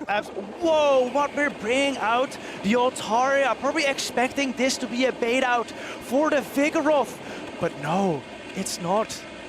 There's an Annihilate in the back. Yeah, this is actually a crucial point here. Mattbear may be calling indeed what you say, trying to bait out the Vigoroth. Hyper Beam. Oh yeah, that does a lot of damage. Well, it's a Diggersby though, it's very bulky. It does about just barely over half on that Altaria. Sky Attack coming through.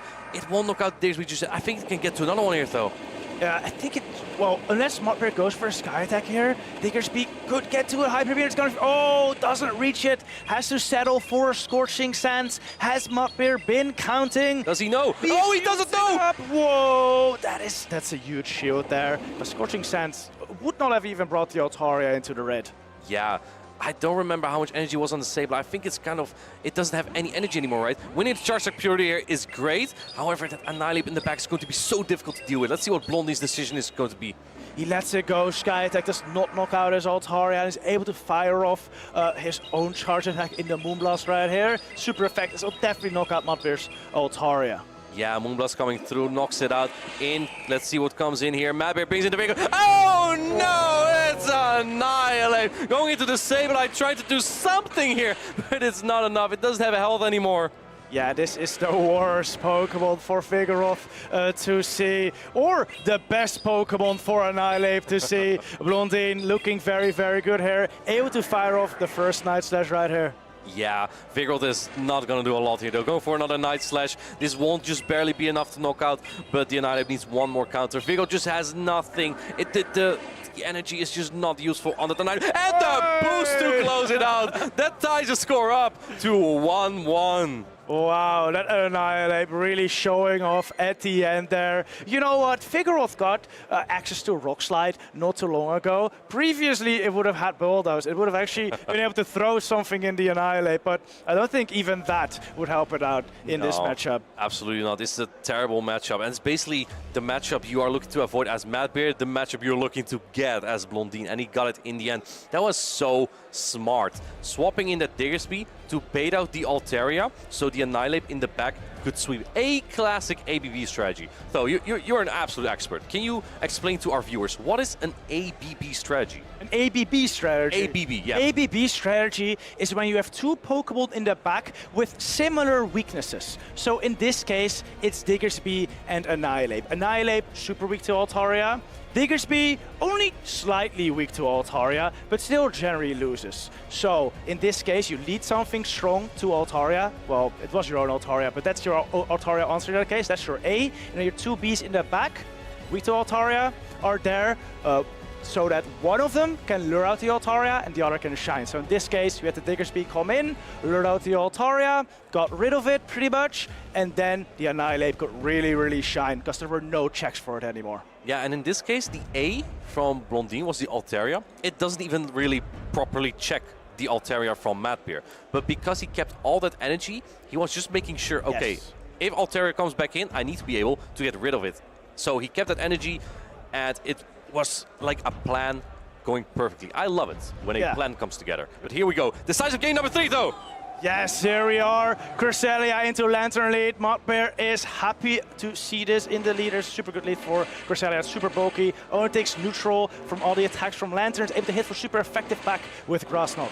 Yeah, well, I can tell you who's not happy with this. That's probably Blondin, because he cannot even swap into the Annihilate. This is a terrible lead for that Lantern, but Annihilate also takes super effective damage from Psycho Cuts and Moonblast, so you can't really even get out here.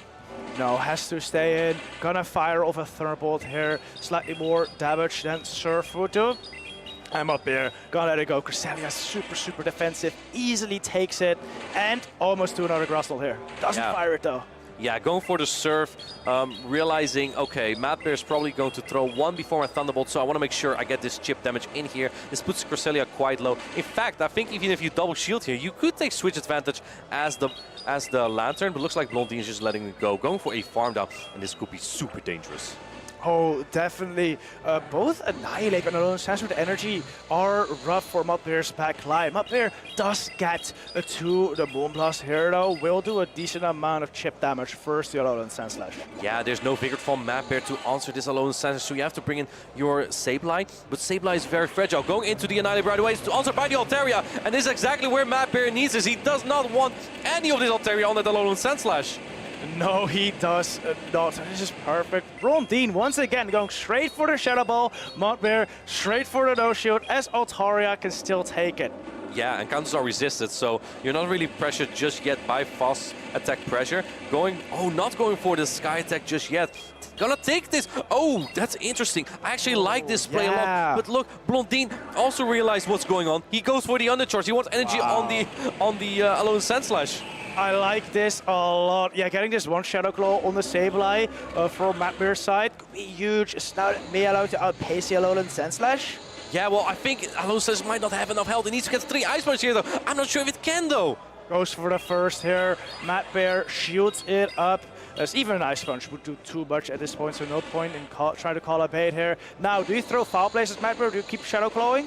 Yeah, he does. Another Ice Punch going through, but Mattbear still has a shield. He's going to shield this up. I don't think the Alone Sense is at 2 Ice Punch here, and in fact, if it is, it needs to live another Shadow Claw here.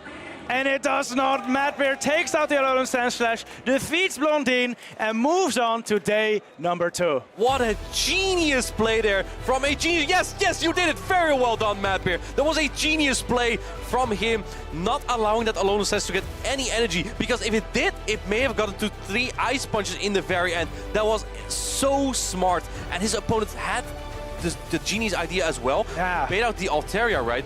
But Mattbear read it immediately. Very smart. Blondin just adapted brilliantly when he noticed Mattbear's strategy. But at that point, Mattbear was already too many steps ahead. It seems like he just had it all thought out from the start, to be honest.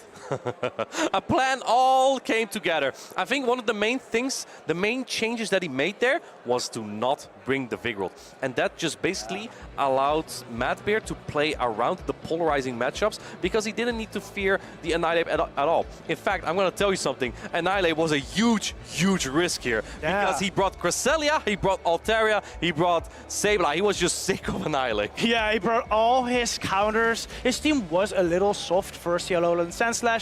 Without a Vigoroth, you really need the Sableye to be able to defeat it, but Cresselia would have also done fine. So this is kind of a team comp that's triple weak to one Pokemon, but also triple strong to another, and both of them were brought, and this just shows you that these team comps can really work. Absolutely. Here's the thing though, Shadow Sableye and Shadow Alolan Sense are very fragile Pokemon. They are good, but they cannot sweep entire teams. So as you say, Shadow Alolan Sense Slash, it has Power Snow, it can hang on with Cresselia very well, but because it's less bulky, also not really. Yes. But it wouldn't be able to take out multiple Pokemon, so that kind of makes it rough there, right? Yes, you can have Alolan Sense Slash to counter all 3, but it doesn't take out all 3. No. And then the 3 other Pokemon do super well into Annihilate, so...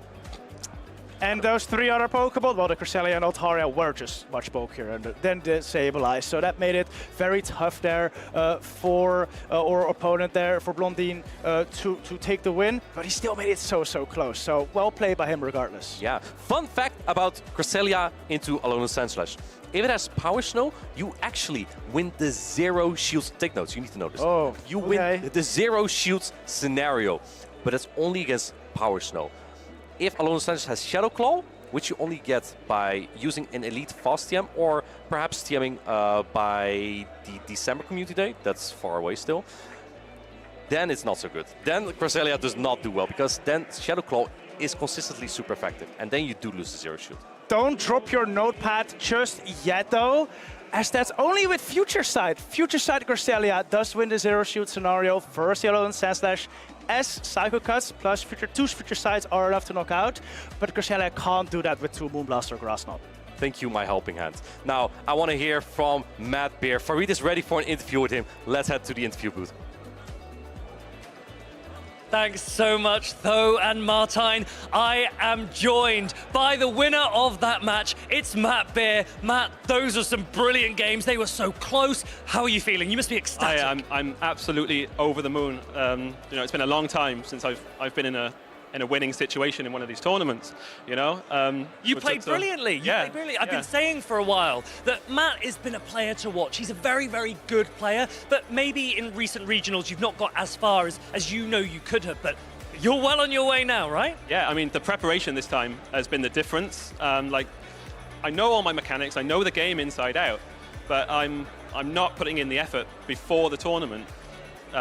To potentially do well. And that changed this time? And that's changed this time. I know my team, I know it inside out, I know the matchups, like, I know when I need to shield and when I don't need to shield, and I know when I need to make risky decisions. I think one of the really interesting ways in how you played was there were some times where you go, I'm not going to even throw an attack, I'm going to focus on fast attack pressure. And Shadow Sableye is a brilliant example. How has Shadow Sableye been for you? I've used it a fair amount today. You know, I was looking at the meta before the tournament, and I was looking at things that, like anti-fighters that break the mold. And there's a lot of teams weak to Altaria, and a lot of teams weak to the Sableye, and they both give off tremendous fast move pressure in a super effective or neutral situation. And that's been key this weekend.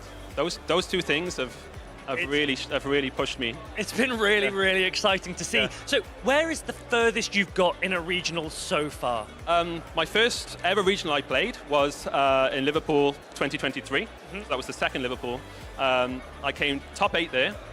And then I did my second tournament at EUIC last year, which I also came top 8, 9, I think. But since then, I've just sort of, I lost a bit of love with the game, and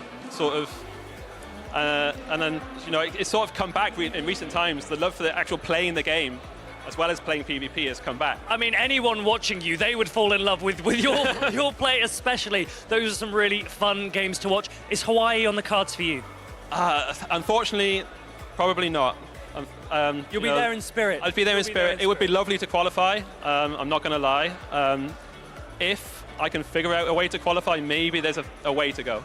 Right, well, I'm not calling it off. In the meantime, why don't you get as far as you can in this tournament? You can smash it. I have absolutely no doubt that you could go all the way. I can't wait to watch you go. But those are some brilliant games. Matt, thank you very much for joining me. Thank you. But casters, back to you. Thank you so much, Farid and Mattbear. With the pleasure of talking with Mattbear behind the stage a little bit as well. And he's such an inspiration. You know, it hasn't really been his season, but he still pushes on. And he made it so far already this tournament. Yeah, he has practiced quite some for this tournament. And, well, it paid off, right? His Shadow Sableye was so good for him. It's such a safe pick.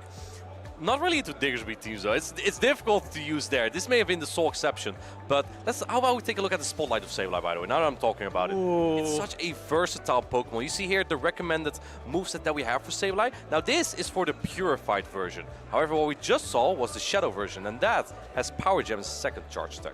Yes, previously, Return was the way to go, to hit all the dark types for hard hitting damage, also a Azumarill. But now we really see Shadow Sableye shine. Why is that, Martijn?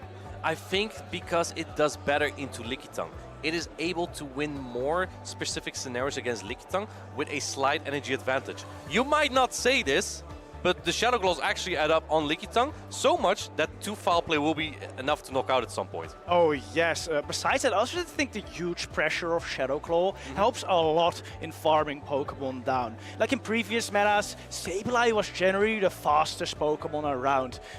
But now we got Whiscash, we got Gligar. They all get to their first charge attack before Sableye gets to its foul play. So having that extra faster attack damage really helps because you can farm stuff down easier and you're not really threatened by maybe those faster Pokemon as much if you can put it in the right position. Yeah, it just really struggles into matchups where the other Pokemon is very bulky and is neutral, such as Lantern. Lantern is a so-so matchup for especially for regular Sableye. I think Shadow Sableye can win the two-shoot scenario, but regular just doesn't have the bulk to hang on in those neutral matchups. But if you have like an energy advantage, perhaps you can like land a return, which would do a tremendous amount of damage. Even without the same type attack bonus, it's such good neutral coverage. The only Pokemon that can resist that moveset, as far as I know, is Carbink. Oh yeah, Carbink came to pretty much just destroy Sableye.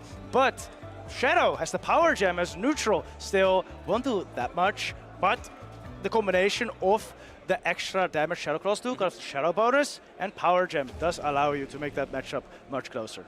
Yeah, absolutely. Now, it looks like we have our next two battlers on the stage here. We have Lurgan Rocket, who we saw earlier, and, well, Bizlasanya, we also saw earlier. I really like the team composition of Bizlasanya here. We have, like, ice, grass, water, and fire coverage. You have, like, all the elements. Well, ice is not elemental, but it's very valuable coverage against, like, dragon types or... Gligar, of course. Gligar, exactly. Gligar, yeah. And it looks like Lurgan Rocket is kind of weak to Abomasnow with that Gligar and the Lantern. The Dugong is also a water-type Pokemon, but it does hang well with Abomasnow because it has Power Snow as the fast attack. And this is double resistant on Dugong, which means that it can hang on quite well, plus it can debuff the Abomasnow. Yeah, Ice Shard plus Icy Wind does a lot for us, Abomasnow. We see Lurgan's team here. We saw a couple Future Sight, Cresselia earlier, but Lurgan has opted to run Moonblast Cresselia. That means that Skeledirge on Bizlasanya's side is a real threat for Lurgan's team, as the Cresselia just gets hard-walled. Annihilate isn't great. Even Dugong is not great versus Skeledirge, so it really only has like Lantern to really hard counter it. Yeah, exactly. Lickitung does hang well, but it needs shields there. Skeledirge has been a revelation in this season. We saw Emmy Weedle win the Europe International Championship. I also really like the non-shadow Poliwrath. It's just bulky enough to hang well with Pokemon like Gligar and Altaria, which generally are not that great of matchups. I would like to hear from you, chat. Who do you think is going to win this? Do you have any prediction here? Oh man, just looking purely at team comps, I do think Bizlasanya has a slight advantage here, but Lurgan has the experience. He's ran this team at EUIC as well. He knows how to play it, but does he know how to play it against this team of Bizlasanya? So I think it really can go either way here. Yeah, exactly. You know what Lurgan told us about the plushie that was on his desk? That he brought it on his team. Yeah. And then where is it? Why did he not bring it? I would love to see a Heatran. It would be maybe okay into bit. It does have a couple counters, but with like Stone Edge and fire attacks, you can beat Abomasnow. You're probably okay versus Altaria. You can hit Skeledirge very hard. You beat the Charjabug. It's just Poliwrath and Whiscash that are really big problems. Yeah, Heatran actually could be. Wait, should I bring it to my next tournament? Oh, maybe you should. To our next local. Yeah, sure. I'll bring Whiscash. I'll bring Annihilate. I'll bring Poliwrath. You're such a party pooper. Ah, well. But yeah, curious to see what these trainers will bring. I would not be surprised to see that non-shadow Poliwrath from Bizlasanya, just because it doesn't have the worst matchup. It's not a winning matchup, but it's not the worst into the Annihilate. Just because Scald is a very strong charge stack there. And against Shadow Gligar, you can actually win the 0 and the 1 shield scenario. Yeah, those Icy Winds debuff the attack of Gligar enough to where it can survive the second area waves, which is just huge. On the other hand though, if Lurgan has 2 shields, Gligar comes out of that matchup with so much health still and energy. And if you can then switch it out, clear debuff, it can be very threatening in the end game. And honestly, Bizlasanya doesn't have great answers to the Gligar here. As that's an Icy Wind Abomasnow, Gligar will outpace to its charge attacks, which means it has a very decent matchup in the one-shield scenario especially. Yeah, Gligar could be a big problem for Bislasonja, to be honest. Let's see how these players are going to do it. We have the Lickitung into the Skeledirge. This is a pretty decent matchup for Lurgan Rocket's Lickitung, but as you just mentioned, it's not the worst in the zero-shield scenario. No, this is not bad at all for Bislasonja. Like, surely the licks are adding up, they are super effective, but look at these Incinerates. They've already chunked the Lickitung quite a bit, and he's already at the Disarming Voice here. It's the best fast attack in the game currently, the most damage and a lot of energy as well. However, it's not super great into this Lickitung just because the lick fast attack damage and because of the bulk. But the charge attacks from Lickitung are resisted here, so this is going to get very close. Yeah, that power rip did not do that much, so Bislasonja was fine letting it go. Did bring the Skeledirge into the red, still able to fire Disarming Voice. Lurgan gonna let it go. At this point, it's gonna be interesting to see who gets the fast attack down. Oh, the Lickitung takes it. Yeah, and he comes out with a lot of energy as well. Bislasonja can't really take this energy very well. Charge Bug can hang on, but it will still do like 30% damage. Going in with the Whiscash. Wow. This is a power whip. If this is no shield, this is double super effective. This will do so much damage though. Oh, he no shields it! Oh, no way! The Whiscash goes deep into the red already. Oh man, that power whip did so much damage. Poor Whiscash. Oh, it almost went to a body slam too, but barely not. Now coming in with the Gligar. Whiscash is very strong here, but not with this health anymore. Going for the Scald, but I think Gligar can just shield once and farm this all the way down.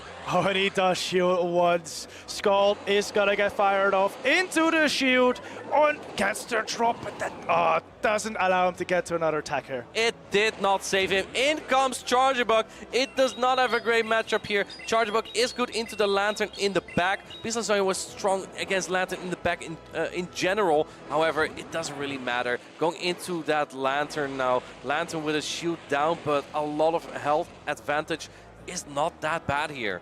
Yeah, Lantern easily able to take two of these Exorcers here and maybe even get to a couple serves. He's gonna get to one at least, maybe two, maybe even three. Lantern is just so bulky. Yeah, exactly. Going to put up a shield here. Bislasonja's first shield. Man, the Gligar in the back is still at full health. This is like the right, as Homeslice Henry would say, our co-caster in North America, the writing is on the wall here for Bislasonja. Yes, if he had Crunch on his Charjabug, as we've seen some players run. Scafo. Yeah, maybe there was some play here, but just the main reason why we do see Crunch on Charjabug for that Gligar matchup. But in Bislasonja's case, it is the discharge, which means that Gligar will resist everything. Yeah. Why do you think that Bislasonja came in with the Whiscash into the Lickitung? I think the Lickitung was super low HP, right? And if you're Lurgan, do you really expect Bislasonja to bring out a water type into a potential power rip? Probably not. You're expecting to bring out like Altaria or Charjabug, something that can tank a body slam.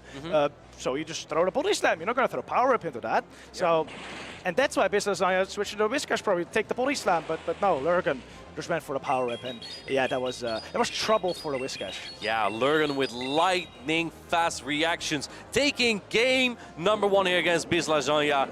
I mean, Lurgan Rocket is such a good player. It's almost to be expected, but we saw Bislasonja play very strong in his previous matchup.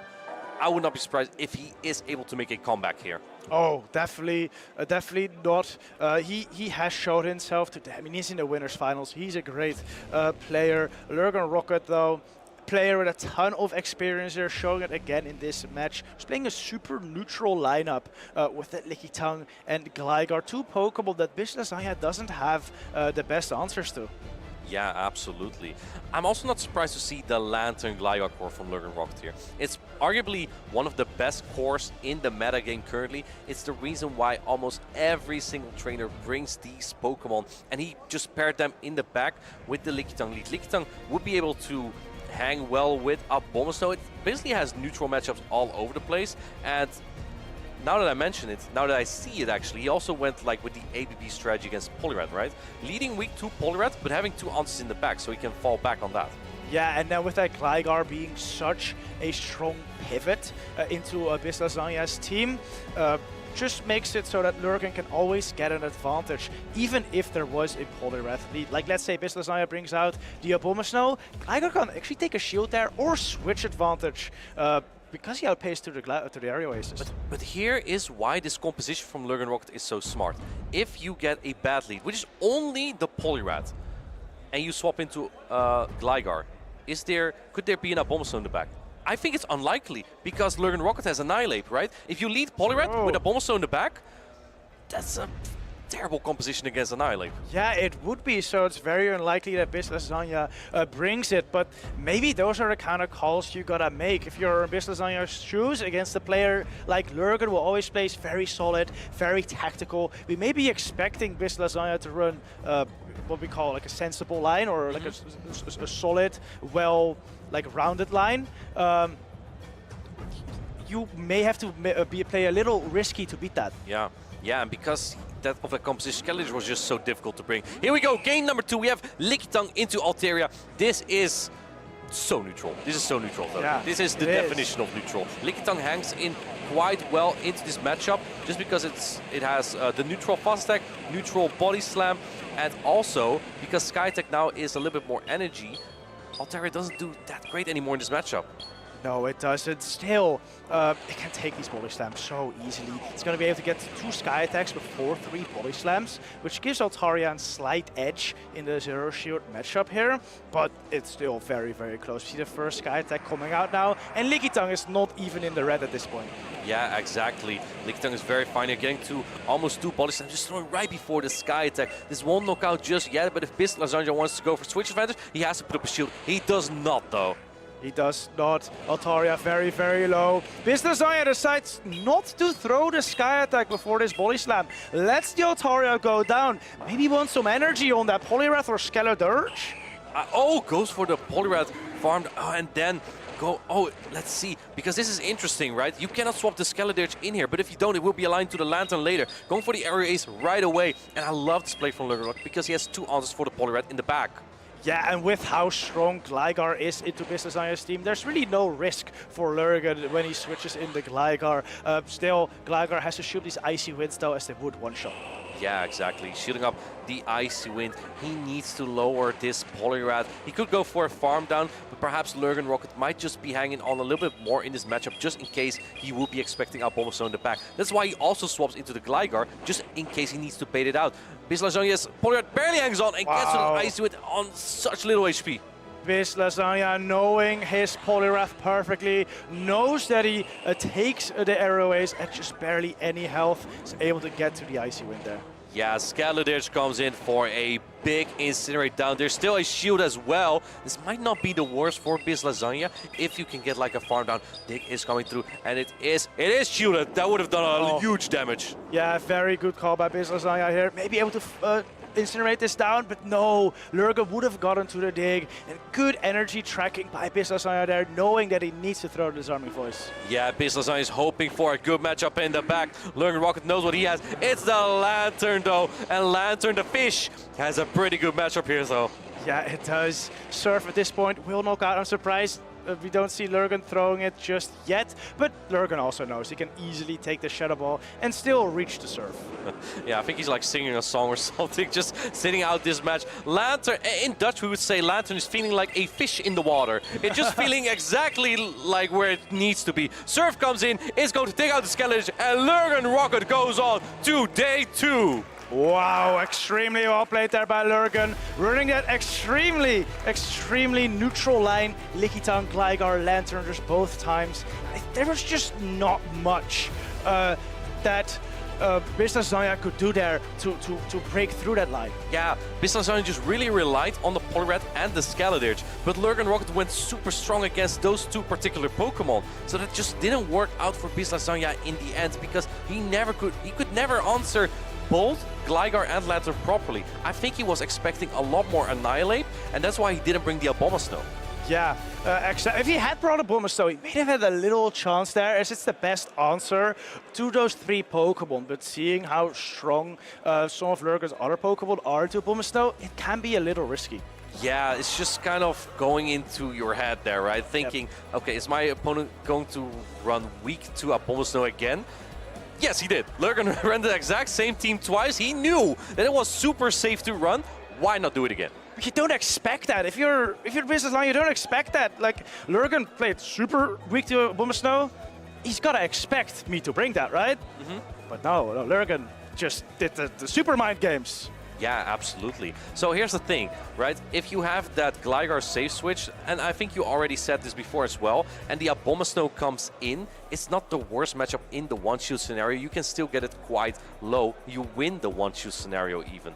So in that scenario, are you really weak to Abomasnow? If Lickitung is somewhat neutral, it does lose the even shields just because Icy Wind keeps debuffing. And then Gligar has played the one-shoot. Are you really that weak to Abomasnow? No, Lurgan always has play around the Abomasnow for sure, but still, it would have played to all three enough to where if you can maybe get a farm down, a PauLasha farm down on the Lickitung, that'll put you in a very good scenario. Like, just imagine, once in this game number 3 or game number 2, Business Zanya let this Altaria go down, so he could get farm on the Lickitung. Imagine he farmed it down with Abomasnow, and Lurgan has Gligar Lantern in the back. That's trouble. Yeah, I've seen that scenario a lot. I've been in that scenario a lot where I had a low health Whiscash in the back, a water type, and when there's a Abomasnow, you just do not get through that as a water type Pokemon. So that's kind of a risky take there indeed, yeah. That was our last winners final of the day. Now we are going into our losers semi-finals. We are going to have some really good matchups coming soon. I think one of them is going to be PauLasha versus Scafo. Oh, PauLasha versus Scafo. There's an EUIC rematch. We saw PauLasha take it then, but I think Scafo might be looking for revenge. Yeah, I'm very curious to see that battle. Now, before we head into that, we are going to show you a video. It's going to be a video about trainer tips from Utrecht. Stay tuned. We will be right back with you soon.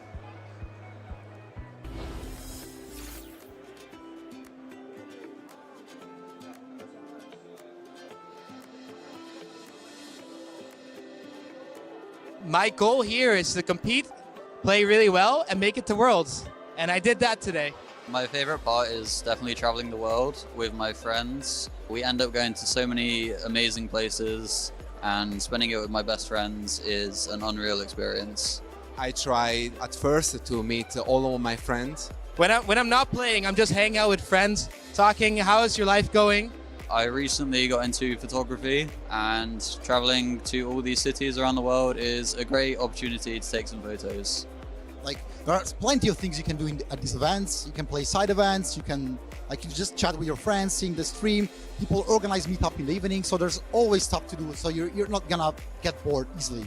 I think my other favorite part about these events, except playing of course, is just meeting all my friends I've known since 10 years almost, some of them. I love the community. I love talking to people, interacting with them. I'm so happy to be here, to find all of them, because we share the same passion, the same love for the game. That's what we love to do, and we try to do the best.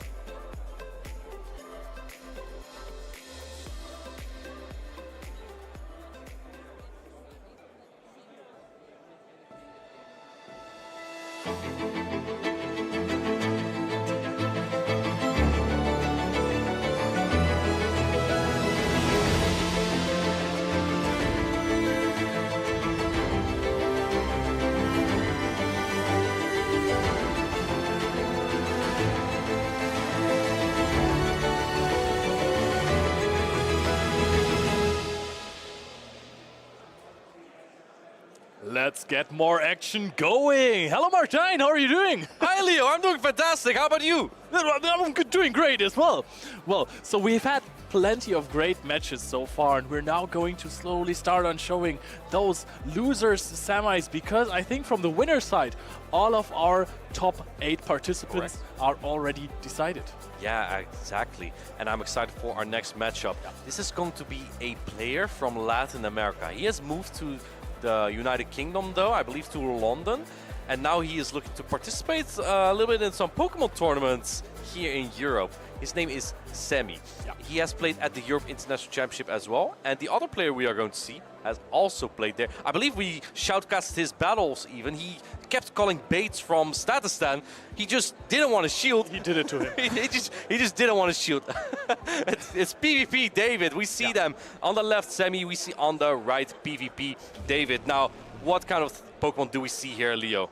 So first of all, we are seeing a Trevenant, which is a fantastic Pokemon, but of course also one of my favorite Pokemon in the entire game is the good old Mandibuzz. Of course, next to it we have a Shadow Alolan Ninetales, a Pokemon which was on my caster's prediction.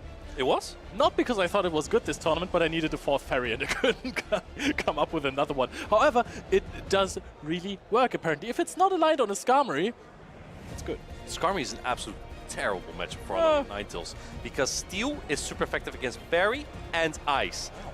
But do you see any Altaria on PvP Dave's team? No, but there is a Skeledirge.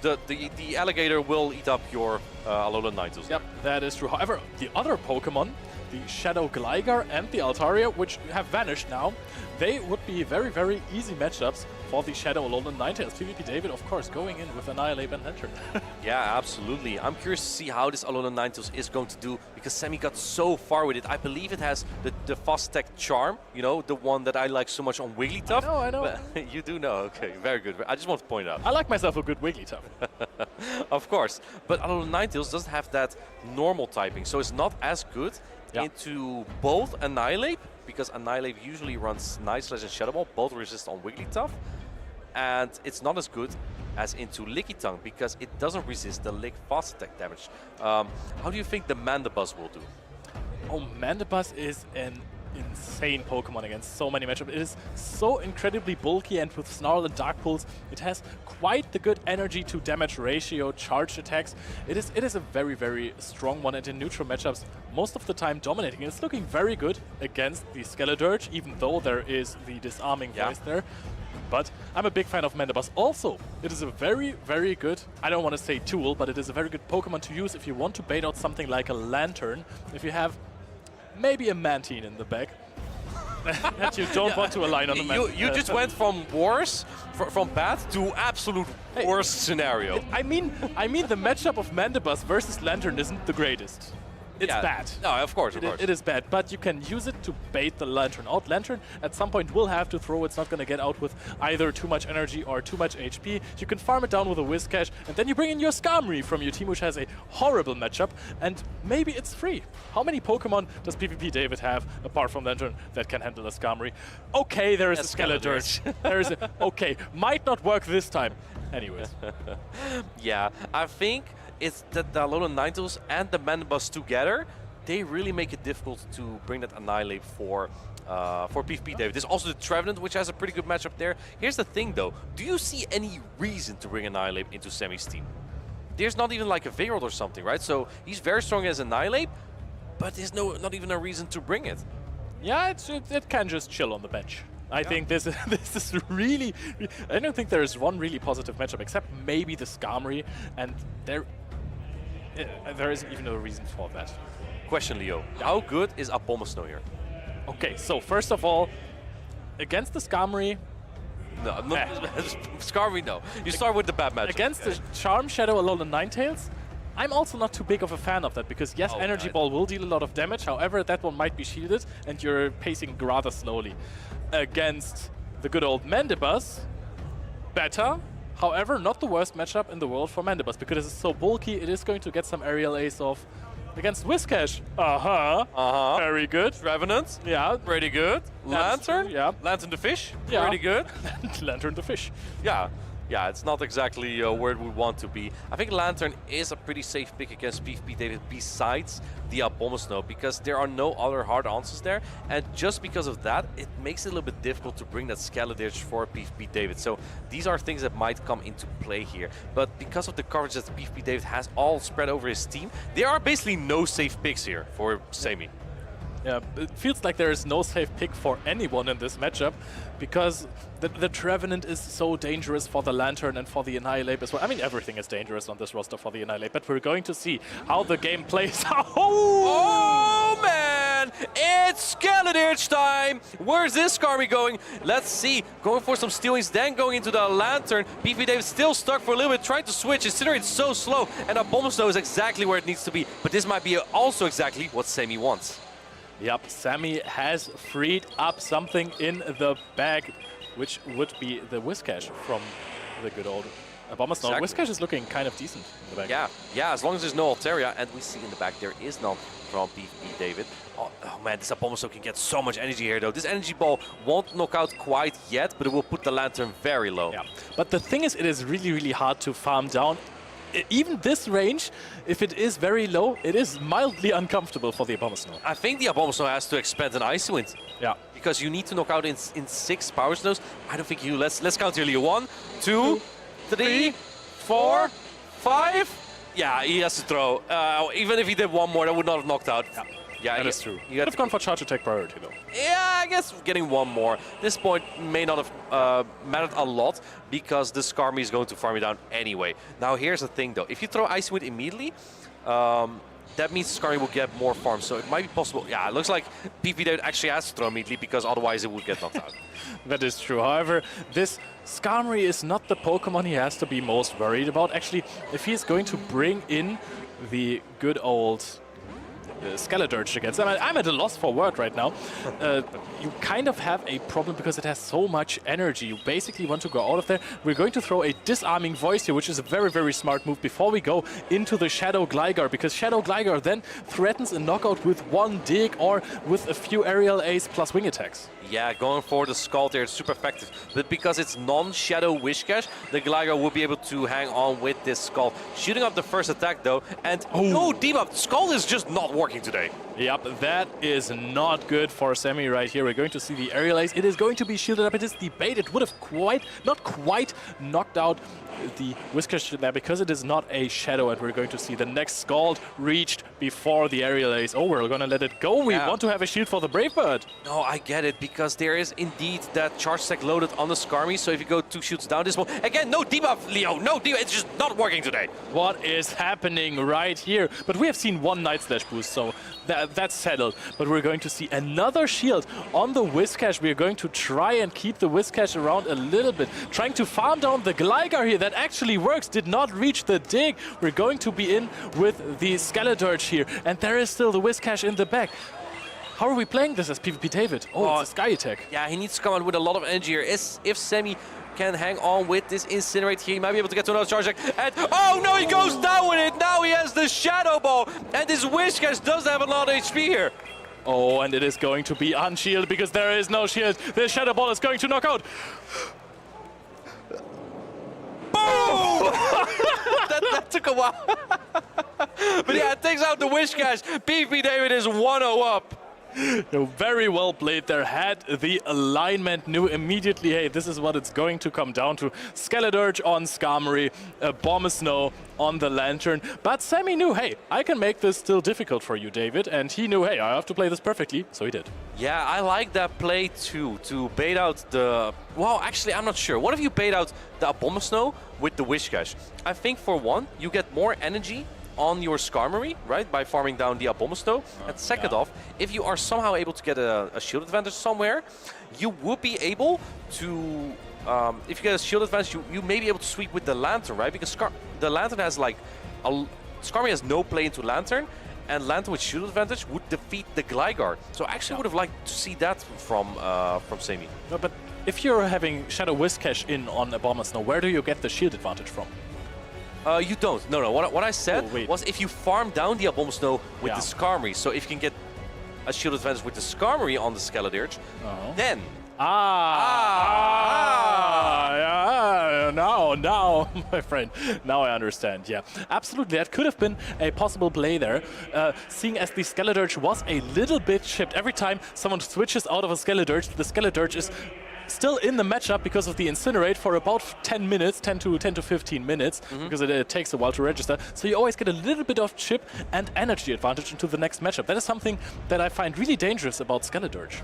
Skeledirge has such versatile coverage. It's basically never walled. Only, and I think we found this out during the EUIC. We know now, right? It's Lit Leo. Lit Leo resists everything from Skeledirge. And, well, we don't see that a lot. So Skeledirge is basically such a safe Pokemon to use.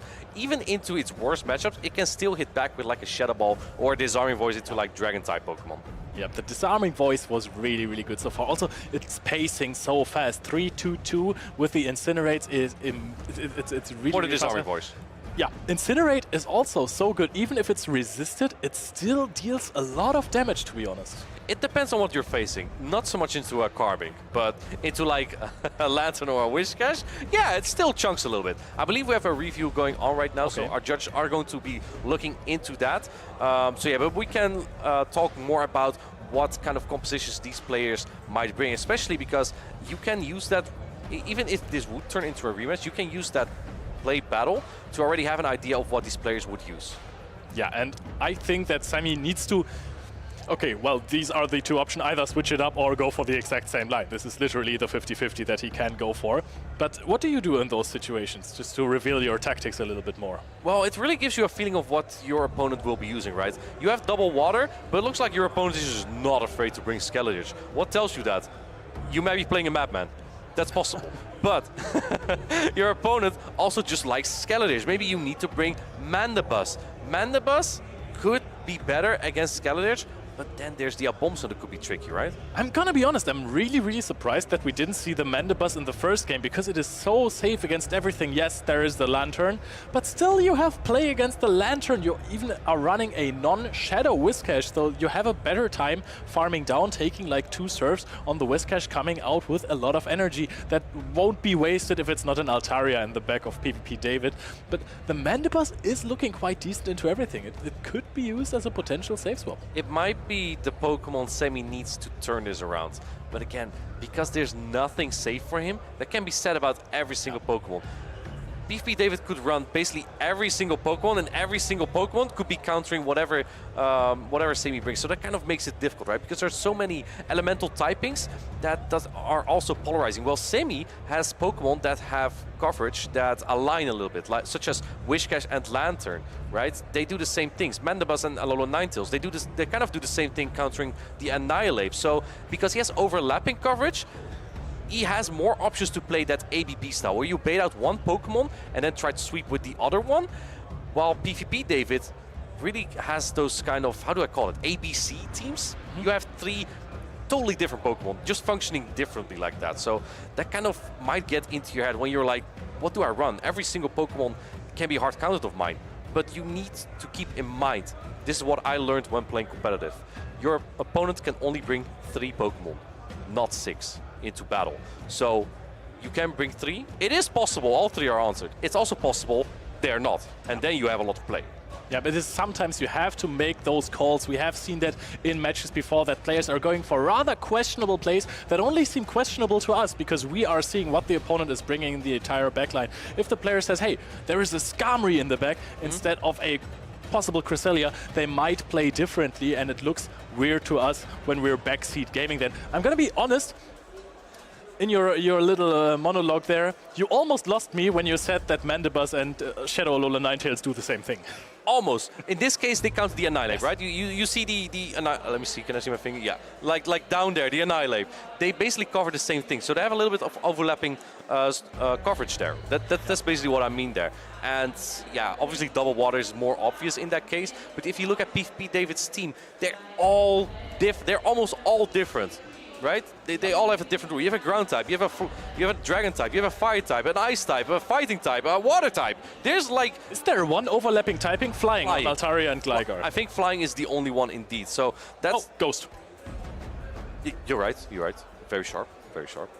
He knows the game. Got it. I know my typings, guys. That is very interesting that PvP David has decided on such a broad variance in his teams, because we have seen multiple players run something like triple flying type earlier, because the typing just right now is so good offensively and defensively as well, keeping the grass types out of the game basically.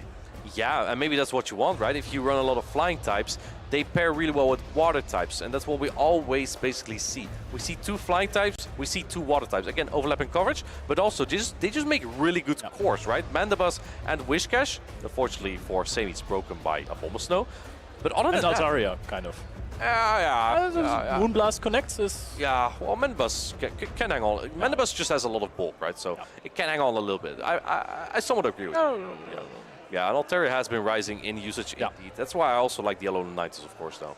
Yeah, the Alolan Ninetales is really interesting, because it beats the Gligar, it beats Altaria, it beats Abomasnow, I think.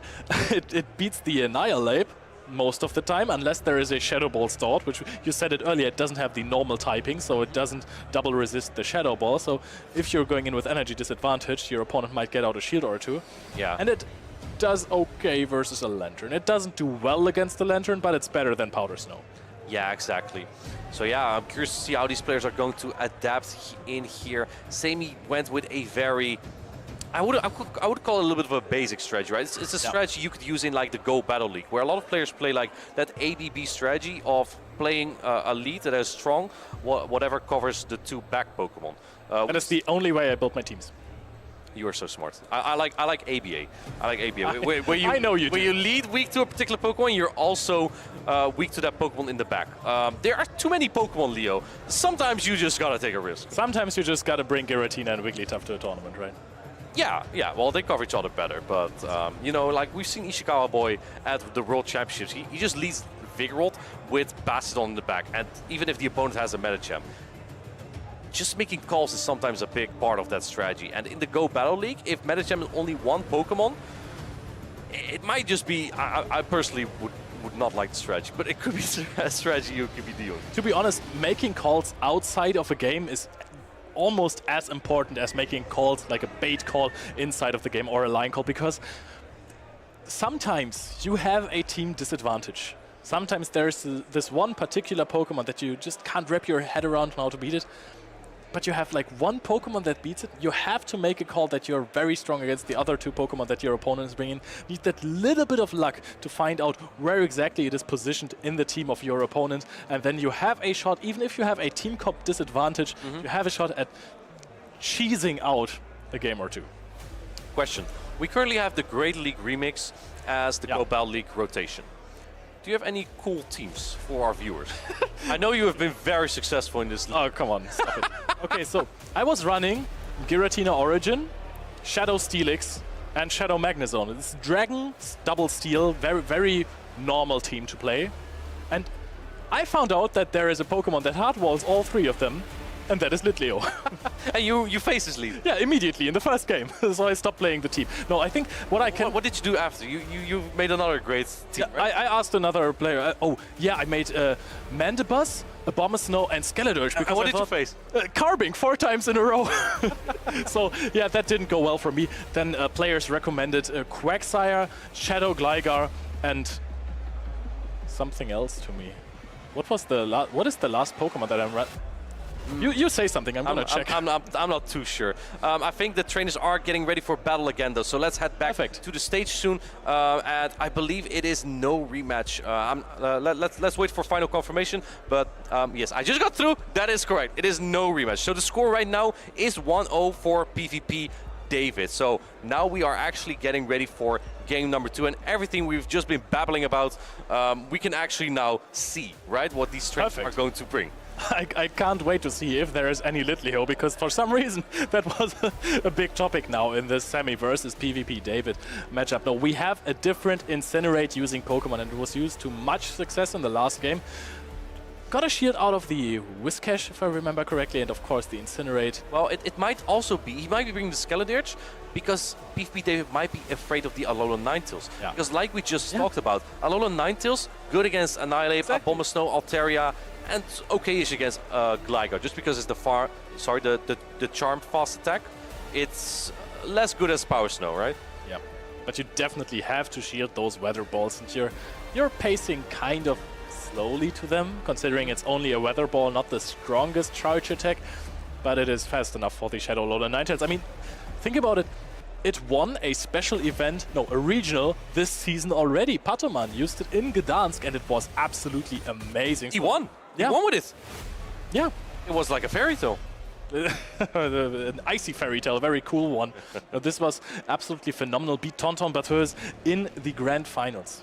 Yeah, exactly. That was very exciting to see. Patoman not successful here in Stockholm. However, the other youngster is still here. He's in the loser semis, PvP David, and he's against Semi. We have here the Altaria into the Skarmory. This is a pretty good lead for Semi. Yep, this is one of those Pokemon that just can't beat steel types, basically. The flying, the parry, and the dragon damage is all resisted by steel type. This is why it's such an amazing defensive typing. Well, you say this, but Altaria actually doesn't have the worst matchup here. However, Skarmy could at some point, when the Altaria is about half HP, Brave Bird, farm it down, and come out with another attack before the Altaria could get to another Sky attack here. And he is going for the Brave Bird. Are you going to shoot this PvP, David? He might keep his shields. Yes, he does keep his shields. Here we go. Can we get a boom? Here we go. Boom! Altaria, get out of here. Get some toothpaste because your Dragon Breath stink. Oh man, it sparked down before he could switch out with Altaria coming in with the Lantern now. And this is rough because not only did you lose your Altaria, you're also behind energy here. Sammy's just running the same team again. Yeah, Sammy is just having a great time, and this is one of the two strategies that you can use. If you have a very polarizing matchups in the first game, you can either swap it up or you're going for the exact same thing again, because what's the chance that your opponent is calling it? Well, looks like he made the right call here because PvP David indeed switched up. Didn't bring the Skeledirge this time. Thunderbolt's going through, does quite some damage here, but Sammy will outpace to the next attack here. PvP David tried to go for a Surf, but he was just barely too late. He's putting it all on the Gligar. No piece, going for a shield here, trying to get rid of the Lantern there. And the shield advantage, Sammy is going to enjoy it in the last matchups. Also, if you only have a Gligar left, this Skarmory with 40% HP is still going to do a lot of work. This is exactly what Sammy wants, because if it is that Gligar in the back, he wants some fast attack pressure. The Whiscash is probably going to come back in, but it will be able to fire a Scald later onto the Gligar and just put it extremely low. And we're going to see a Surf immediately chipping on this Whiscash. It's not going to deal the most damage, but this chip damage is very important in the Shadow Gligar versus Whiscash mirror. It can decide whether a Dig knocks out or not. We're going into the Gligar. A Scald is being thrown immediately. Sammy outpaces here, has the shield advantage. It's going really well for him. Yeah, no shield by PvP David. It does a lot of damage, putting Gligar straight into the red. And the debuff! We haven't seen many of those, but at this point it's looking very difficult for David. David knows Gligar has no use anymore. Can he do anything with the Lantern? Well, Lantern is so low as well, right? Yep, and there is still two shields on the side of Sammy. This Whiscash is looking healthy as whatnot, and we're going to see a very... Oh, this is actually a spark down. We're going to see the Sky attack reached by Sammy, throwing it. No shield. PvP David knows, hey, I can't beat this Whiscash. Yeah, Lantern the Fish goes down, and the score is tied up 1-1 between Sammy and PvP David. Skarmory confirmed a Lantern counter. Tomahawk will be very glad to hear that, because Skarmory, did you know, is his favorite Pokemon. Oh yeah, I did know that. He talks about it day and night, even at breakfast the entire time. Crazy. I was there actually, yeah. And did you also know he has a hawk named Tom? Oh yeah, absolutely. He showed it to me. He has a very cool picture with this hawk called Tom. Yeah, that's how he named himself, right? If he can put that, if he can place it on X, perhaps we can show our viewers as well. And viewers, if you have anything you want to show us on X, use that hashtag #PlayPokemon, and we might be able to feature you on stream. In fact, I would love to feature you on stream. I would love to show just what our community has to say here. But yeah, what do we have to say about game number 3 here between these two battlers? Sammy brought the same team twice now. PvP David switched it up pretty much entirely in the second game. You're gonna bring the same team again as Sammy. It is it's a too risky call for PvP David to say, okay, he's going to lead the same team thrice. It can't be. Exactly, right? But maybe that's exactly why you should do it. Because your opponent might be like, there's no way he does the same thing 3 times in a row, right? This is why you always play the same team thrice in a row. Trust me, guys, it always works 50% of the time. Yeah, exactly. So yeah, this time, again, no Alolan 90s. Again, that Skarmory double water has just been working so well for Sammy, and especially when there was no Abomasnow to counter those water types this time. PvP David played that ABA-style team that I just talked about that I love so much, where he led the Altaria, soft weak to the Skarmory, but then he had his other Pokemon, Gligar, which is hard weak to the Skarmory. So he just let Altaria go, so his Gligar would be free. But Sammy was smart, he knows this, goes for the Brave Bird, then switches out to try and bait out the Abomasnow, which wasn't there in this case, and then the Gligar was just helpless because it had to deal with 2 water types and a 40% health Skarmory. That is not a good time for a Gligar at all. Also, 40% health Skarmory. Some Pokemon, if they are at relatively low health, it is very easy to farm them down or deal with them with an Aerial Ace or something like that. Skarmory is a very, very uncomfortable matchup for a Gligar. I don't think at that range even a Dig would have knocked out. Maybe. Yeah, it is resistant. It's single resist only. Because in Pokemon Go, we do not have immunities. Ground is double resisted in Pokemon Go, but because there's also the steel typing, on which ground is super effective, is only single resisted on the Skarmory, and it still does moderate damage. Still not a great matchup though, but here we go. The size of game mode number 3. We have Skarmory into Altaria. And he does it again! It's the same team again. Oh, this is very, very good for Sammy. And there's, of course, the same line also for PvP David in the back. This is an absolute rematch of the last one. I'm going to see if the players are going to find ways to play it out differently. Yeah, let's see. I think, Leo, you were right. PvP David was like, there's no way he runs the same 3 again. Well, looks like he did. This might just be his Go Battle League line, to be honest, for Simi. Go for the Sky Tech, is resisted. And look, Simi tried to go for Sky Tech earlier, before the Sky Tech from Altaria, but now he goes for Brave. And this time, PvP David decides to shield. Yeah, and this shit is going to be really interesting because now the Whiscash is in a prime position. Okay, actually, the Altaria stays in here against the Lantern now, swaps out, has a lot of energy, and now we're going very late into our own Lantern after a little bit of chip. I don't know what I think of this play, Leo. Here's the thing that's tough for PvP David. You kind of want to keep your Lantern for the opposing Skarmory, but you cannot. You need to switch out and preserve your Altaria at that point. Yeah. And this Altaria is needed for the Whiscash. There is no other real answer because he didn't bring the Abomas now. And now we're going to see 2 Lantern throwing Thunderbolts at each other. Yeah. Sammy still has 2 shields here though, so I would say he's slightly at an advantage here. Going for the Thunderbolt. I think this actually might barely knock out. Yeah, but this was great counting because PvP David was almost at a Surf, which at this range would have probably knocked out. Over farming just a little bit. If the Gligar comes in, you might still reach a Surf here, and this is also going to deal a lot of damage if it goes unshielded. And PvP David says, I can't go down 2 shields. Yeah, he knows because it's probably that Whiscash again. Scald would do so much damage. Gligar takes the hit here. That does a lot of damage. What do you come in with at this point? If you bring in Skarmory, you kind of need this for the Altaria in the back from PvP David, which still has a Moonblast Store, by the way. Yep, I think at this point you might actually bring in the Whiscash because you know it has no play against the Altaria and you would rather soak the energy of this Shadow Gligar. PvP David actually trying to find a way to flip this matchup. Very well played so far. This could go either way. Yeah, I don't think this is quite over just yet. Going for... Oh! Catching the Mud Bomb! Double resisted on the Altaria. Also would have been... It was double resisted before. This is but now you still have the Gligar, which is big. This is huge! Let's see. Do you go for the Sky Tech here? There's still 2 shields on Sami's side. Now go for the Sky Tech. Sami is at a Mud Bomb. He's letting it go. He's putting it all on the Skarmory. And I really, really like that play from Sami because otherwise the energy on the Altaria, on the Skarmory would have been a lot more trouble because you need to preserve HP on the Skarmory. However, you have 2 shields. Your opponent only has 1. Do you throw at any point? You're taking so much damage. He throws the attack. I don't know if this was the play. He's going for the shield here. PvP David wants to get as much fast attack in as he can. I'm not sure if that's the play, however, because your Gligar may have needed to try and wing attack down. Can he wing? Oh, he wing attacks down the Altaria. Now in comes the Gligar, and this is going to knock out the Gligar.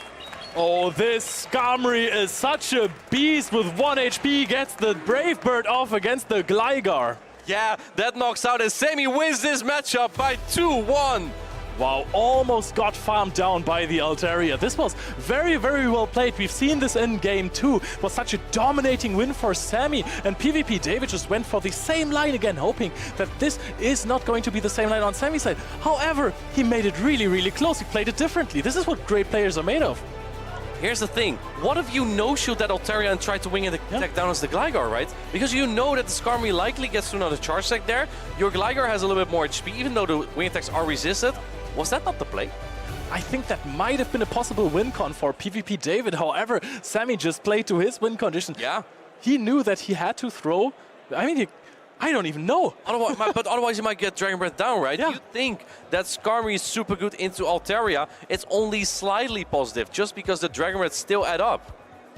Yeah, the damage that Altaria puts out in so many matchups is unbelievable. If you are not a Fairy type, you are still going to take some damage from those Dragon Breath. It is such a strong, fast attack. It is so fast as a fast attack. You are in control of so many matchups, and even the bad ones, you can use it to bait out a Skarmory. Later on, try to sweep with a Shadow Gligar. Did not work in this case because it was just double water in the back. Yeah, exactly. And now we have, from the losers bracket, we have Sami going on. He played incredibly well, and he just played the same line 3 times. Maybe he played so much with that line in the Go Battle League that he's like, I'm undefeatable with this team. Yeah, maybe I should play that once the Great League hits again. Maybe he'll be successful for once. Yeah. There is a chance, okay? If I get debuffs with my Whiscash, I might as well win a game, okay? So there is always a chance, a 50% chance in that case, to put the game in your favor if you're running Whiscash, right? I just feel like I should probably say we're friends, by the way, so I'm just teasing it. Don't believe no, we are friends. We are friends. That is true. I mean, I was very happy when you won Utrecht. I was very, very happy for him. I don't know why I felt the need to say this. Anyways, losers semifinals. We're not going to show you guys losers finals today because those are going to be showcased tomorrow. So we have a little more matches on day 2. See those win and in top cut matches as well. But we have, I think, 3 more matches to come in the losers semis. We have seen so many talented trainers today. So many great trainers have been knocked out already of the tournament. Some of them are still in the losers bracket, and this is so much more exhausting for the players to play in the losers bracket. Sammy got knocked into the losers round relatively early in the tournament, and then he had to play so many more matches because you always have to try to eliminate the players that have just been knocked out of the winners rounds. They have to play so many more games, like 8 or 9. So many more games. We've had such a tournament today. Let's take a look again at the top 12 users that we had today, because we've seen a big variety of Pokemon, but we've also seen a lot of the hard meta. I said at the start of the day that the Americans really like Annihilate because it was 50% used in Indianapolis, but we have 66% Annihilate on day 1 here in Stockholm. Where Vigoroth? Gone. It's gone. It's gone. I know that there's at least one in day 2, to be honest. But we have regular Whiscash on 21% and Shadow Whiscash on 25%. So we have 2 Whiscash on the top 12 chart, which is very, very interesting. We have the Shadow Gligar on barely not 50%. And yeah, what else is new? Dugong is in there, 21%. I've been telling you guys all day, Dugong is absolutely insane. It's the best Pokemon ever. Because of Triple Flyer. That is not true, but it does hang well against Triple Flyer. You know what's also interesting? We have regular, non-Shadow and Shadow Whiscash on the top 12 usage, but we don't see any non-Shadow Gligar. Do you know why that is, Leo?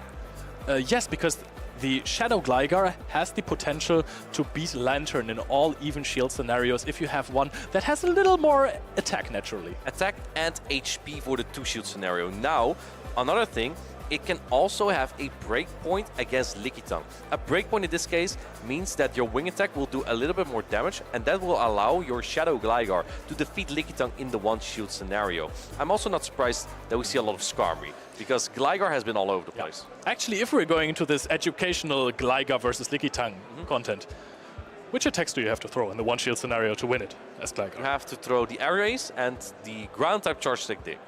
Okay, so you have to throw both and you hope that the Aerial Ace gets shielded. If the Lickitung shields the Dig right away, then yes, the Lickitung can win the 1 shield scenario. Okay, so guys, pay attention in this matchup. If you're on the Lickitung side, you have to make good calls there. Or on the Gligar side, you have to make the same call, basically. It's basically the same. Don't throw Aerial Ace straight up. Go to 7. And be careful against Lantern as well with your Aerial Ace baits. We've seen how that went for Statistan at the Europe International Championship. If your opponent just no shields and no shields and no shields, it does nothing. Oh man, here we're going to have a matchup. We have on the left Scafo 99, we have on the right PauLasha, and both are from the... Look, they're wearing the same jersey. They're on the same team here. This is a friends battle, but the stakes are so high here. I know both of these players have high expectations of themselves, really consider themselves some of the best in Europe, so this is going to be very exciting. On the left, Scafo, someone who loves the hard meta, only uses the safest picks. On the right, PauLasha loves to cook with Magnezone. That is true. We've seen her cooking at EUIC, got then defeated by Doonbug, who just had too many ground types. Apparently the Shadow Whiscash was very, very strong into the Shadow Magnezone of PauLasha. Also he had Annihilate, I think, so there was plenty of counters. Let's see. First of all, when you're seeing PauLasha on stream, you have to make the Magnezone check on the team of her opponent. So what kind of answers are there? Annihilate and Shadow Whiscash? That's it. Big. That's it. I mean, that is what you usually play, right? But here's the thing. Here's the thing about PauLasha's team. Okay. Because she has the Cresselia, she has the Skeledirge, or sorry, not Skeledirge, the Altaria. Those are both very good in the core. Here we have the Altaria into the Mantine. Scafo is kind of shaking his head. If this is Ice Beam Mantine, it can actually take... It's just very dominant in this matchup. And we do see Ice Beam on the side of PauLasha. Mantine just is pretty strong against his team in general. do you try to attempt to catch here on the Dugong? Because this Dugong actually... Oh, are we going to see a bait call from Scuffle? This is potentially very, very huge. He shields this up. I mean, this is also already a shield used against the Mantine. This is not what you want against a team with Shadow Magnezone. This is so tough for Scuffle. You know why? He cannot even switch out because there's the Gligar in the back.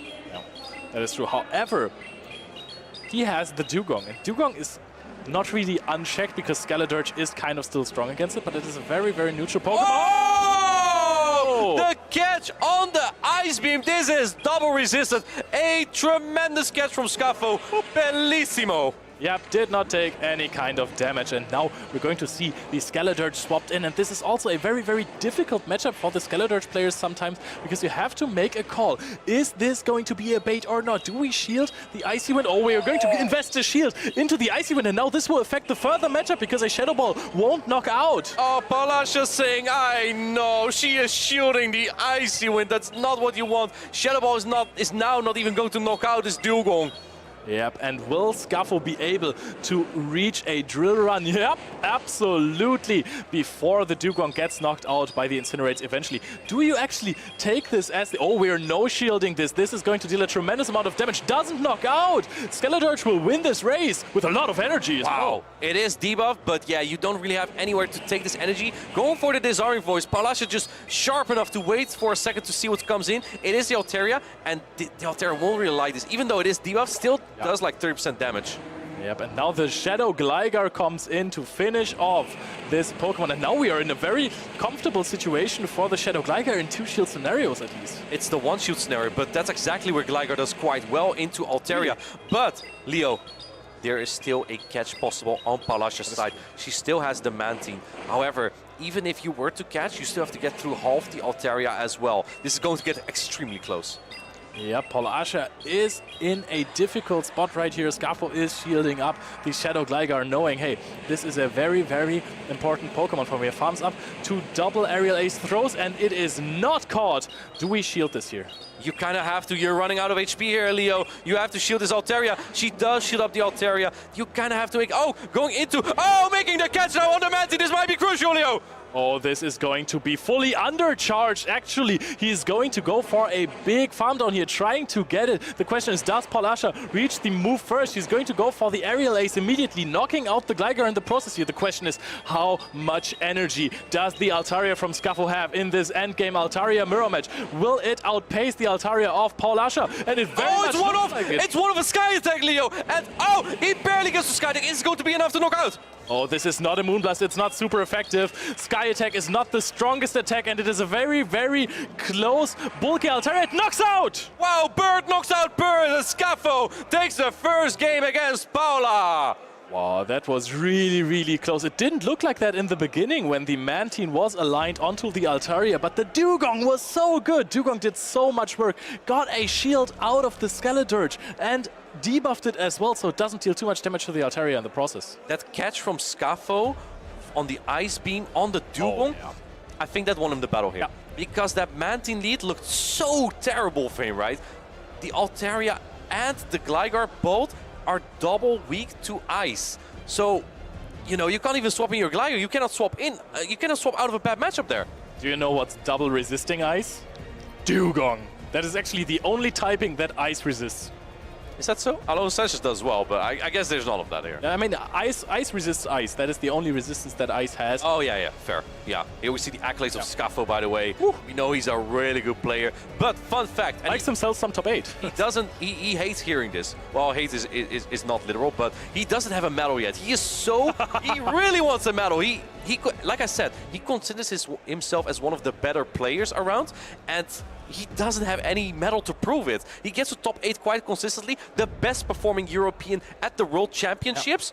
Where's the medal? Where's the medal, Leo? I don't know. I don't know where he lives. I don't know his home. I know Crimson K19. Crimson K19 wears it on his when he plays, but he Scuffle doesn't have one. Here we have PauLasha, also a tremendous player, one of the best in Europe as well. And PauLasha has a medal.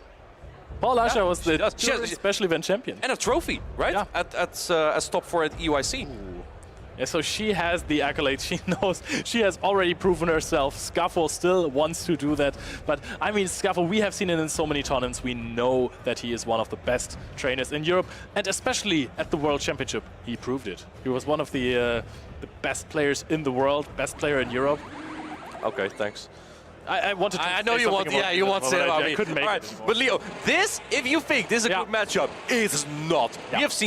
We've seen Onion Frank play against the Magnezone with his Gligar. Was not a good matchup. There's no way you don't shield this. Yep, okay. Yep, this time you do shield. I thought this was jinxing it, you know, saying there's no way you don't shield this, and then it always gets no shielded. But PauLasha is just calmly investing a shield here, knowing, hey, double Wild Charge is going to knock out a Gligar. At this point, I don't even think you want to throw the second one. This barely won't knock out yet, but the Gligar will drop very, very low. I think 2 or 3 more. Oh, going for the mirror shot now, though. Defense harshly fails after the wild charge, but you gotta shoot the mirror shot if you want to get it on a charge cycle. No, lets it go. That's interesting because you have the duo in the back. Yep, and there is no... Wow, this is very interesting because there is no Pokemon on Scuffle's team right now that really has fast attack pressure against the Magnezone. So Magnezone can very, very calmly farm up a lot of energy and now actually just throw another Wild Charge. Yeah, this is going to do about 50% damage. Chargeback can take it well, but it will do a lot of damage. So Scuffle does decide to shield it up. I think at this point you might be able to farm down the Magnezone. No, it will be able to get to another Wild Charge, and Scuffle knows this. He cannot afford to take another Wild Charge there. Just look at how much damage these Volt Switch did against a resisted Magnezone. However, we're also seeing that Scuffle is running Crunch on the Chargeback, which makes the Skeledirge matchup a lot better. Yeah, in comes Cresselia. Scuffle doesn't like this exactly, but I'll tell you something, Leo. This is not the worst for Dugong when there's a shield in play if you shield the first Grass Knot.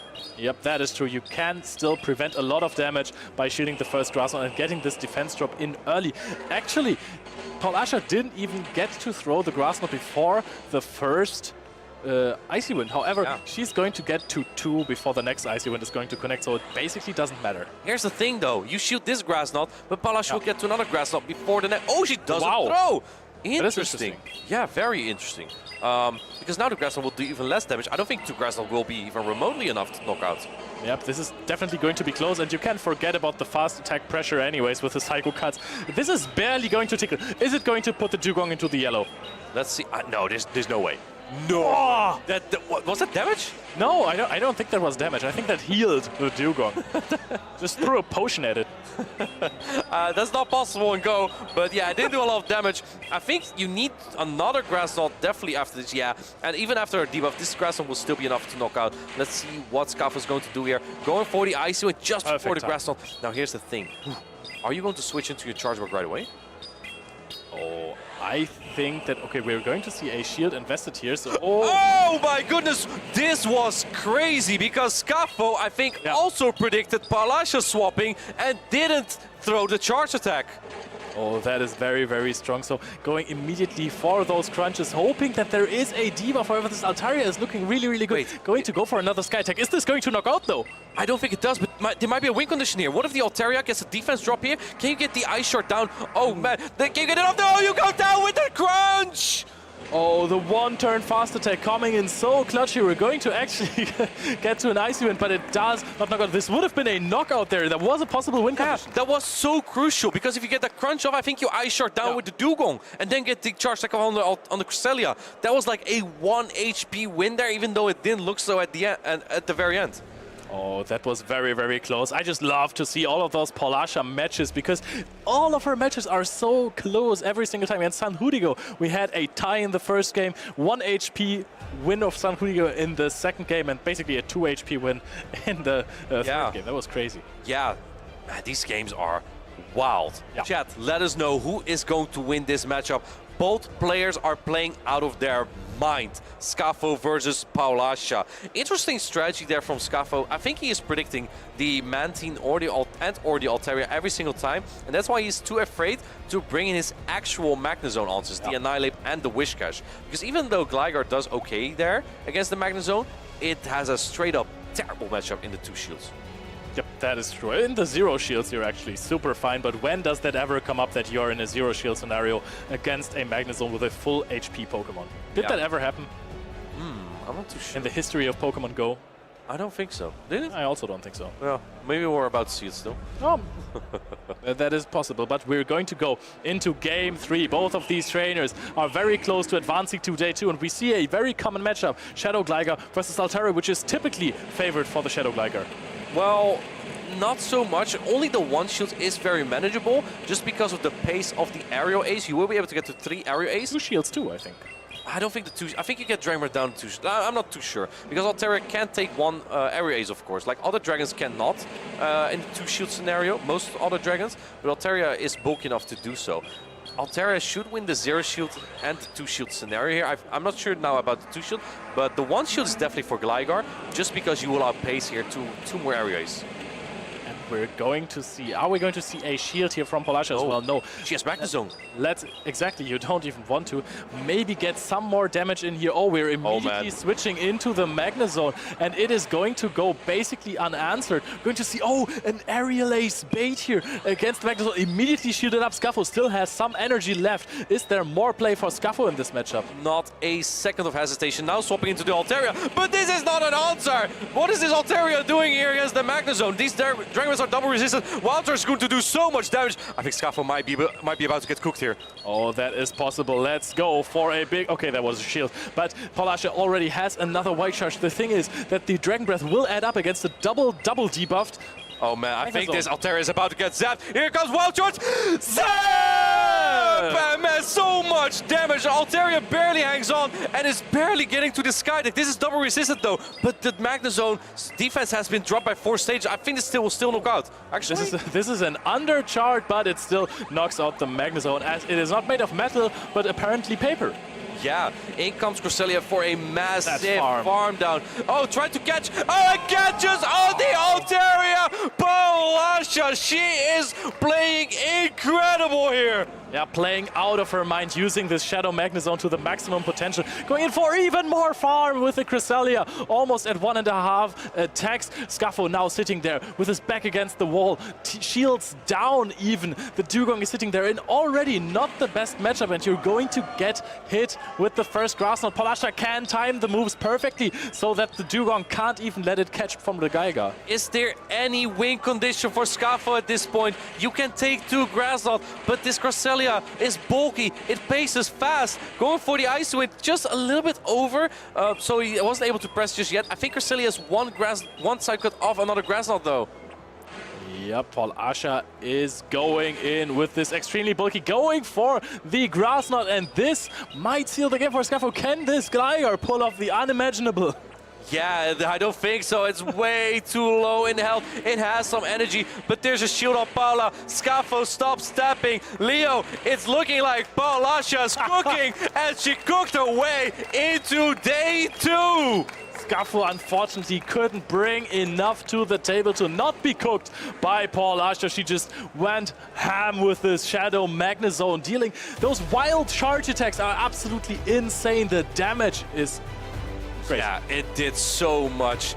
PauLasha's team composition was just so tough for Scuffle there, because the Magnezone is so free simply because that Whiscash Annihilate Core is covered 3 times by the Mantine, by the Altaria, and by the Cresselia. It's almost impossible to bring those, and because Scuffle wants to avoid those polarizing matchups, he just didn't bring any of those, and that made the Magnezone so free. PauLasha realized this, and well, we saw her do her thing with the Magnezone there. I mean, this is kind of interesting. I'm seeing a pattern here on teams that are advancing to Day 2, because they seem to kind of be focused around one specific Shadow Pokemon. We have the Shadow Sableye for Odin that is very, very well covered by the rest of the entire team, and now we have the Shadow Magnezone. So this is apparently also a really good approach to team building, to pick out one Pokemon that is considered something like a closer, a Pokemon that can dish out a lot of damage and finish games, or even put a lot of pressure on the lead, and then cover them with other Pokemon so that the answers won't be brought as easily. Yeah, absolutely. Magnezone is just the one Pokemon you kind of want to protect, just because when shields, you know, when there are no shields in play anymore, Magnezone is the one Pokemon, you know, that goes down very quickly there. Yeah, that is true. And it was very, very nice to see both of these trainers. They are on the same team. They were wearing the same jersey. You could basically say they were legends that unite from time to time. And to get you guys all hyped up even more, because we are hyped from those battles, we have a trailer for the NAIC. Enjoy.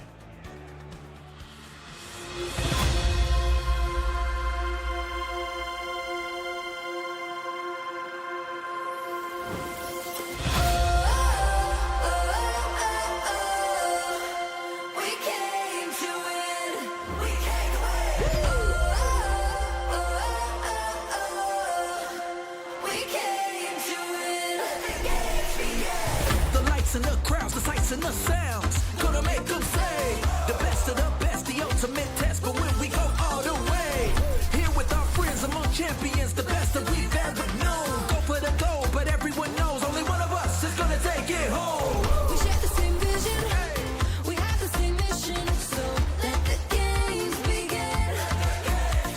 Come on, travel from far to play, gonna give all it takes, 'cause we came to win.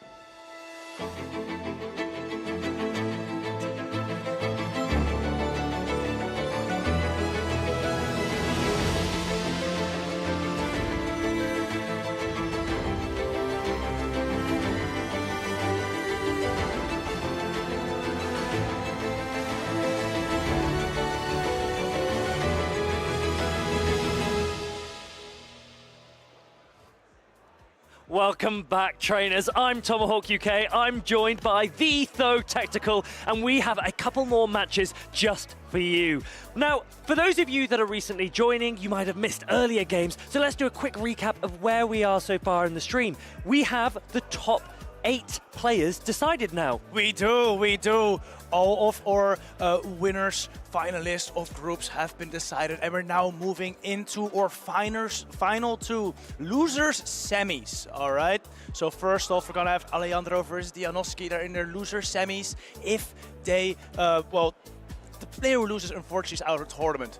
That is Wins right. is on to day 2. Yeah, that is right. So the way that it's going to work is we've got 2 more losers semi-finals today, and then all of the losers finals will go and play tomorrow. So there's plenty more coming up. But we do have, as you just said, brilliant matches. Alandro versus Dinosky. These are players that we know very well, that you will have watched on stream plenty of times. I don't know who's going to take it. Me neither. These are both players we've seen earlier this season do extremely well, especially Dinosky. I remember he got into the grand finals in Stuttgart. He ended up facing Colin there in the grand finals, resetting the bracket. Unfortunately, just barely missing out on the win there, but he took it all the way to Game 5. That's right. Both of these players have already qualified for the World Championships in Honolulu, Hawaii later this year. Now, Dinosky, he's actually pretty close to the Travel Award. I think he's just outside of the top 8 for the full award at the moment. And he will really be looking to get as many points as possible this weekend to get his hands on some extra money to help him with that holiday. Oh, for sure. Alandro does have a little less points than Dinosky. It is unlikely he can make the Travel Award, but if he manages to sneak his way into the top 8 or even higher, he still gets a little bit of cash prize, which will help his travels for sure. That is right. We mentioned earlier on the broadcast that Alandro has had some trouble with his flights, with his accommodation, so maybe more than anything, he needs to do well in this tournament to cover the trip, but he's having a great time here. We've had a chat already. I've had a chat with Dean. They're really excited for these games. We're really excited for these games. Let's take a look at the teams. I love Dinosky's team. He always brings that Guzzlord. He loves that Pokemon. He's done very, very well with it. And he's pairing it with his usual Poliwrath, Charge Bug. It's a very solid, consistent core for him. I really like the Poliwrath pick. We've spoken about it before, but again here, when you're seeing a Vigoroth on the other side, Poliwrath has a lot of play, but it also has access to Icy Wind. So if it's up against Gligar or Altaria, it has the potential to one-shot them, as well as the other flyer that typically does well into a fighting type, Skarmory. Poliwrath resists the Steel Wing. Poliwrath could be the play here. It does resist the Steel Wing, and it outpaces Skarmory to their charge attacks. It wins their charge attack priority, so you're able to get to the Scalds, or double Scald even before 2 Sky attacks from the Skarmory. Besides that, it's a regular Poliwrath, which means the matchup versus Shadow Gligar and Altaria are much, much better than if it was a Shadow Poliwrath. And so, in response to that, we might expect Alandro to try and lean into his Lantern. Now, if Dean can also predict that, then we might get to see some Guzzlord gaming. Oh, yes. I mean, besides that Lantern, Guzzlord is looking okay here. It's a very reasonable matchup versus both Whiscash and Gligar. Those are neutral, but they're hard-hitting Dragon Tails and Dragon Claws, put in a lot of work there. And in the Altaria, Guzzlord just gets to those Dragon Claws much earlier than Altaria is able to get to a charge stack of his own. So generally, Guzzlord wins that matchup as well. It really does. I think Dean is looking to protect Poliwrath from Lantern. He also needs to protect his own Skarmory from Lantern. So he's got Cresselia, Guzzlord, Charjabug, and even Shadow Gligar with decent matchups into Lantern. He's really doing his best. Alandro struggled earlier in the tournament with what we call RPS, and he will be begging and hoping that these matchups don't have the same outcome that they did earlier for him. Luckily, no Annihilate on Dinosky's side or the Alandro's opponent's side this time. That's what did him in last time, getting a Vigoroth on Annihilate. Luckily, this time, not the case. There's a Poliwrath, of course, but less strong. So I do think that Vigoroth has some play. It doesn't have any hard winning matchups here, even that Guzzlord does have some play into Vigoroth, but there also isn't any super hard losing matchups for it, because even Poliwrath does not want to take several body slams. You're absolutely right. Alandro might therefore lean into Vigoroth and to Lantern. Dean, he'll be having these exact same thoughts in his head. Both players will want to rely on the cores that are strong on their own teams, whilst also seeking to bring core breakers for the cores that are strong on their opponent's teams. It really might be a case of good energy management, of good alignment. I'm really excited for these though. Oh, me too. Another Pokemon I want to point out is Altaria on Alandro's team. Looking super solid. Of course, you got Icy Wind, Poliwrath. There's Skarmory, which resists everything from Altaria. And there's Cresselia, which is very bulky, and Guzzlord as well.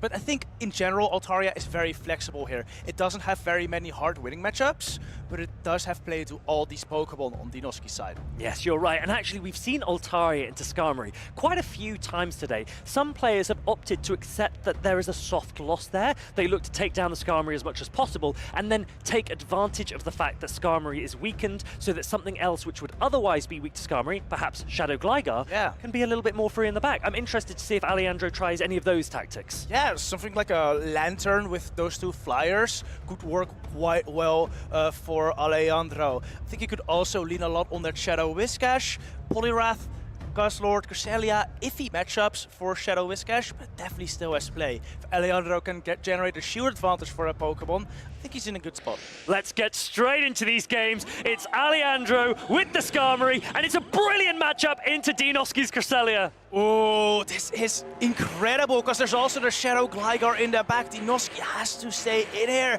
He doesn't want to get the Gligar aligned later on. No, this is what we call ABA. This is not a soft ABA. Dinosky is so weak in the lead, and with Gligar in the back to this Skarmory, this is exactly what Dean did not want to see. I've seen Dean play out of these kind of matchups earlier, though, in other tournaments. So let's see what he can do here. Brings out the Poliwrath now. Is answered by Alandro's Lantern. Very good response to this Poliwrath. Counters are neutral, but our charge attacks, like this Scald, will be resisted. Alandro is nodding his head. He's thinking, hey, for once on stream, I'm the one with the alignment. He's really pleased here. Dean's got a big decision to make. Thunderbolt will knock out this Poliwrath, and he shields correctly. Oh, great shield here by Dinosky. Poliwrath, like, even though it does have the negative matchup here, look how close it's already making it. The Lantern is already deep into yellow. If Alandro does not shield this, Dinosky may even be able to get switch advantage here. We knew that Alandro would lean into Lantern, but look at what Skarmory has the potential to do in the back. It has all of its health left. Cresselia can't throw neutral damage into Skarmory, and Gligar cannot, like, it's going to be really tough here for Dean. He's shaking his head. It will be very, very tough, but Skarmory is one of those Pokemon. It does have some very good matches, but struggles to take out a full team. And with the amount of energy that's already under Cresselia, it will definitely chunk the Skarmory enough to maybe put it in a manageable range for the Gligar. Now, there's one thing that does disappoint me about the way that Alandro is playing, and that's that his Skarmory is not shiny, but the rest of his team is. So we might need to talk to him afterwards as to what was going through his mind bringing a grey Skarmory. Green Skarmory, or what is it, gold-green Skarmory? Yeah, that's what we wanted. Really nice here. Still, non-shiny Skarmory putting in work here, so maybe he just doesn't need it. Strong enough, doesn't want to beat this Cresselia even harder. This Cresselia is going unshielded for this Brave Bird. It takes out the Cresselia. Alandro's looking to come straight in with Gligar. He looks up at Dean. Dean has... We saw his lips move. GG, says Dean. He knows what's coming. Shield down as a Gligar in a Gligar mirror. It's not great. Of course, Dean does have that energy lead on his own Gligar, so maybe able to take this matchup. But then there's still the Skarmory, so yeah, not looking great here for Dean. But maybe he can get some valuable information out of this matchup. Let's say he's able to charge that priority with Alandro's Gligar at this point. That will give him information for the next match as to who wins that tie. That's absolutely right, and that's a really intelligent way of looking at it. There is always information that Dean can elicit from these types of matchups, even when the game looks over. So you need to be paying attention right until the end. But Alandro is chuffed. He's a sneaky player. Do you want to hear a funny story? Yeah. So, of course, Alandro was given a Play Pokemon t-shirt to wear on stream for his previous match. But these are really nice t-shirts. I don't know if you've got one yourself, but I do. They're amazing. They're really nice. And Alandro thought, do you know what? I'd love to have another one. So he spilt coffee on his first t-shirt. Oh, of course. Of course he did. And he is purely accidental, of course. What? You know, you just can't help these things. And so he's been given a lovely blue second t-shirt now. I'm sure he'd be very pleased, both with that and with the way that Game 1 turned out. Oh, incredible. Alandro really calling the lead there from Dean's side. Skarmory to Cresselia was just amazing, especially with that Gligar in the back from Dinosky. I wonder how Dinosky will adapt. I think one thing we've seen several times during today's tournament is that if one player loses the lead when they're running an ABA line, like Dean did here, they may just repeat it. Because are you expecting Alandro to lead Skarmory again? Probably not. It's all mind games, isn't it? Now, we've said before that this might be the meta of ABA. Dean has shown here that ABA is a strategy that can have big risks associated with it. And the problem is, we're in the losers semi-finals. This means if you try an ABA and it doesn't work out, that could be the end of your weekend. It could be, but it was only Game 1. And in Game 1, you can tend to play a little bit more risky, because if you lose Game 1, that's fine. You still got 2 more games to go. Just recompose. Take what information you can from game number 1 and use those to your advantage in your next 2 matches. I'd really like to see Dean take more advantage of that Poliwrath. We talked about its potential. Dean didn't quite get the amount of use out of it in Game 1 as he might have wanted, as it was aligned onto the Lantern. And maybe we see Guzzlord. Oh, Guzzlord would have been all right into the team of Alandro there. Of course, not first at Skarmory, but first the Gligar, it would have had a pretty good matchup. This is the thing. If Guzzlord is into Skarmory, that's arguably soft ABA. But on the other hand, we've got a very neutral matchup right here. Yeah, Altaria into Gligar. This is really going to depend on how many shields are used.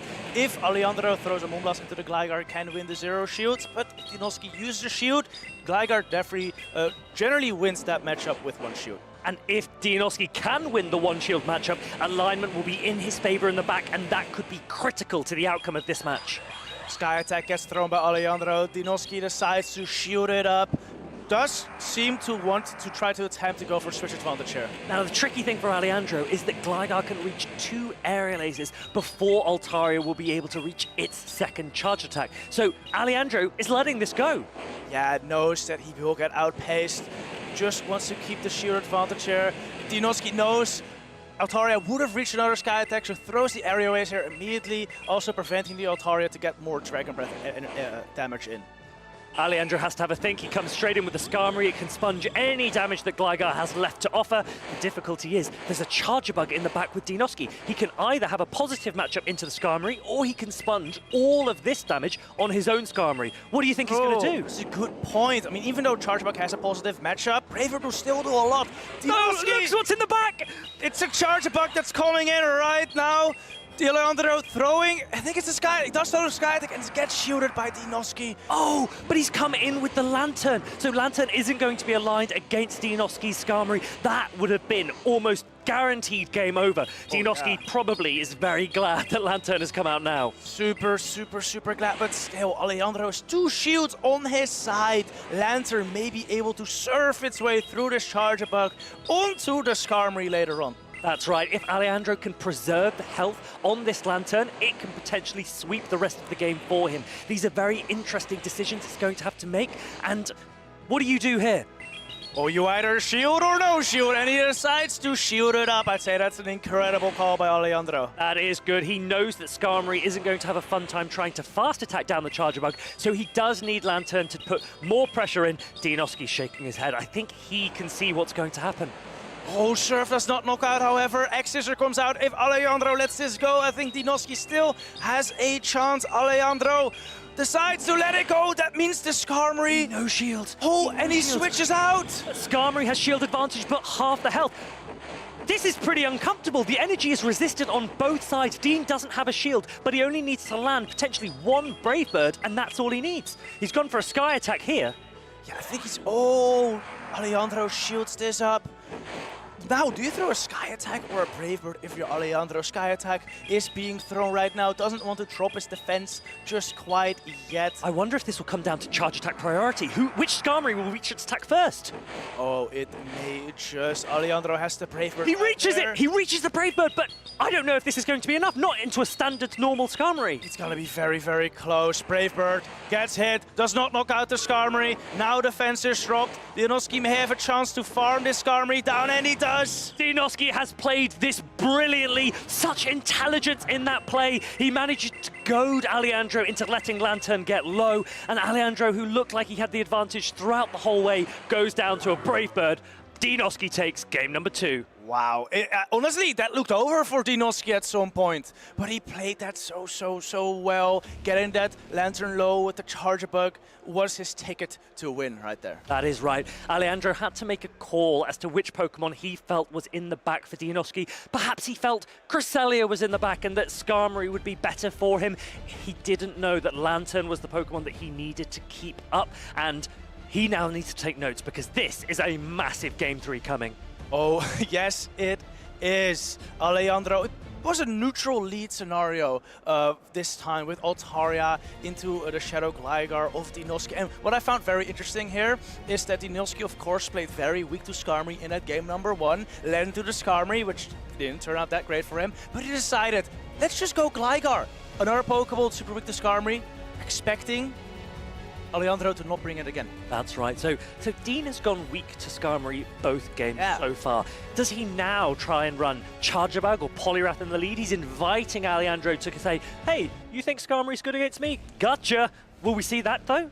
He could either expect the Skarmory to come out again, or, I mean, if you're Alandro, it's gotta be like, I mean, he's led weak to Skarmory twice. Is he really gonna do that again? That'd be very bold from Dinosky. So he may lead a Pokemon strong to the, or actually weak to, or strong. Wow, the mind games are incredible. I can't even keep up. We're getting confused by the mind games here. Now, if I'm Alandro, I might look at Dinosky's team and think to myself, hold on a minute, my Brave Bird from Skarmory can do a lot of damage to almost all of Dinosky's team. And maybe on that basis, I should leave Skarmory in the back. Perhaps that's what Dean thought Alandro would do when he chose to run ABA into it. But I wonder, is it going to come now? It's almost a 50-50 gamble. It is. And I know Dinosky, I've seen him get these gambles correct so many times. He's truly incredible at these mind games, so I'd be interested to see what he brings. If I was to guess,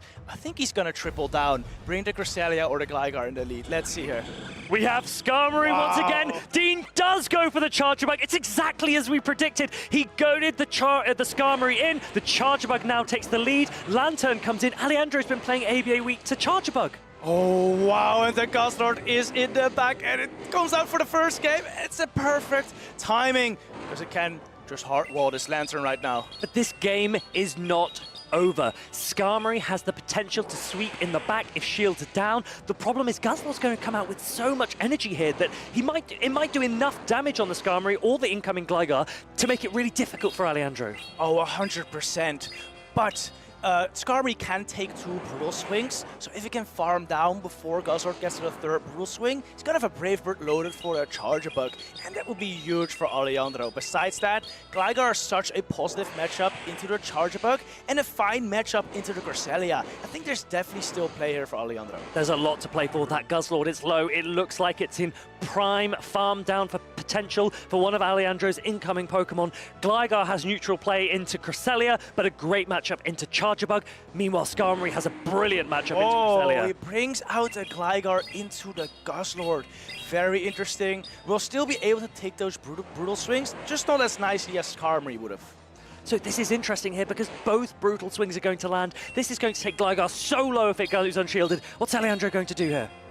It's gonna shield it up, does want to keep the Gligar somewhat healthy. Uses the shield there, now comes out with always a dig start on that Gligar.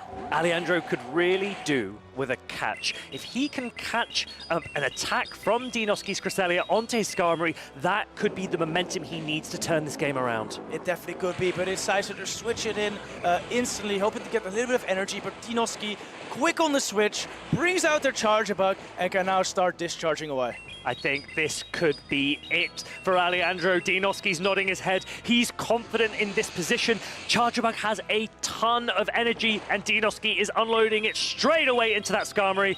Alandro, he sees the writing on the wall. His hands are in the air. His arms are on show, but his Skarmory is going down. Yes, Gligar still on the field here, but it's not gonna be there for much longer. X-Scissor comes out for the Charger Bug, and I don't think we're gonna see a shield right here. Alandro might look back and think, what could I have done differently? But at the end of the day, he's got his second t-shirt and Dinosky's got his win. Both players are winners in my heart. What a brilliant game. Dinosky takes the series. Absolutely. Well played by Dinosky there. Congrats. Look at them. I think they're both happy with the outcome of that match. Yeah, they are good friends, and it's so nice to see the camaraderie and the sportsmanship between these players. Dinosky has got through again. He is through to day 2 for his loser's final match. Incredible stuff by Dinosky. I do want to point out one thing about that match, because some players may be confused. Why did Alandro bring out the Gligar into that loaded Guzzlord instead of the Skarmory? And what I figure is that since it was a Charger Bug lead, Alandro was likely expecting a very hard answer to the Gligar in the back, probably Skarmory. And in that case, the Gligar was likely going to be useless. Now, that call didn't work out for him, because it was Cresselia, but had it been Skarmory, it would have given him maybe a little bit of play. That's right, and we've talked before about the Guzzlord moveset from Dinosky. He is a player that has always lent into Brutal Swing over Crunch, and we saw the benefits of it there. It reached that second Brutal Swing very, very quickly. It applied a ton of pressure to that Shadow Gligar. Alandro had to give up another shield. That makes it difficult, and Dinosky comes out with a big, big win, and a lot more championship points each round he's going up. He's getting further up that CP leaderboard. Oh, yes, he has already gained a bunch of points this weekend, and he's got more to come. Maybe tomorrow we'll see him again. That is right. And now we have another player coming up who is also looking to pitch themselves further and further up that CP leaderboard. He's a good friend of ours, your compatriot, my teammate. It's Colin 6. He will also be looking to continue his losers bracket run against MW22. Oh yes, Colin, I mean, I think we all know him. He's the double regional champion, won Lille in 2023, won Stuttgart this season, where he beat Dinosky in the winners or the grand finals.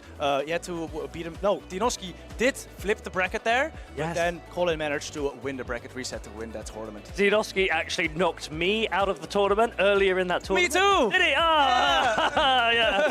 Oh, cry. say. No, Dinosky is a brilliant player. Colin, as we know, is a brilliant player. But we've seen a lot of upsets so far this weekend already. A lot of big players, big name players, they've been knocked out. And Colin knows you cannot underestimate any opponent, especially at this stage. MW22 has obviously got so far, and it's not by accident, right? So Colin needs to play to the best of his ability every single time if he wants to take down these opponents. Colin has had quite a loser's bracket run, actually. He got knocked out into the loser's bracket pretty early on, and he's been playing so many matches back to back to back today to make it all the way to these loser semis. That's right.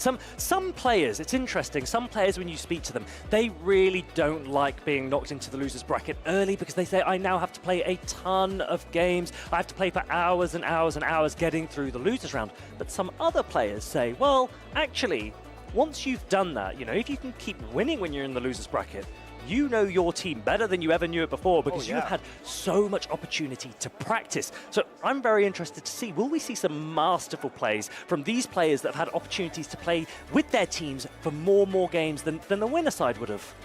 I'm sure we will. I think another benefit of being in a loser's bracket is you just stay in the zone. When you're in the winner's bracket, you have a little bit of time in between matches. Maybe you relax a little bit too much. It depends on the player, of course. I know that's the case for me. But in the loser's bracket, back to back to back, you stay in the zone, you stay focused, you know what you gotta do, you put your head down, you do the battles, and that allows certain players to play maybe a little better. Yeah, that is right. So whilst we have Colin coming up, we have just had Dean with a brilliant victory against Alandro. I know you want to hear more from Dean. I definitely do. Martijn, take the interview away.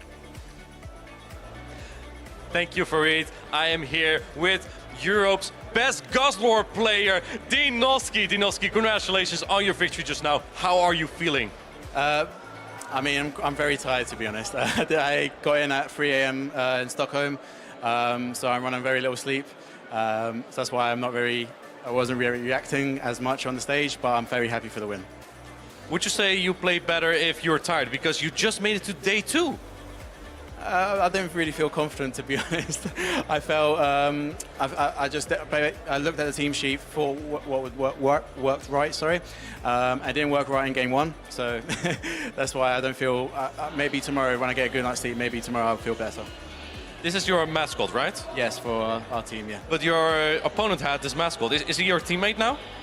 We'll have to wait and see. Look out at the TMP's Twitter handle for more information on that. You just don't want to spoil it just yet for us? I'm not saying anything. I'm not the. I'll let the team announce anything soon. If you had to pick one Pokemon that was your best Pokemon today, and a Pokemon you would recommend to other competitors for future tournaments, which Pokemon would that be? I'd be Guzzlord, 100%. 100%. I mean, when it gets in a good matchup, like for instance the Lantern, it just eats it up, and I had energy for anything in the back. If Alandro had Vigoroth in the back, I could throw 2 moves.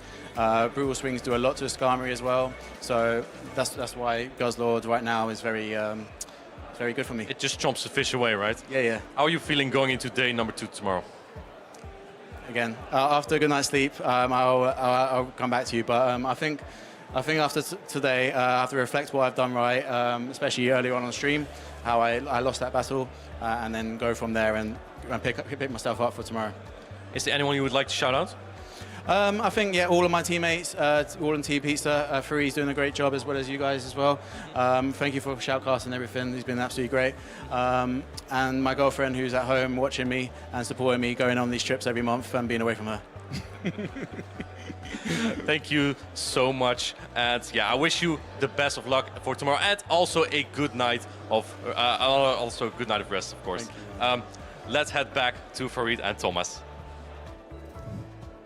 Thanks so much, Martijn. I love listening to Dean. He's so charming. He's so nice. It's one of the reasons why I really like the teams that we have behind the scenes. And Dean played so well, despite his lack of sleep. So Dean, I believe, he actually arrived with Lurgan Rocket. They both came and arrived in the early hours of this morning, and they are both in day 2. So maybe they know something we don't. Yeah, there's gotta be some trick there. You know what? Next time I may just arrive at 3 a.m. myself. Yeah, and I'm sure that after Dean watches and supports his teammate Colin coming up in the next game, we need to send him home. Dean, go home, get some sleep, because if this is Dean on half sleep, I don't want to know what he's going to do tomorrow. Oh, everyone that's playing tomorrow, it's got to be ready for like a more powerful Dean. That's got to be scary sight to face. That's right. It's really difficult when you go home this evening. Do you revise? Do you look at all of your opponents? You know, these players will be thinking, not only do I have to get through the losers semis here, I've then got the losers finals tomorrow, but what if I win that? Do I need to prepare against all of the winner side of the bracket? Or do I go and get more sleep, like Dean says? I think it really depends on player by player. I know certain players, I know Nighttime Clash really likes to prepare for his day twos for pretty much any opponent he faces, but then there are others who just like to have some time off with friends, have some fun, don't think about the game for a little bit, and just go in with a fresh mind on the next day. That's right, lots of different players with lots of different tactics, but the players we have on screen for you now, Colin6 and MW22. Colin, we know him. We've seen him so many times. He brings, again, the Abomasnow Fire Core. Last time we saw him bring Abomasnow, he ran with Talonflame. This was in Dortmund regionals where he reached the grand finals. This time, opted to go with Skeledirge instead. That's right. So Colin's not opted for a Steel-type Pokemon, and actually MW22 hasn't either. But Colin does have a Charm Resist. Fire resists Fairy. So the Wigglytuff that MW22 has isn't going to go unchecked on Colin's side. It might, however, be difficult to work out how best to position Skeledirge because of the Lantern and because of that Whiscash. Yeah, besides a Wigglytuff, there isn't really more really good matchups for the Skeledirge. Of course, generally does win against Annihilate, but get hit by a Shadow Ball and you're in big trouble. It also does the Disarming Voice for Altarias. There's a reasonable matchup there, but Dragon Breaths are really adding up as well. So what I might expect to see is Colin has the threat of Skeledirge, but he might lean more here into Abomasnow. It has a really good matchup into Altaria, into Lantern, into Whiscash. It has good play when on even energy with Lickitung, and it can debuff the Charmer in Wigglytuff. It only really has to avoid Annihilate. Yes, and he has good answer for Annihilate as well. Altaria, Gligar are both very, very strong to Annihilate, and then Lantern and Skeledirge are reasonably neutral versus it. And then, of course, he has his own Annihilate as well. I wonder what it's like. If you're MW22 and you're sat here across, you know, he's all smiles now, but in his head, he knows the caliber of the opponent he is up against, but also he knows that this is the opportunity to take down a giant in the game. Oh, yes, for sure. And he's going to try to do that with this pretty standard comp, I would say, except for that Wigglytuff. That's a little spicy for sure. And it does definitely have play into Colin's team, especially versus Altaria and Annihilate. So let's get straight into the games. It's the Wigglytuff we've been talking about. Colin6 has Shadow Gligar. Oh, goodness. Now, Charms are really going to start adding up here. Look at that damage already coming through. But Colin's Gligar is just pacing to the charge deck so much faster. I absolutely love how fast Shadow Gligar can reach its attacks. It's neutral in this matchup, but because it's so quick with its pacing, it can deliver a massive amount of damage really, really quickly. MW22 is gonna take the aerial ace on the Wigglytuff and then switch into the Lickitung. Very interesting, but can tank this energy just slightly better. Forces the Gligar to throw a dig pretty much, which they shoot it up.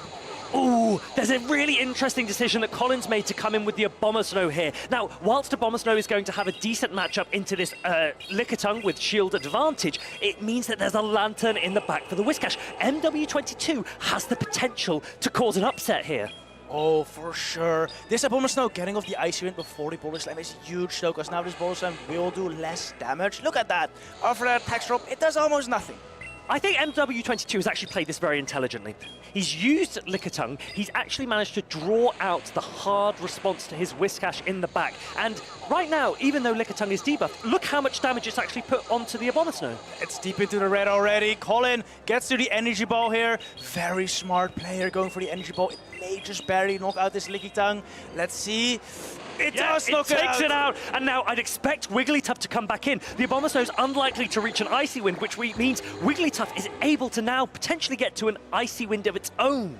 Yes, and Gligar definitely would not want to take that. I suppose the charms at this point would do so much versus the Gligar. So Colin is opting to switch into the Lantern instead. He's able to take these charms and potential charge attacks a little better.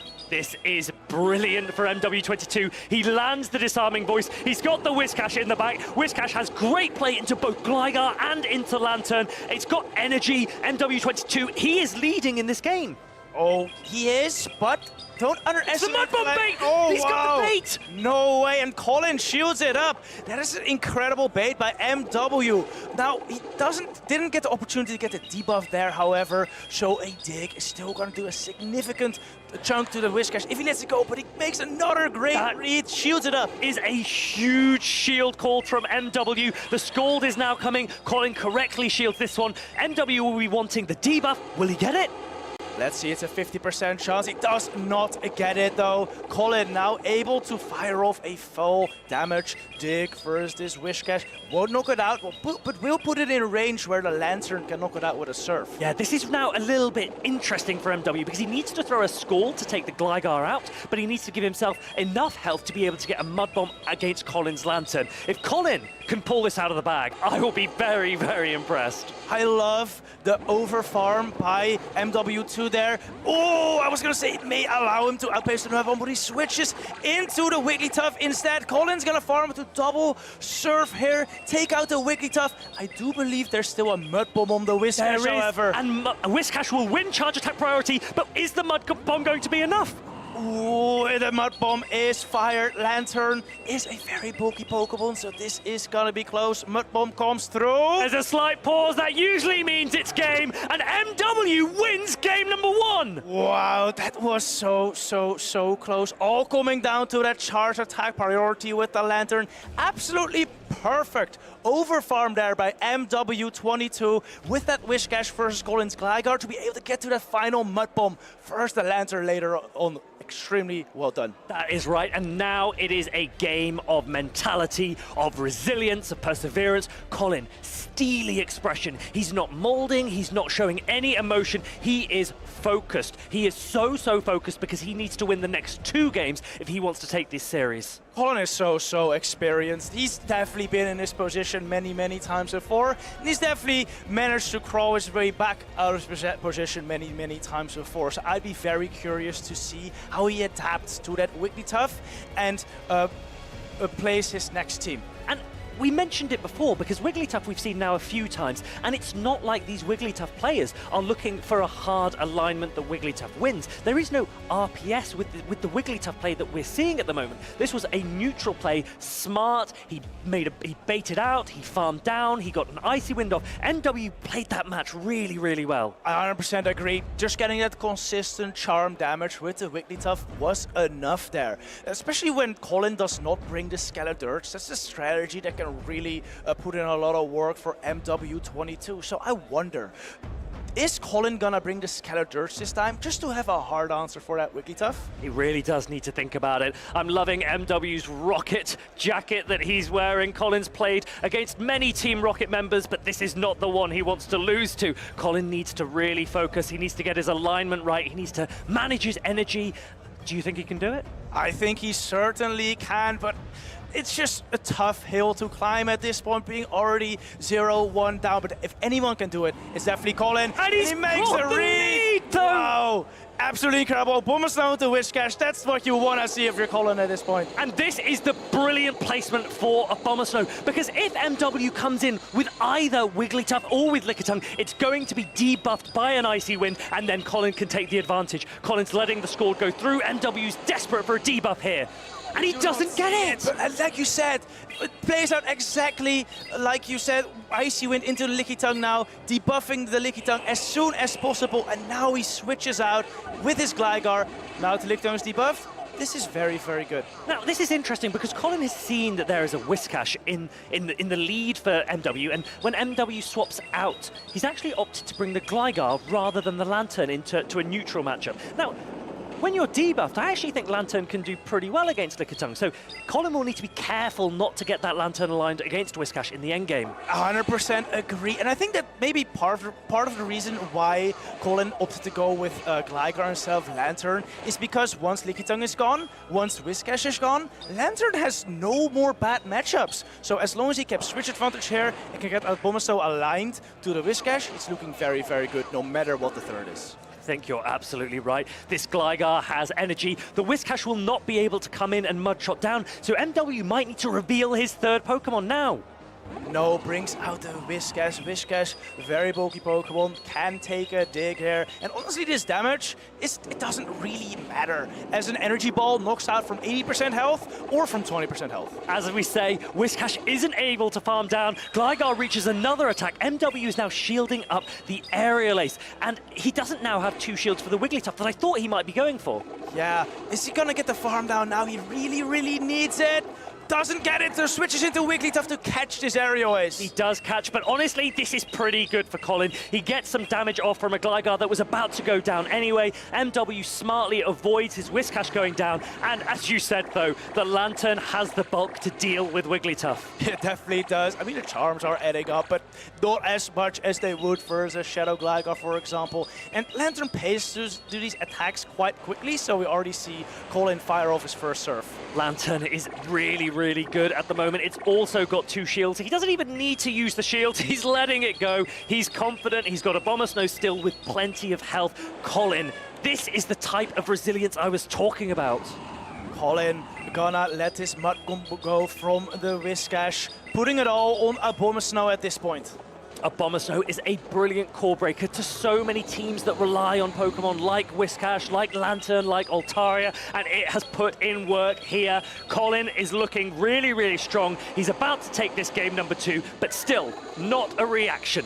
Nothing. No, nothing. It didn't even shield up that Scald. It did get the drop at this point. It doesn't matter. Abomasnow is just such a good answer to the Whiscash. MW knows it's over.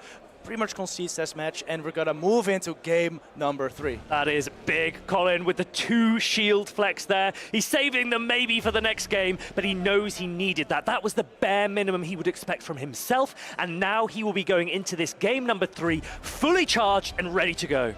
Yes, managed to play around the Wigglytuff with neutral matchups. The Abomasnow, the Lantern, and the Gligar sees no need for the Skeledirge, it seems, and it appears to be the right call. That's right, MW22 uses his Wigglytuff, and he had both the Lantern and the Whiscash to try and protect the Wigglytuff from the Skeledirge. Colin said, I don't need to worry about that. I don't need hard alignment. I will focus on neutral play, on energy management, and he pulled that off perfectly in that game number 2. And I really love that, because looking at Colin's team, the Gligar is just so safe into MW22's line there. And let's say he led his Abomasnow into Annihilate. He could switch in the Gligar. There's really nothing that MW22 can bring in to hard counter that. So with a Gligar pivot, Colin is always going to get some sort of advantage. Yes, you're absolutely right. Now, this is the last match of the day. This is the last game of the day. Chat, let us know, who do you think is taking game number 3? Who is cementing their place in day 2? It's gonna be an exciting one for sure. Our battlers are so focused right now. The mind games in game number 3 are always incredible. Colin did just lead the Abomasnow into the Whiscash, a big advantage for him. Now MW22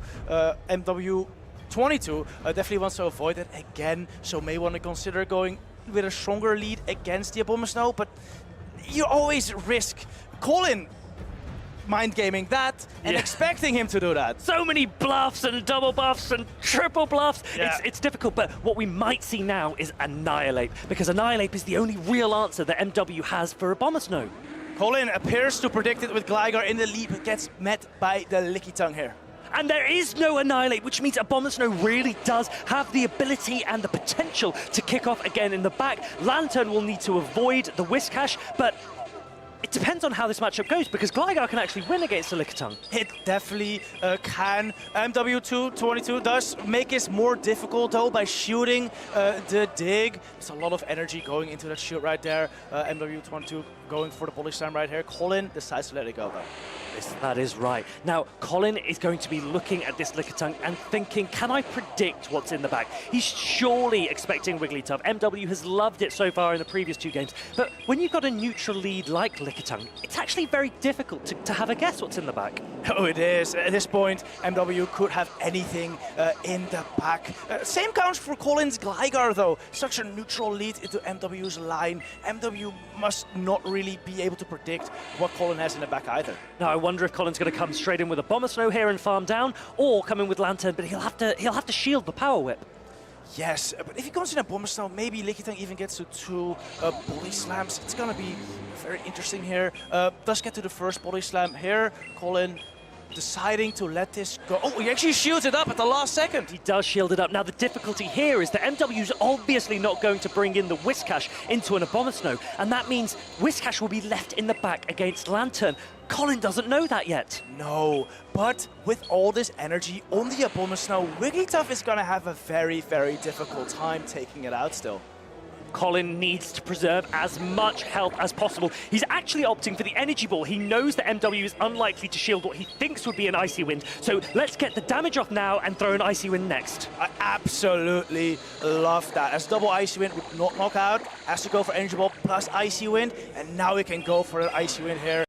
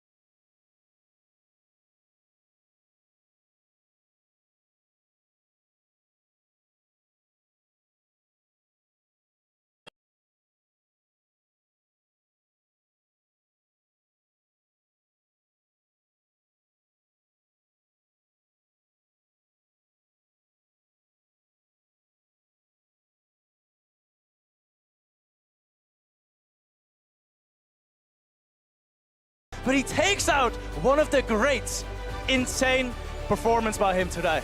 That was huge. He is grinning. He can't quite believe it. I don't think many can, because that was such a difficult match to overcome when we saw the Abomasnow, when we saw the potential that Abomasnow had in the back. But MW couldn't have played that better. That was really top-level play from a player that could go a very long way. You know, this season we haven't seen Lickitung get a lot of play, but it really showed what it can do in that final match here. Taking out the Gligar, then also taking out a shield and like half HP from the Abomasnow was super, super impressive. It's one of the really interesting things, I think, about this meta, because we said at the beginning that we're towards the end of the World of Wonders season, that the meta might have settled, but actually we've seen usage fluctuate throughout this season. We've seen Lickitung at highs, we've seen it at lows, and now it's re-emerging. It's reminding everyone, hold on a minute, I'm still pretty good. Yeah, definitely. Trainers are continuing to play new Pokemon, or maybe bringing out some of the old ones back in this meta just to get a little edge over what they expect the competition to bring. That's right. I love it. I love it too. I mentioned it before. One of the brilliant things about Pokemon Go is that you can make investments and they can come back for years. We've talked about Lurgan's Cresselia. He built that 2 years ago. He's still using it today. I know that players who built an Azumarill, it then came out of the meta and now it's back again. So, you know, all of these investments. If you built a Medicham after Worlds and you thought, oh, Medicham's no longer in the meta, don't worry. It will be back one day, that's for sure. Yeah, one day maybe, indeed. I mean, I built my Lickitung as well, like years ago. Took me quite a bit of time to get those excels needed, but now that I have it, I love using it every single time. That is the thing. Pokemon Go it's a lifestyle game, and the rewards are worth it over time. If you can put the grind in, if you can get these Pokemon, you'll have them potentially for years and years to come. So make sure to keep catching, to keep building. Lickitung is here, it's not going anywhere. MW has used it to brilliant, brilliant perfection.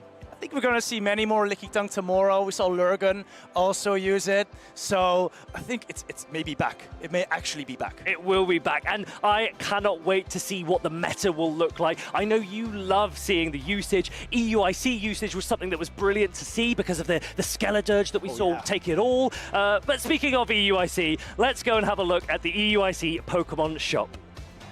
Let us give you an experience. At the Pokemon Center, EUIC London.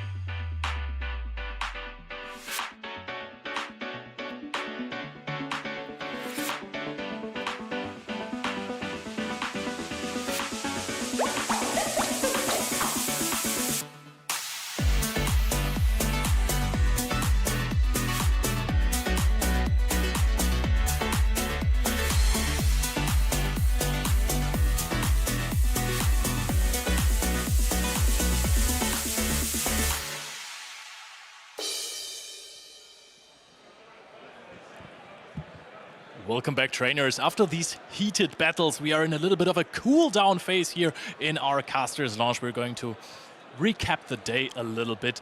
Martijn, how did you feel about all of these matches today? The battles really lived up to the expectations. We had such a stacked competition here today. Players still trying to qualify near the very end of the season, trying to get travel awards. One thing that I was super excited about was PauLasha's Magnezone. It was still cooking. Yeah, the Magnezone was for sure very impressive. She just doesn't stop while charging people. Thomas, what was your favorite moment? Oh man, I absolutely loved Lurgan's play, especially in his winner semifinals and finals. He made a couple catches there, which were just super exciting. All right, Farid, any input? Yeah, I was actually really impressed with Odin. He's a player that I've played before, and I've mentioned how good he is. I think he has so much potential, and I'm really pleased for him because I really think he showed it. And another one, actually, Mattbear as well. Again, performing at a really, really top level against players that we thought had it in the bag. Yeah, we've said it multiple times. This is one of the most stacked tournaments ever because it is a little bit smaller. We are under 100 players, but the top 20 of Europe basically are all here, top 21 even. Even the casters, they're just not playing. And we've seen two players advance to day 2 who've had their stream debut just today. It was Odin and of course also M-Double, if I remember correctly. We haven't seen him before, just beating Colin, and that is so great because we think, hey, the best trainers in Europe are here. Surely one of those renowned players is going to make it. But then, surprise, all the other trainers are great as well. Always like to cause an upset. But you've mentioned Worlds. Everyone is going for this Worlds invite. Which other events are on the horizon?